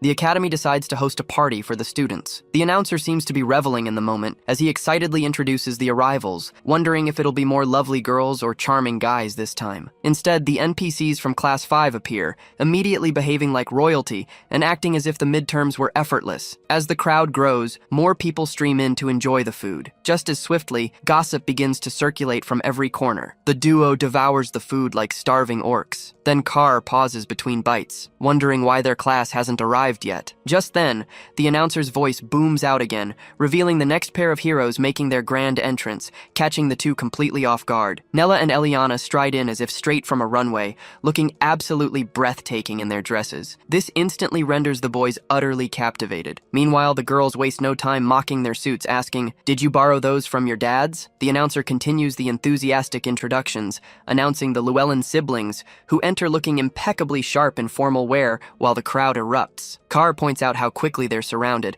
while Eliana shrugs. It's no surprise given their celebrity status. The announcer cuts in again, teasing the entrance of a couple next. As Celia and Leo walk in side by side, radiating strong power couple vibes, Celia appears visibly stiff about their joint entrance. The class representative, however, flashes everyone a playboy smile bright enough to cause temporary blindness. Nella jumps up in surprise. Carr and Eliana can't help but cheer for their dashing class representative. The microphone somehow lands in the hands of the spirit-possessed girl again, who excitedly asks the crowd, "How are you enjoying the party?" Carr immediately turns pale seeing her again. Thankfully, some students shout that they're having fun, which keeps her from snapping. She remains surprisingly calm, stating she's glad to hear that, but then casually delivers a bombshell announcement. She's about to reveal midterm exam results right now. The energy in the hall dissipates instantly. Carr mutters, "Dinner's officially ruined now." The girl says she anticipated that reaction, explaining that the faculty decided only to announce the top 3 students from each major tonight. Everyone else will receive their results through their homeroom teachers tomorrow. The students appear relieved, cheering softly when she adds that professors from each major will be the ones making the announcements. Ian takes the stage next,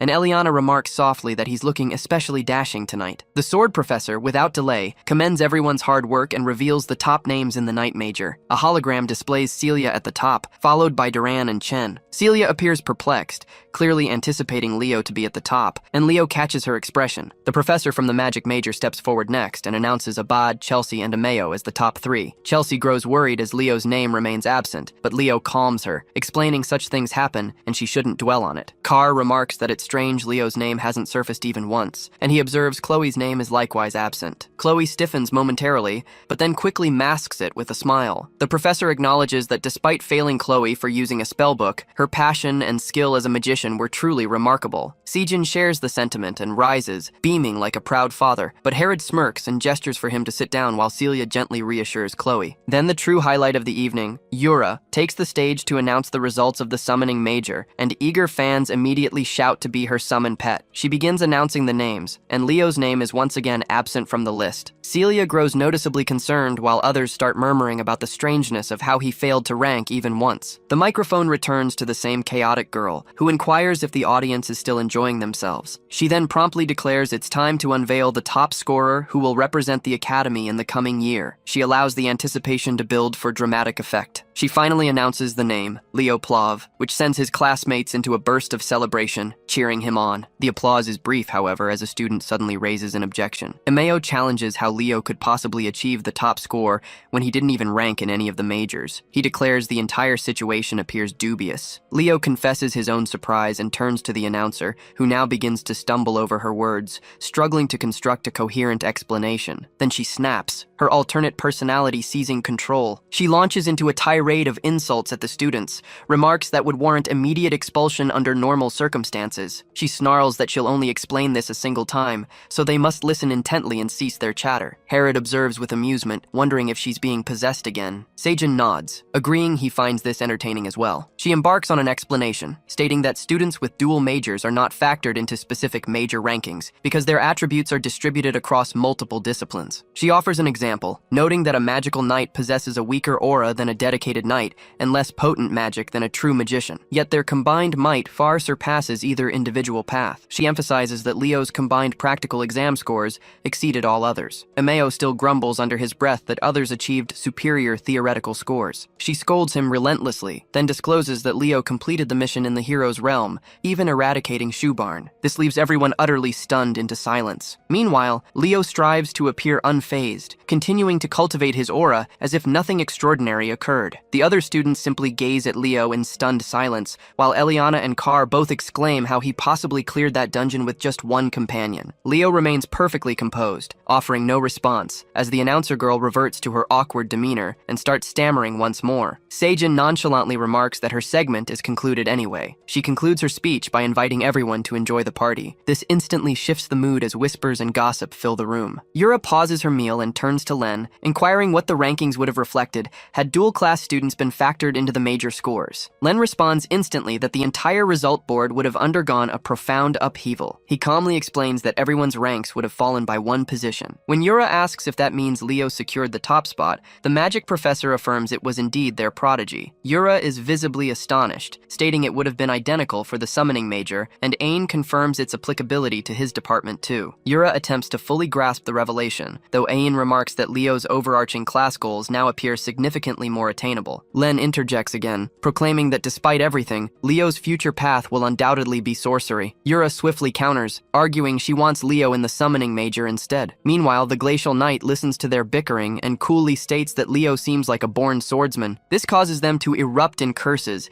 while the assistant professors share worried glances in the background. The next morning, Carr is utterly exhausted from a night of heavy drinking. Chelsea mentions she's never seen anyone guzzle 2 whole liters of orange juice before. Professor Herod walks into the classroom and demands silence. He displays a world map and reveals the destination for their upcoming class trip, declaring they'll journey to the land of the elves. The students immediately brighten, knowing this trip allows them to pick where they want to go. They start dreaming of countless locales, but Herod swiftly points to the map and declares their destination is El Salbakia, which immediately extinguishes all their enthusiasm. The place is notoriously frigid, so it's little wonder everyone begins grumbling. He silences them by disclosing the decision came from the class representative. This leaves everyone utterly dumbfounded. However, Leo puts on his most guileless expression while Carr turns to him and demands to know why he chose such an unforgiving place. Leo simply tells them, "Stop complaining and begin preparing immediately. You should procure your provisions swiftly." Eliana weeps theatrically, announcing she's buying gloves. Meanwhile, Chelsea is simply thrilled to try out all her winter coats. Leo sinks into deep reflection, recalling that while many believe El Salbakia is unremarkable, it's actually the secret abode of the fairies. He feels a pang of nostalgia, wondering how Silrod has been doing all this time. When they arrive in the city, Leo tells Nella, "I'll handle the procurement of food and equipment while you manage the potions." After a bit of sharp haggling, he finally secures a favorable agreement and sets off with the supplies. Leo is utterly drained from the errands, but just then he grows wary when he senses an anomaly in a nearby alleyway. He recognizes this as the 13th block and moves toward a particular structure, identifying it as the very spot where Senlu and Chloe had bought their sorcery machines. Dropping his bag, Leo steps inside and finds the shop utterly vacant, save for one small, charming teddy bear perched strangely in the middle of the floor. Nothing seems amiss, which makes sense if the investigation team already scoured the place. Yet, an unsettling feeling persists. His mind connects the dots a moment later. He realizes the teddy bear should not be present at all, as Lumern should have gathered all items, and the premises had been secured. He immediately moves to strike it, but the bear suddenly twirls in the air and expels a burst of black goo. Leo immediately identifies this as a demonic entity. This one isn't an ordinary demon either, as it's seething with potent curses and malignant energy. As the gibbous mass of shadow begins coalescing into a shape, it tries to speak. His gaze sharpens as the voice seems strangely recognizable. The demon taunts his keen senses for detecting the curse so swiftly. It then fixes its gaze upon him, and he at last identifies it as the Witch Queen Salatna, one of the 3 Legion commanders the heroes failed to vanquish in the past. However, this body is not her true form. The demon inquires if he's a magical knight, then mocks him, claiming his heightened senses will now bring about his downfall. It pounces forward. Leo scarcely manages to evade the attack as it nicks his arm. Our hero realizes he has no hope against her like this. She gradually glides closer, thanking him for such a delectable offering. Just as she readies to deliver the final blow, Leo reveals a sly smirk. A blinding flash of light erupts behind him. A sacred energy blast slams into the fiendish entity,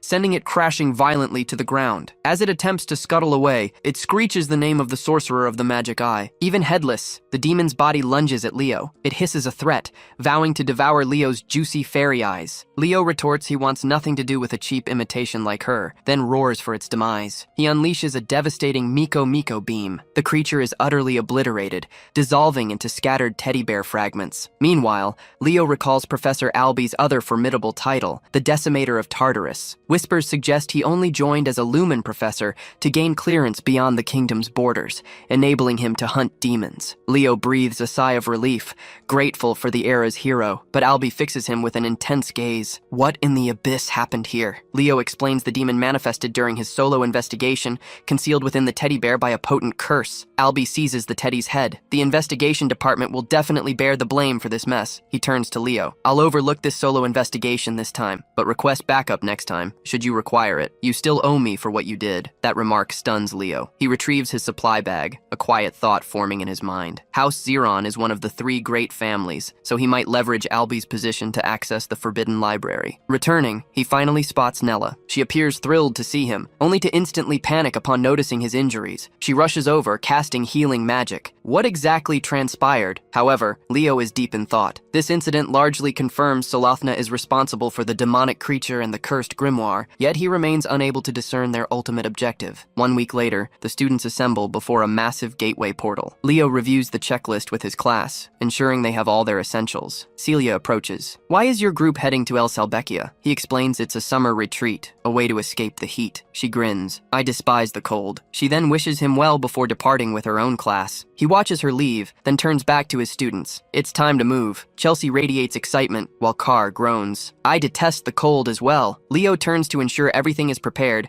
then finally steps through the portal into the elven domain. Meanwhile, at Xeron Academy, 2 elves harass another student. They deride his attire and challenge his right to belong at the esteemed Xeron Academy. "You half-blood," they sneer. The boy merely lowers his head in shame until another student steps forth. "Cease this bullying and act like proper students." The bullies attempt to twist her words. "Aren't you bothered by a half-breed dressing like that?" But she has reached her limit and unleashes a barrage of curses. She roars. "If you dislike his clothes, then strip yourselves and offer him yours instead." The 2 are stunned by her language. "Act with dignity," they snap. She fires back. "Aren't you ashamed to gang up on one innocent kid?" She commands them. "Scram!" They grumble, muttering about her acting like a rabid dog. Turning to the boy, she asks, "Why are you dressed so thinly?" He explains someone stole his clothes, then introduces himself. "I'm Luca Inaris." Runia instantly fumes at the culprits. Luca shyly attempts to return her scarf, but she waves it off. "Don't worry about it." He notices her unusual happiness. She admits, "My contractor finally hatched. His face brightens as he congratulates her. She flashes a grin, then heads off. Runya races directly to her father's office. Her father swiftly reminds her not to use that term at the academy. Her father, visibly anxious, confirms Fernia's child has hatched. This causes her face to illuminate like a child on their birthday. He then admits a grave problem. A contract has already been formed. This news instantly drains the light from her expression. "I'm investigating it," he states. She slams her hand on the desk, demanding to know, "Who in the abyss stole my contractor?" Meanwhile, Class 5 safely reaches the academy. Everyone immediately begins complaining about the frigid temperatures, but Leo orders them to endure it. Herod cuts through the clamor, instructing them to line up. "Does anyone know this place's history?" he asks. Chelsea raises her hand. She reveals that the capital Velkia was named after a fairy knight, one of the followers of Luna, the poet of the stars. Leo recalls things a little differently. Velkia, he quips, was more like the fiery apprentice of both Luna and Aaron. He adds that despite his defiance, the guy still earned the title of fairy knight. Professor Herod affirms her words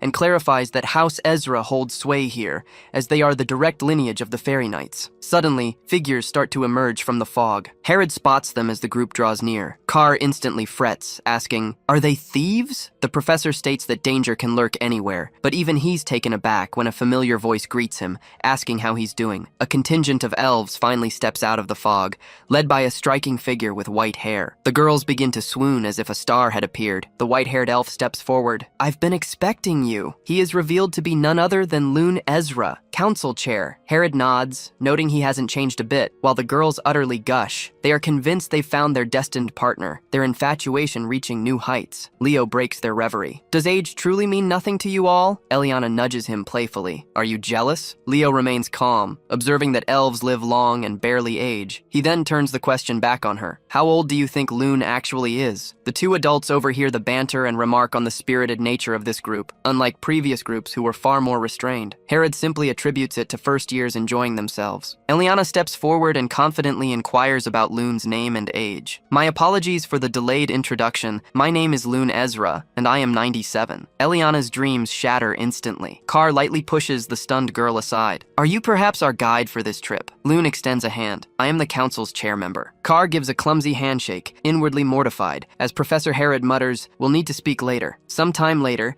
they find themselves in an ancient, dust-laden chamber, and as if on cue, a mouse scurries past. The students panic, demanding to know, "Are we truly expected to reside in this derelict place?" Leo shrugs and offers them a makeshift shelter. Eliana immediately starts flattering him as their esteemed class leader. Leo proposes his outdoor tent as an option. Carr abruptly reconsiders, declaring, "We have much unpacking to accomplish." After tidying the space slightly, some boys creep towards the stairway. Carr wears a cunning grin, stating, "The finest part of school trips is catching glimpses of the girls," but at the top, they halt in their tracks. Chelsea is already waiting there, her expression utterly furious. She wastes no time, unleashing a gust of wind magic that sends them sprawling. They cry out for mercy. Leo observes with amusement, remarking, "It appears everyone is enjoying the journey." He decides he might also explore. Before he gets far, a voice addresses him as Lord Leo. He turns around to a uniformed elf who conveys, "The head of the house wishes to converse with you." A short while later, Leo enters Lune's office. The council chair barely lifts his gaze from a formidable stack of paperwork. "Come in," he intones. "My apologies for the wait. Could you perhaps bear with me a moment longer?" Instead, Leo requests permission to survey the surroundings, noting the intriguing items in the office. Lune readily grants his request. Leo approaches the weapons displayed on the wall and observes their considerable age. His gaze sharpens upon a particular blade, Urquint. The name alone elicits an immediate response. Lune appears taken aback, inquiring, "How could you possibly know of it? Its lineage is exclusively shared among the heads of House Ezra." Leo perspires subtly but quickly recovers, claiming he encountered the lore within Lumern's ancient library, a tale Lune accepts without hesitation. As Leo lays a hand upon the blade,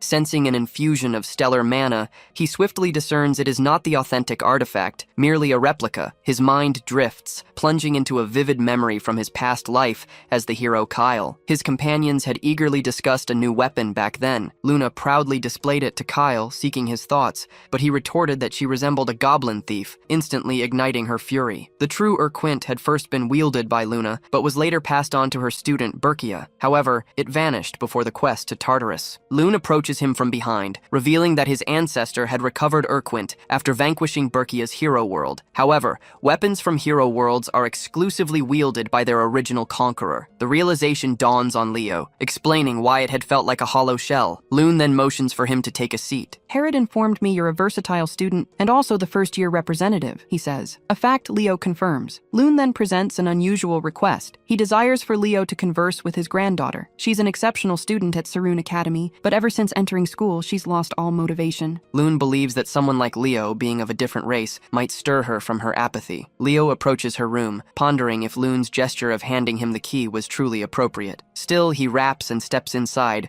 only to be confronted by what he mentally dubs the ultimate chaos. He coughs, commenting, "The room's exceedingly dusty." Then, he starts noticing the posters and deduces she must be an ardent admirer of the great heroes. He's seen others amass such memorabilia before, but this is an unparalleled fixation. He notices a uniform draped neatly and presumes it's from Saroon Academy. At that moment, the girl emerges, mistaking him for her grandfather. She launches into a tirade about the impropriety of intruding upon a young woman's room, only to halt abruptly, frozen in sheer astonishment when she sees Leo standing there instead. Her face flushes crimson as she shrieks, "There's a human in my room," and instantly burrows beneath her blankets. Leo introduces himself, explaining her grandfather wished for them to meet. However, she remains silent, swaddled tightly in her blanket, like a cocoon. Receiving no reply, Leo effortlessly picks up a book, remarking, "You've amassed almost as many volumes on Hero Kyle as I myself possess. I'm intrigued by how the elves portray him." As he peruses the pages, he's truly struck by the meticulous organization of her notes. He commends her profound grasp of Kyle's achievements. Finally, she cautiously emerges, inquiring in a hushed tone, "Do you like Hero Kyle too?" She questions him about the Battle of Darnos. He recounts it as the site of Taberka's defeat and the inaugural engagement where the heroes united their forces. Her eyes sparkle with excitement as she swiftly follows with a query. Does he know where Commander Zerga's legions met their end? He responds instantly, Edvalik. She nearly trembles with exhilaration, awestruck that he possesses knowledge most overlook about the great heroes. In her eyes, Leo suddenly radiates like a valiant knight. She shyly lowers her gaze, introducing herself as Aaron, and asks, "Did my passionate discourse deter you?" But Leo calms her, affirming, "The great heroes would be delighted to know someone out there still cherishes their sagas." She persists, asserting her belief that Kyle is an unrecognized fifth hero. Leo concurs, stating his conviction that Kyle is a genuine hero as well,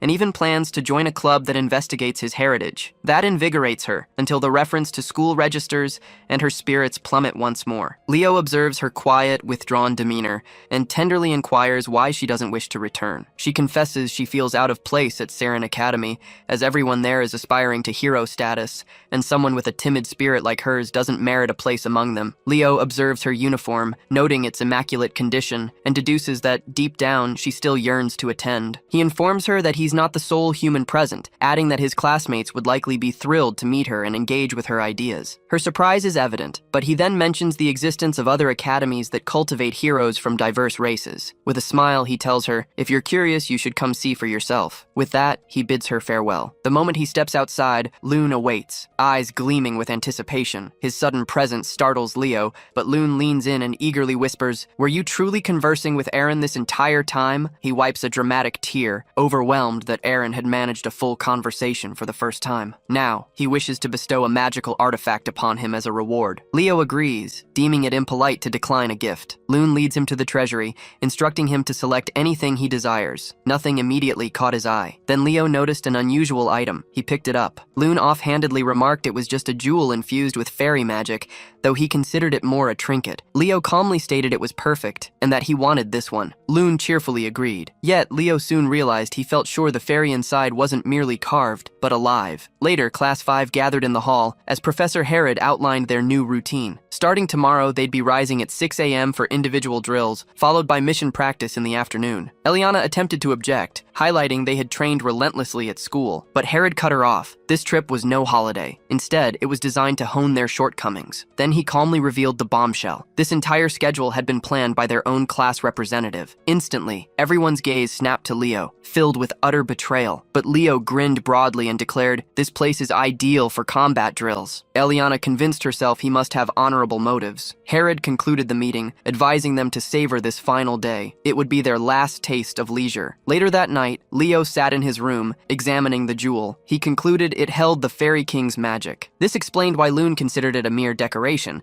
since, after all, the Fairy King's contractor had disappeared following the Age of Calamity, and no one had wielded that magic since. But Leo knew intimately, this was Silrod's power. He channeled his own magic into the jewel, making it glow brightly. It was finally time to activate the Fairy King's pledge he had received earlier. With that, the jewel began to crack and split open. A small voice stirred, inquiring, "Has Father broken the seal at last?" But when the fairy spotted Leo, confusion seized him. He demanded to know why a mere human stood before him. Leo calmly asked, "Who are you supposed to be?" The fairy took offense, declaring, "I am Kieran, the firstborn of the Fairy King Silrod." He began to rant with royal arrogance, but Leo calmly poised his fingers. Just as Kieran smugly uttered his name, Leo flicked him on the forehead. Kieran froze, struggling to process this human's audacious act. Leo's expression hardened. He stated that even Silrod treated him with deference, making him wonder exactly who this brat thought he was. Enraged, Kieran began spewing racial slurs, but as he continued, Leo kept flicking his head, one after another, like an exasperated parent. Eventually, Kieran found some semblance of manners. He gazed at Leo in awe, realizing he must be the pledged one his father had spoken of. Leo leaned in and warned him once more. "If you have a grievance, you should voice it." But Kieran backed down, deciding a pledge with a human might not be so terrible. Leo patted his head, casually remarking that for Silrod to take all 6 of Kieran's wings, the kid must have been a truly royal nuisance. Kieran was surprised Leo knew that, but before he could say more, Leo told him, "Go summon Silrod already." Kieran looked smug again, stating he could only summon his father after reclaiming all 6 wings. He added that the first one was nearby, in the forest. Leo smiled, calling it fate that their paths had crossed. Then he gave him another flick for good measure. The next day, the class ventured into the forest amid icy winds. As they pushed forward, they all froze once more, this time in shock, as Chelsea was suddenly struck down by wind magic. Leo helped her to her feet, a smirk playing on his lips. He told her, "You'd better train harder if you want to keep up." A few minutes ago, Eliana had erupted when Leo claimed she couldn't harmonize her swordplay with her magic. That was why she assumed he was off training solo. Leo didn't bother answering that. Instead, he shifted focus and informed the duo their summoning skills required serious refinement. This agitated them, as summoning was the one thing they believed they had mastered. Then Chelsea interjected, recalling he had told her something similar during the entrance exam, that she lacked a proper grasp of wind magic. Drawing her weapon with a smile, she challenged him to reveal his true capabilities. Leo gladly accepted. She believed his performance so far had exceeded expectations,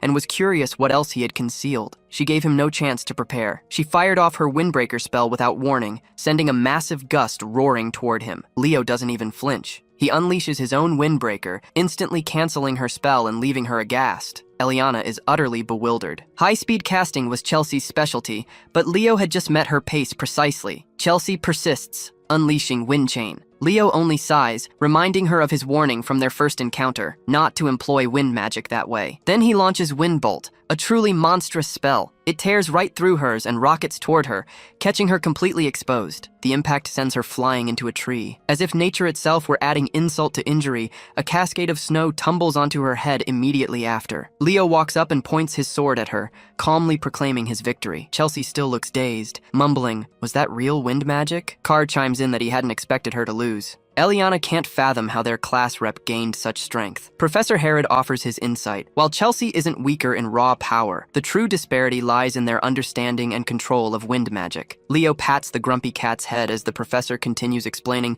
that even when learning new skills in higher grades, they must not neglect perfecting their existing knowledge. He concludes by urging everyone to hone their abilities under the class rep's lead, which immediately prompts a chorus of complaints about the freezing cold. Sometime later, Leo walks alone through the snowy forest, collecting herbs for a task. He remembers how the others had utterly exhausted themselves, vowing to complete their tasks later. He smirks, thinking they're probably still fast asleep back at their inn. Out of nowhere, Kieran streaks in, proudly announcing he's collected a sizable collection of herbs. Leo gives him a pat on the back for a job well done, which has the little guy all puffed up and radiating with tiny fairy pride. With that, Leo decides the collection is sufficient and tucks the bag away. He begins to ponder if it's time to seriously investigate the forest. He declares that the hunt for Kieran's wings officially commences now. As they journey ahead, he suddenly stops. Leo asks when Kieran was exiled. The fairy answers it was roughly a century ago. Leo narrows his eyes, urging him to look closely because illusion magic is at work here. Kieran quickly senses it, confirming it's the Fairy King's magic, yet not his father's. Leo connects the dots, concluding the spell belongs to Silrod's father, the Fairy King from the Calamity era. It's been a century since the magic activated. Judging by the timing,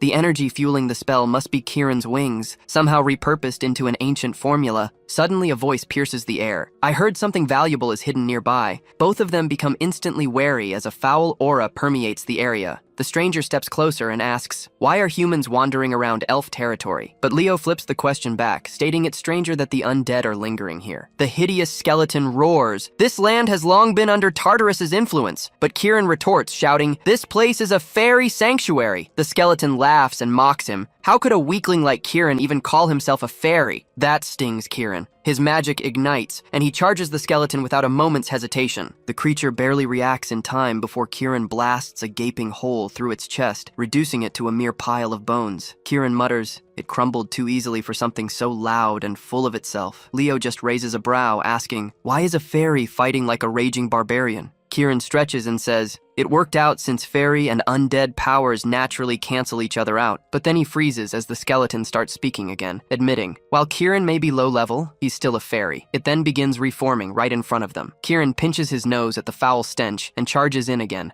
vowing to truly crush the creature this time. But mid-attack, something feels amiss. Leo yells, get out of the way! The skeleton slams its sword into the ground, unleashing waves of that noxious aura. Kieran dodges at the last second and collides directly with Leo. Leo steadies the stunned fairy, who asks, what in the world is that thing? Leo answers, that's an ancient monster from Tartarus, known as a Death Knight. The skeleton stands tall, finally introducing itself as Kargor. It declares its loyalty to the Lich King. Instantly, it lunges toward them again. Leo steps up, trying to counter with his blade, but Kargor vanishes, reappearing behind him like Houdini. The Death Knight lifts his sword, coldly announcing, I'm here to lead you straight to your end. Thinking quickly, Leo activates his spectral form, forming a barrier just in time to block the Death Knight's strike. The clash echoes through the eerie silence of the forest. The monster steps forward, surprised a human could conjure an aura shield so swiftly. It gives a crooked smirk and swings again. This time, however, Leo successfully blocks the attack. The Death Knight mocks his efforts, calling them futile as it begins to press Leo back with raw strength. Kieran panics, rushing in to help,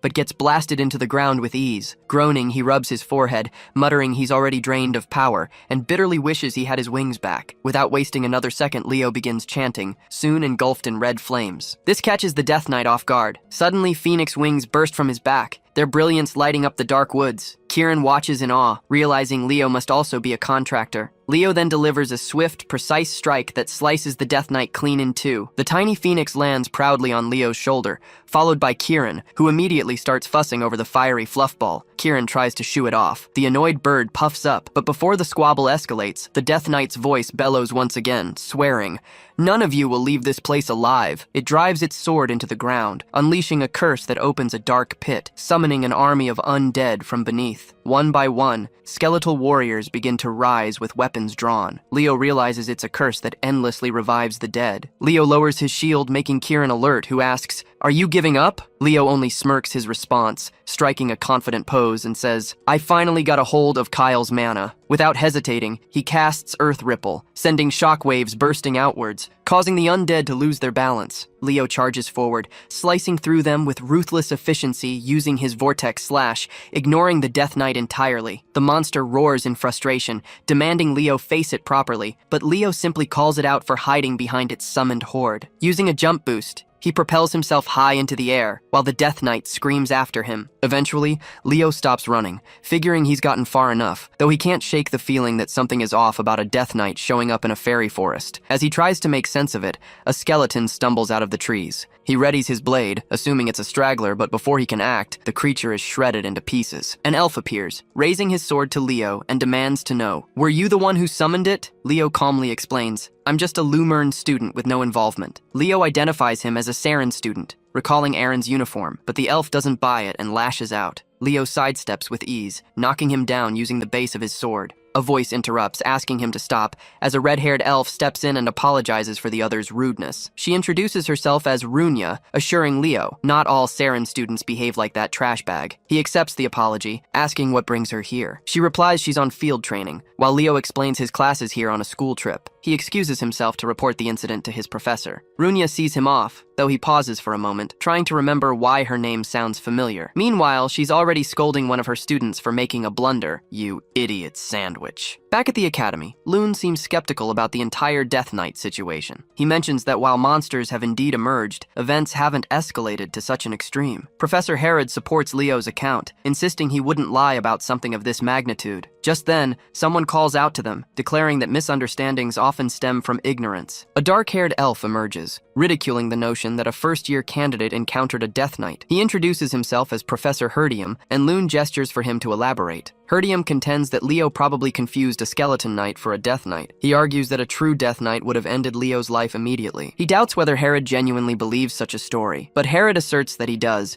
explaining that Leo holds the position of all-class representative. That astonishes Herdium, prompting him to consider Leo a noteworthy individual if he can truly influence the perspective of Siren students. He then asks Leo if he's proficient in magic too, and suggests a collaborative class between Lumerne and Siren. Sometime later, all the students are reveling at a party. Carr ponders the lavishness of the event, but Chelsea points out its logic, considering the Emperor himself is hosting. Eliana and Nella brim with anticipation at the thought of witnessing Siren's instructional methods directly. Leo, however, remains somewhat wary, suspecting Herdium as the kind of person who trusts only what's visible to his own eyes. His thoughts are interrupted when Runia reappears, asking, "Would you like to dance?" They glide together seamlessly, as if they've practiced for ages. She is delighted to discover he knows the elven dance, and Leo explains he mastered it long ago. She realizes she never asked his name and asks, "What should I call you?" The moment he introduces himself, her demeanor completely transforms. She seizes him by the collar, shouting, "You're the one who stole my contractor!" Her grip tightens on his collar as she proclaims,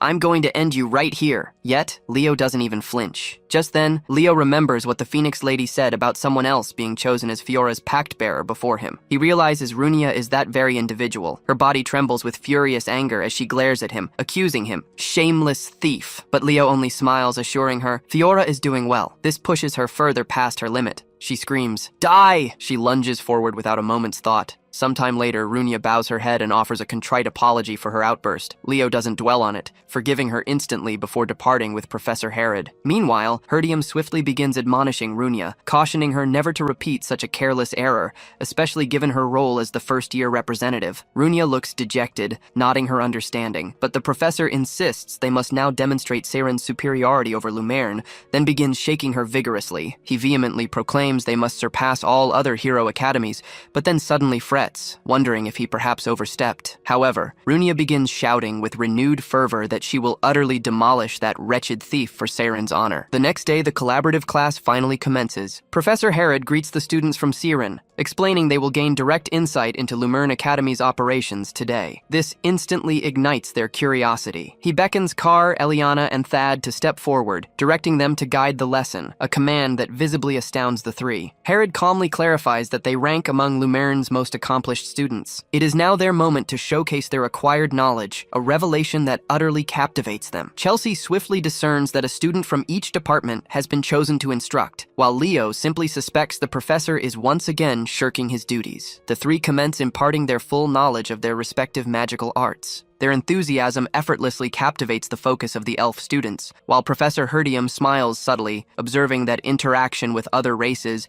can sometimes unveil entirely novel approaches to magic. However, he ponders why the class representative has yet to present himself. Chelsea applauds them while they bow. The elf professor praises their efforts, remarking that he can perceive the profound devotion each has invested in their training. Picking up the chalk, he begins to elucidate Siren's distinct teaching methodology. He states that while elves inherently utilize magic as a cornerstone, they deliberately avoid complete reliance on it to uphold balance. Leo mentally refutes him instantly. For even if they claim to teach comprehensively, their curriculum remains steeped in magic. He reflects that elves have always been ostentatious, and that truly, nothing ever changes. As the professor commences elaborating on an intricate spell theory, Leo begins to yawn from sheer tedium. Herdium silently observes that the boy not only claimed to battle a Death Knight, but now displays an utterly unacceptable demeanor in class. Deciding to shift focus, he sets aside the theory and conjures a brilliant golden star in his palm, dubbing it the essence of Siren. Even Leo found his interest piqued. He went on to explain that elves are a people intrinsically linked to magic, then launched the star skyward. It burst into a myriad of smaller stars, which drifted down to the students, drawing gasps of awe. Chelsea's eyes gleamed as she cried out that this must be the star magic, a unique magical system crafted by elves. The professor affirmed with a proud nod that this was the heart of their magical heritage. He sketched on the board a spell directly stemming from the great Luna's enduring legacy. It served as the bedrock of all star magic, encompassing myriad variations. He smiled and posed to the class. Is it not beautiful? He halted abruptly as a hand rose, and he granted permission for the class representative to speak. Leo internally dismissed any care for star magic, but serenely stated that the interpretation of the spell was flawed.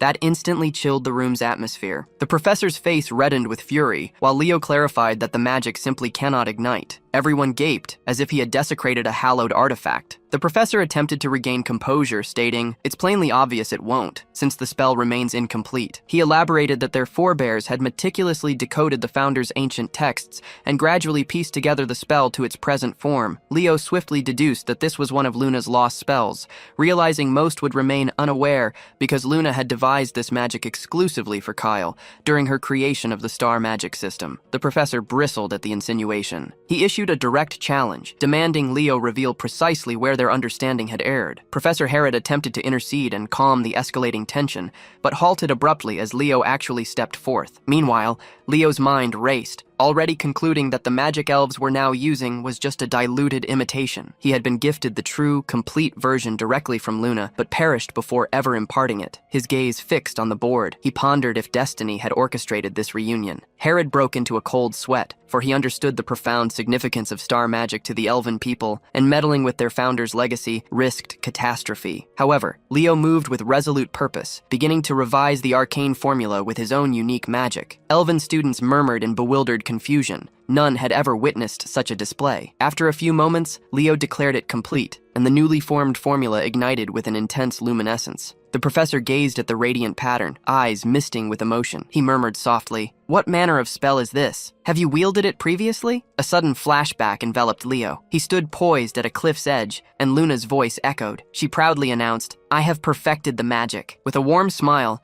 she informed Kyle she would now impart to him this incantation, capable of coaxing flowers to bloom, while he cradled a golden, luminous flower in his hands. Leo recreated the magic Luna had once bestowed. He unleashed a cascade of luminous flowers that swept across the lecture hall. The room instantly shimmered, and the students erupted with heightened excitement. Eliana turned to Nella, musing if the class representative had just wrought another marvel. Nella simply nodded, speechless. What captivated Runia even further was the professor's utterly bewildered reaction. She began to ponder if Leo had truly deciphered the founder's entire legacy before their very eyes. The professor crumpled to his knees, utterly bewildered, clutching a golden flower, and whispered in disbelief, "I cannot fathom that the magic we've all been employing is merely a spell to make flowers bloom." Leo calmly set him straight, stating, "It is not so simplistic." He clarified how blossoms had almost disappeared during the era of desolation, and hinted that they likely held profound significance for the nebula's founder. He recalled as Kyle once confiding in Luna that such seemingly trivial magic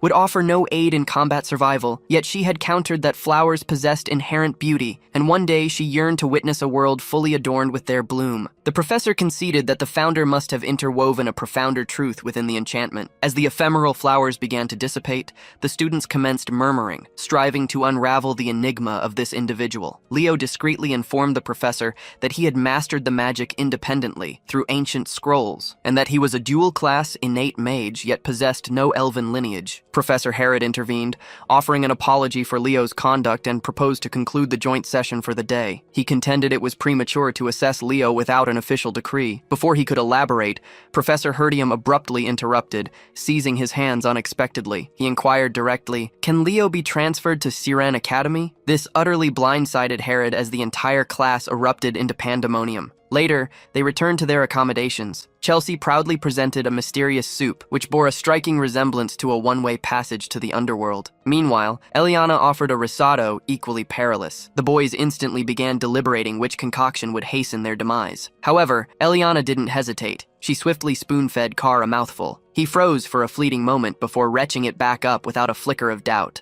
Loon entered, finding the entire scene highly amusing. Herod, however, wasted no time, drawing Leo aside for a discreet conversation. Loon tells him the Grand Assembly has made a choice about the Death Knight matter. Meanwhile, Nella slips away to listen in, Loon then shares that many reports of undead beings, and even a death knight, have come from the fairy forest. He says an official inquiry is being arranged, and a combined search team will be put together. As the others quietly tune in, Loon explains the mission will be too risky for newer students. They'll be paired with seasoned Siren students. Leo then asks if that's the only reason Loon came. Loon shakes his head. He explains he actually came for Leo as his granddaughter wished to see him. Siren hesitantly steps closer. "How have you been?" she asks. "I came because you said I could." Leo turns to introduce her to the others, but the girls immediately rush forward, gushing about how charming she is. Siren is overcome. She bolts upstairs, calling out, "I'm sorry," to everyone. The girls wonder if they've made a blunder. Loon tells Leo he's relying on him. Without a word, Leo goes upstairs. He finds Irene huddled quietly on the balcony. He drapes his jacket over her, which startles her. She swiftly tries to return it, but he says, "Don't worry about it." "Why did you leave Siren?" he asks. "I did it because I didn't think I was suited to become a hero," she replies. This was a sentiment Leo was growing weary of hearing. She shares that during her struggles, she met someone who radiated like the sun. She then declares with awe that it was Runia, who felt like a true hero in every way. From then on, she started observing her from a distance. She understood Runia embodied everything she lacked, so she chose to emulate her path. She even reached the top of their class, but something went awry during the dual assessment. Afterward, Runia seemed to despise her. Leo finds it peculiar, as Runia doesn't appear that way. He resolves to ask her about it later. He considers Irene reminiscent of Verkia. "Do you know her story?" he asks. She brightens immediately, knowing it's her ancestors' legend. Leo shares that Verkia walked the path of the great hero mentors, which is how she became a hero. He assures her not to mind others' opinions,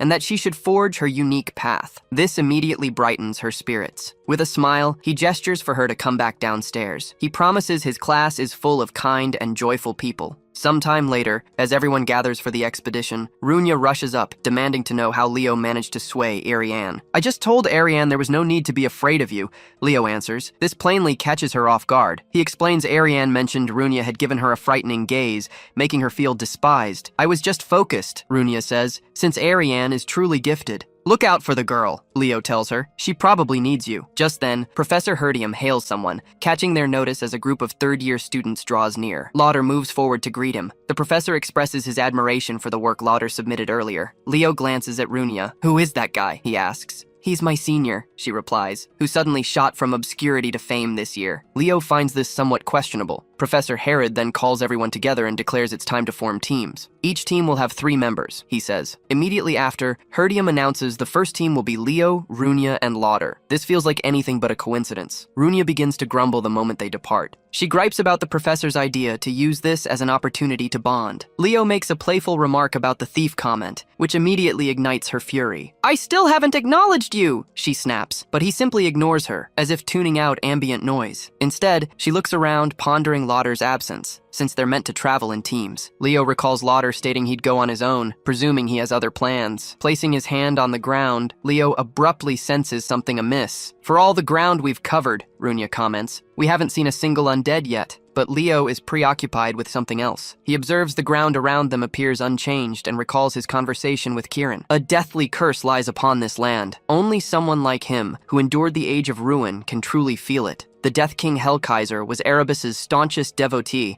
and the legion leader of Tartarus. Leo doubts Hellkaiser came himself. He believes instead he dispatched Kargor, the Death Knight, as his proxy. Rising to his feet, Leo discerns that beyond this point lies a secret within the Fairy Lord. One Silrod fiercely protects. Runia, perplexed, asks if he sensed anything. But before Leo can reply, the sound of footsteps shatters the stillness, alerting them to an approaching presence. Leo instinctively levels his sword, only for Lauder to appear, nonchalantly inquiring about their progress. Lauder asks if they'd encountered any undead creatures, a claim they deny. He then inquires if Leo was the one who initially reported the Death Knight's presence. Leo confirms, offering a handshake, though he notes an odd detail about the black ring Lauder wears. Lauder then suggests Leo might have been too hasty in his judgment, implying he became overly enthusiastic as a first-year student. He asks if they're aware that powerful undead, like Death Knights, cannot remain materialized without a necromancer supplying them with mana. This explains why demonic summoners typically attend them. Runia recognizes that if true, a demon must be lurking somewhere in the forest. But Lauder counters, stating this is the capital of El Salbaquia, recalling that as a Saren student, she should understand the star magic enveloping Berkia. Runia agrees, but Leo interjects with a firm tone, asserting no rule dictates the necromancer must be a demon. Other races are perfectly capable of wielding dark magic, including elves. Lauder chuckles and retorts that elves are far too prideful to engage in such practices. He lets the argument drop and instructs them to simply complete their investigation, yet Leo senses he's searching for something. Even Runia begins noticing the strangeness in his demeanor.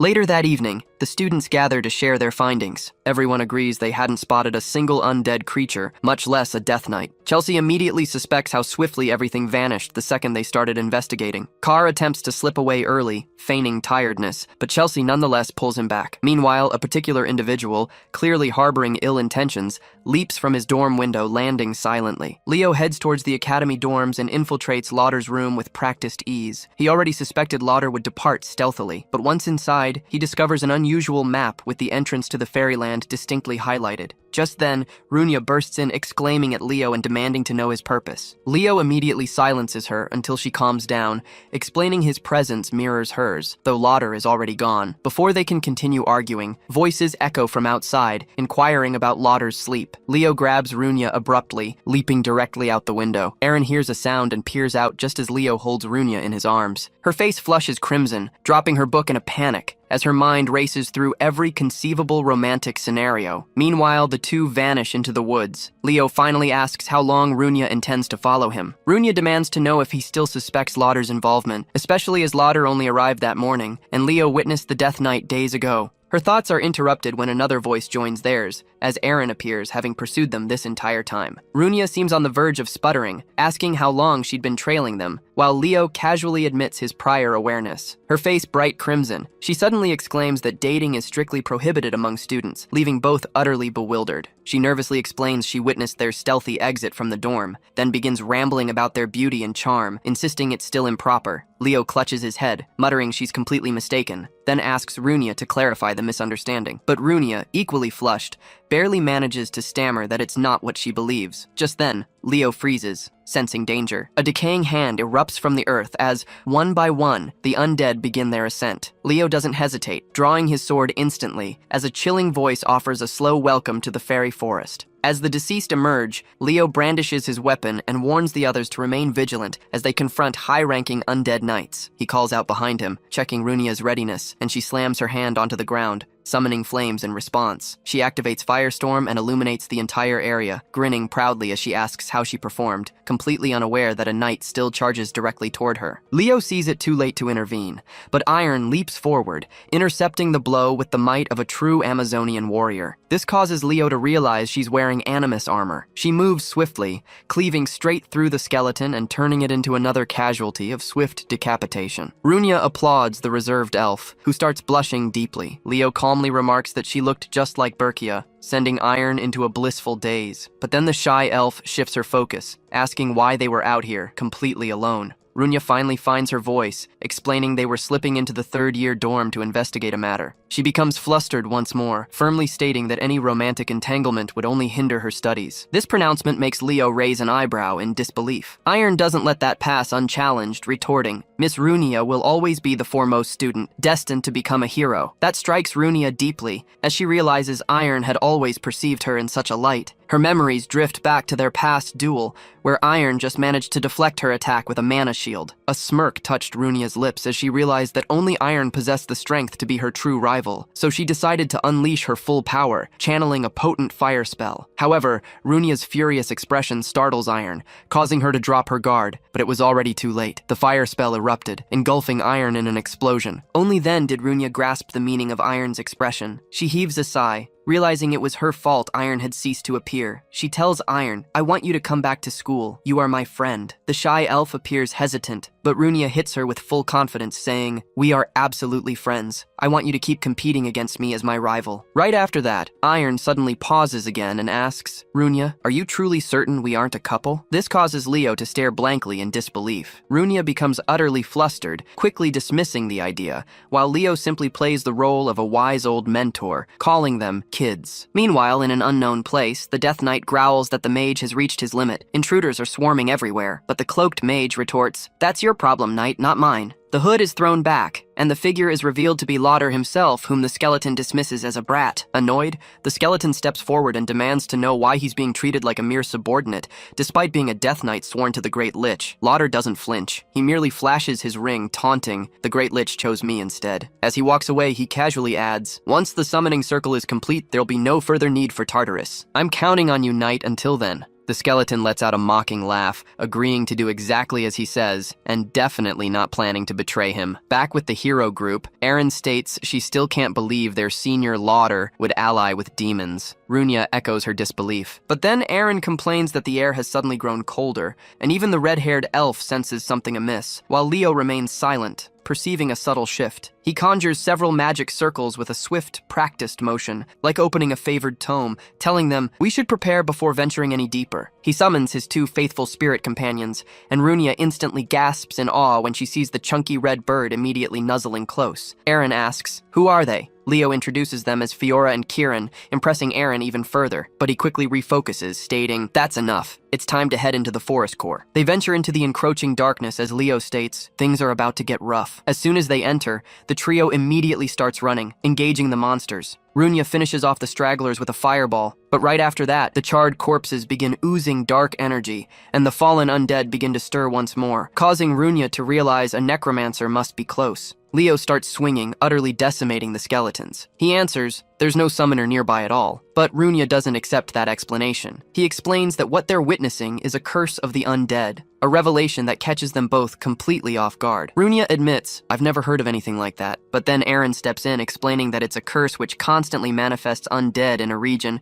twisting the land into a realm of death. Leo finishes the thought, adding that the spell can only be cast by Tartarus's general, Hell Kaiser, the dreaded Lich King. Runia begins to panic intensely after hearing that name, saying, "We should report this to the professor right away." But just then, a sudden chilling blast smacks them, as if a frozen portal had ripped open. A sinister voice welcomes the hero candidates. "Welcome to the land of the dead." The Death Knight makes another appearance, rushing in and clashing swords with Leo. It starts laughing maniacally, claiming, "There's no way out." But Leo doesn't even bother with a reply, blocking the attack with effortless grace.